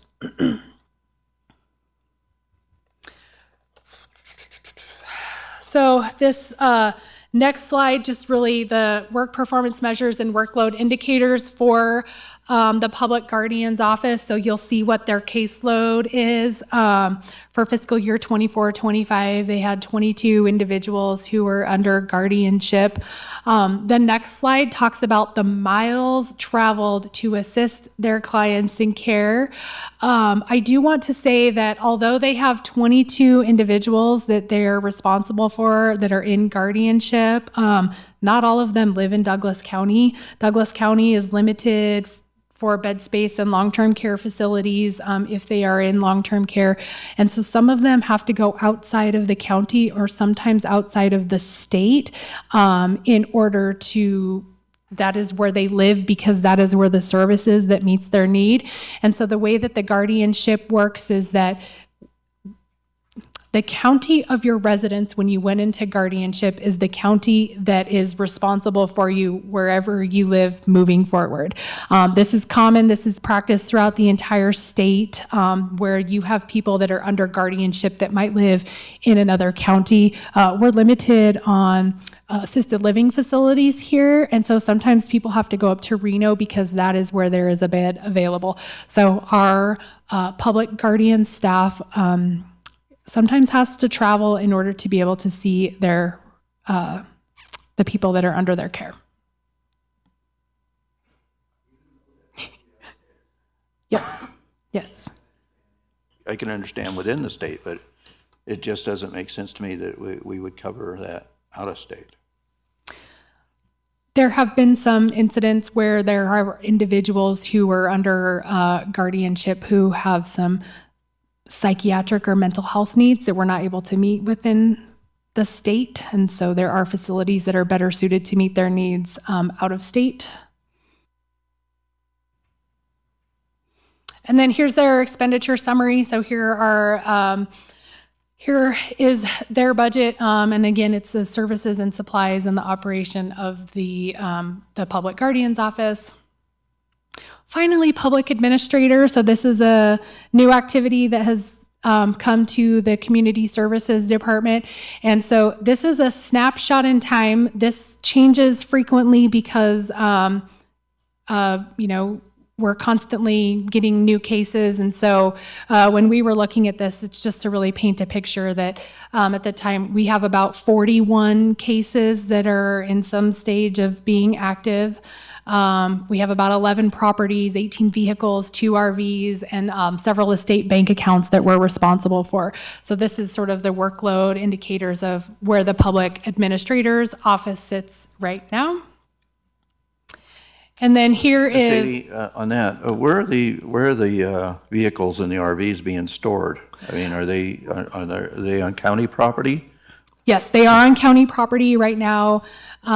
We are working on building a storage lot for all of the vehicles to be in a secure facility. And then we're getting some storage containers to be able to store people's personal property and instead of having to rent storage units. Okay, so the property, but I would imagine it's secured, right? So there's nobody can go into those and take advantage of those. Okay. Yes. Yep. And then here's our expenditure summary right now. That's it.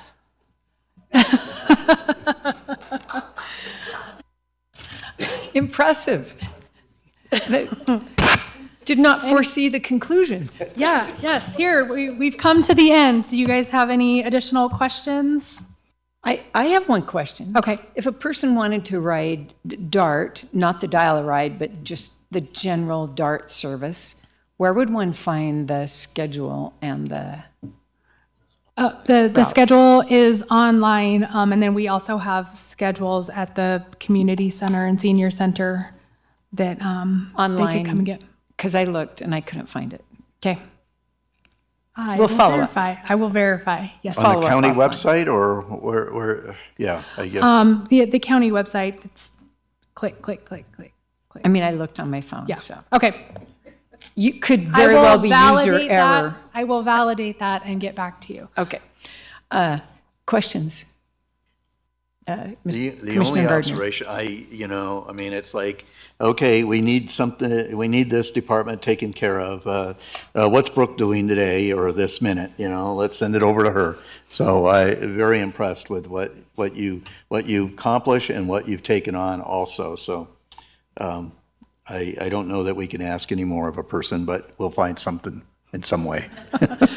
Well, I would say that this department has the best staff, staff that are willing to jump in and provide support at a moment's notice with all of the things that we're tasked with doing. And none of this would be possible without the amazing team that we have within the Community Services Department. I'm very grateful to work with them every day, and thank them for all of their support and their hard work. They are hardworking individuals who really take pride in what they do for this community. When I was on the school board, the best day, the best assignment ever was to go to graduation and hand out diplomas and sometimes get hugs and have all the cheering and pictures. And it always felt a little bit like we were taking some of the glory for the hard work of others, but it was always really, really a feel-good moment. And it reminds me of listening to the Community Services Department. I'm like, look at what Douglas County's doing. Look at what we're doing. Look at what Douglas County's doing. It is not the commission, it really is you, but it is such a feel-good presentation to hear all of the really, really wonderful ways you are improving lives, and it's just fantastic. So thank you. Very grateful. Anything else? All right, go take a drink of water and don't say anything Thank you. else the rest of the day. You've got to be tired. Mr. Stanton and Mr. Bonner, thank you for your good work.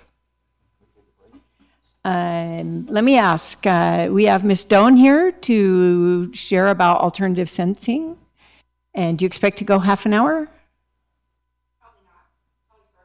Probably shorter. Do you guys want a break? I'd just go straight through. Okay. Let's just. Okay, we'll take a 1-minute break.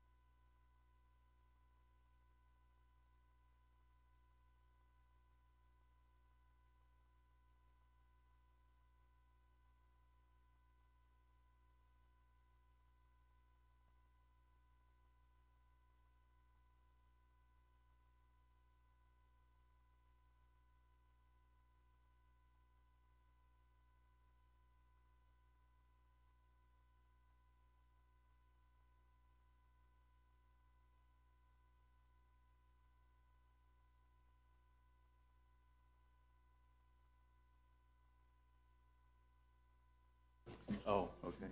All right, we're on the last leg today, and we are happy to have Chief Probation Officer Yvette Doan here with us. Thank you.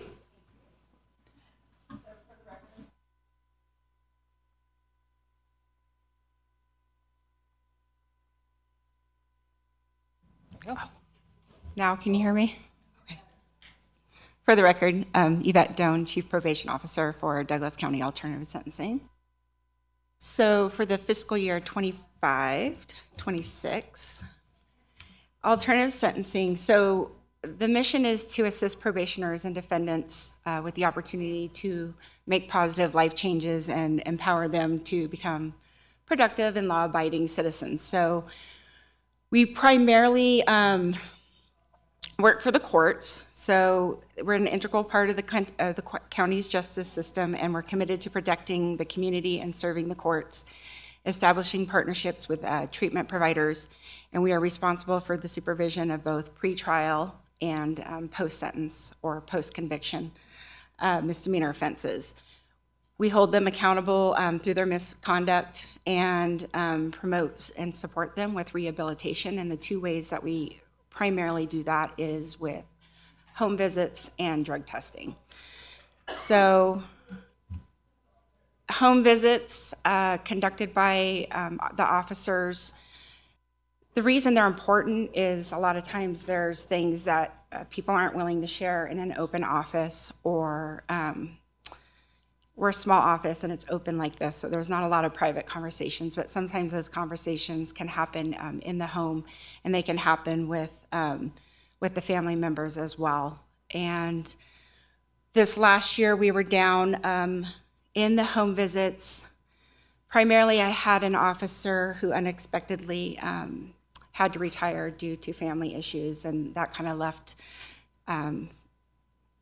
a vacancy for a while. And then the new officer is currently at post, and hopefully once that officer is graduated, then we can get back on board with the home visits being a little more increased. So with that, we did, and I didn't include it in here, but we did start incorporating office visits within the office, kind of more when we knew we were having a quieter time during the day. Like I said, a lot of times people aren't willing to open up when there's a lot of other individuals in the office. So we did add, I think it was 81 visits last year in the office. So to help offset the fact that we weren't able to get out in the field, we were asking people to come in and having conversations with them that way. The other one that we do is drug and alcohol testing, and that's the big part of it. Drug and alcohol testing is difficult in itself. We have one person who runs the lab, and we have, well, currently right now there's 460 individuals under supervision. So we're testing a lot of people and doing a lot of, running a lot of drug tests. With that, these are the assays that we ran for the calendar year. I did this in the calendar year only because when we submit our annual report to the board in January, those are the numbers that we submit to you, so I didn't want them to look any different. But with the drugs and alcohol testing, we have individuals who the courts require a lot more drug testing than some other individuals, depending on what their charges are or what their criminal history is. So we monitor their progress on how they're testing, and then we can adjust how much we're testing them or increase it if we need to, reduce it, however that works out, depending on each individual. Because of that, the assays that we run for, and the assays, what we're looking for are alcohol, heroin, fentanyl, those kinds of things. They can become very expensive. So we don't always run every individual for every single drug. So we try to, as best we can with the number of tests that we're doing, is we try to customize it. So if we know this is only this person's drug of choice, if this person only uses alcohol, we're not going to test them for fentanyl or the heroin or other drugs like that. We do that initially when they first get placed under our supervision, just so we have a baseline, we understand what it is that their drug of choice is. Sometimes that changes, because when you tell somebody they can't use one substance, sometimes they'll switch to another. So we will try to randomly change that up or check it every once in a while, just to ensure that they are in compliance and that they're not switching their drug of choice to something else. So with that, the current, I'll get to that with the budget. So this last year, we worked with both justice court judges. We have had a significant increase with DUI first offenders being placed under our supervision. In 2022, we had a total of 65 offenders that were assigned to alternative sentencing. In 2024, we had 194. So that's a significant increase and a significant increased load on our drug testing and the number of people that we're dealing with on a regular basis. So we were able to talk with the judges. Initially, the officers will always come in on the weekends and sign those individuals up, and it was hard on the overtime budget. So we had a discussion, and so now those offenders will report to us on the next business day. so the officers aren't coming in and collecting overtime for that period of time. So it's reduced our overtime budget significantly. And we were also able to work with Washoe County to secure the kiosk that is a breathalyzer that's located in the lobby of the Justice Center. And we use that primarily for the DUI offenders. It's important to note that not all DUIs are just alcohol. So again, when we do those baseline tests on individuals, we're able to determine if that person is a candidate just to be on that kiosk or if they still need to be placed in our random drug testing program. So last year we conducted 104 tests, but we didn't get that till November.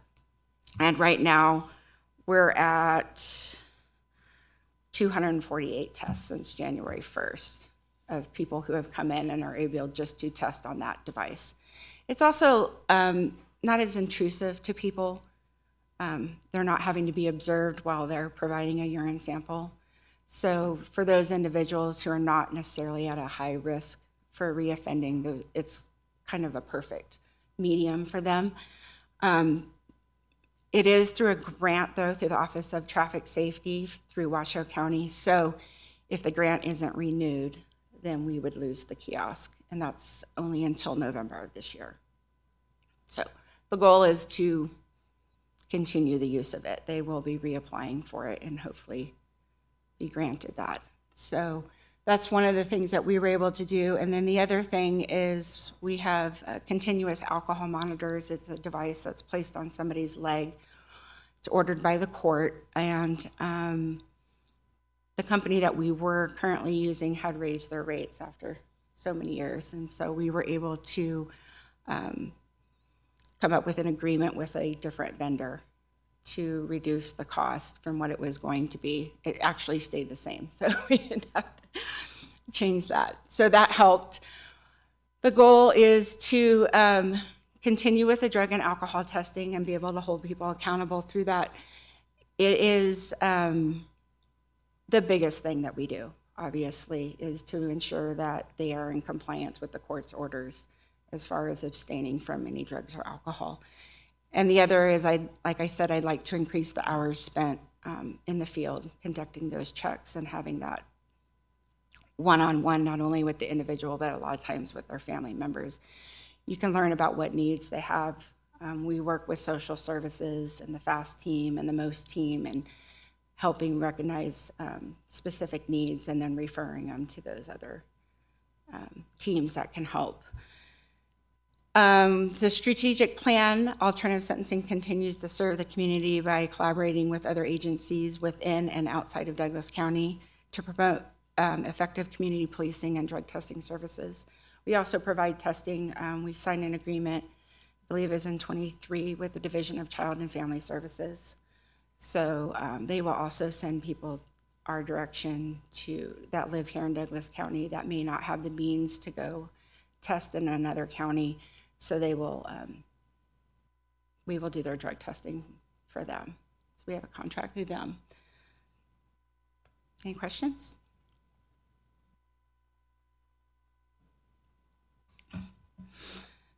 So there's 5 full-time. Actually, one for this specialist, that's the one person that runs the lab and actually runs the office. She pays all the bills, does all the ordering for the lab and for the office supplies. And then we have 3.5 officers. One officer is actually employed through the district attorney's special victim response team grant, and then myself. I did have a quick question, I think. The number of drug tests you do is astronomical, 47,000? So that's just the assays. So those Okay. are the assays we're running. So the actual tests that we ran, I wrote it down somewhere. It was more in the ballpark of, it was 6,500. Roughly Okay, so 6,500 tests. okay, but you're asking for multiple things off of that. So the number Correct. of requests out of that one sample may be 5, 6, 7 Or Correct. depending, okay, Correct. because I was going to say, I don't know how one person can possibly conduct that many tests. Correct, but that's the thing is she's been with the department for 27 years. And so when we lose that, we're going to lose a huge part of all that knowledge. And not me, her. But she, that's part of the thing is, last year I had asked, and I understand, and I didn't ask for anything this year because of the budget constraints. But that is, my goal is ultimately to get somebody before she does retire in an office specialist position that would allow that person to start learning those things, understanding that not everybody that we have under our supervision comes back. So sometimes we see people, they do their program and they're done. But there are those people that do come back. And so knowing that history and knowing what to look for in those drug tests is very important, and it saves us some money. So Carson and Washoe have very large budgets. They also have a larger number of people that they obviously test and supervise, but they run their program where they just run everything on everybody. Okay, so you may have somebody that doesn't really need to be run for those drugs, but because they have so many in the volume of it, they just have set programs that they just run them through. Whereas we're trying to customize it because we know we have the budget that we have to work within, and we know certain people need to be tested more than others. Some people need to be tested for 5 or 6 different things. Some people only need a few things. Does that make sense? Thank you, Madam Chair. Jennifer Davidson, County Manager, for the record. I just want to take a moment to also reinforce the wonderful work that this team does. When you look at the FTE count, that's not a lot of people. The return on investment for Douglas County is significant. And I suspect that if we were to invite the judges in to speak on behalf of this program, they would tell you that they couldn't do the work that they do without Yvette and her team. It increases positive outcomes for offenders. Not every county has an alternative sentencing department. Ours is considered to be best in the state in many ways. There's a lot of other entities who come and look at what we're doing and want to duplicate it. And that's a huge part of Yvette's leadership, and then also her partnership with the judiciary system, and the wonderful relationships that everyone has to make this program work for Douglas County. The customization for the offenders, I could speak forever on this. I'm just really, really excited about, yet again, an opportunity to highlight how Douglas County is doing what I consider to be exceptional work for very minimal impact on taxpayer dollars. So thank you, Yvette, for everything you and your team do. Thank you. So the expenditure summary. The big one is the drug testing again. So the current agreement that we have with the drug testing entity is up as of June 30th of this year. It was a 5-year agreement where we would not exceed $60,000. With that, I received a bid from them to come back. It would be $65,000, which is slightly over the budgeted amount of $62,000. When I had originally had to guesstimate, that's where the $9,000 came from, was I wasn't sure what it was going to cost. I'm still waiting for a bid from the other company. It took them 5 weeks to get back to me just to talk to me to see what I needed. So I'm still waiting on that one. However, the part that doesn't show in this is, so part of the DUI diversion program, which is for felony DUIs.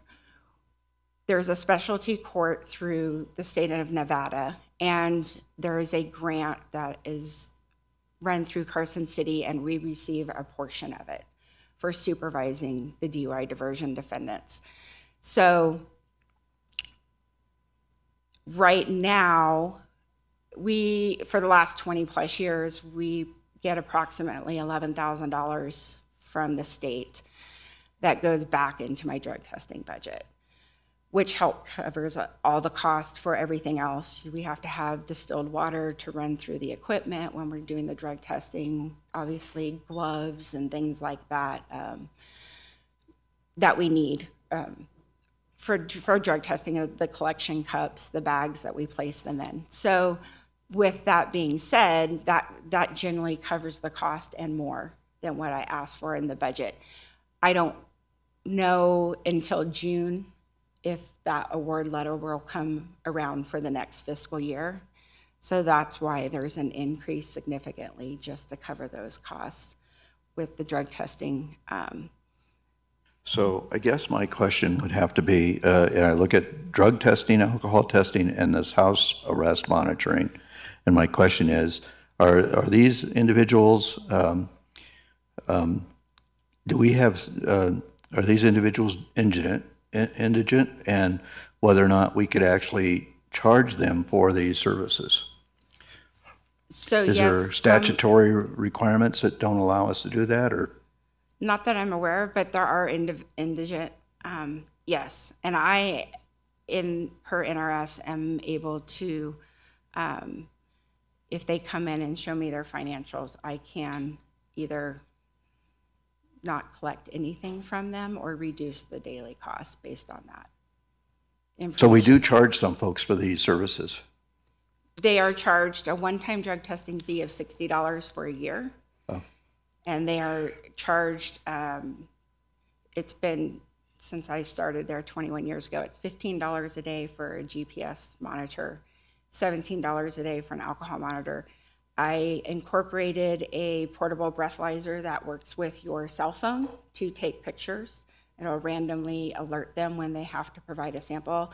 I introduced that about 3 years ago, which has helped reduce the cost for people with the alcohol monitoring requirement by the court, because that's only $4 a day.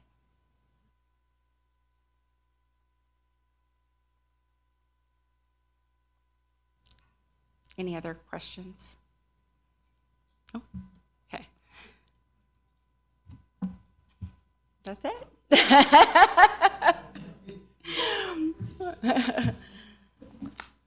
Thank you for your efforts in making the most of our money and in helping people get back on track and just everything you do. Thank you. Thank you. I appreciate it. I've been here for 21 years, and I plan on ending my career here, and I really do. I appreciate the people that we work with, as far as the district attorney's office and the courts and the defendants, because I learn a lot from them as well. So. Thank you very much. Yeah, thank you. With that, we have ended our presentations, and I will ask for any public comment on this agenda item. Mr. McCallop.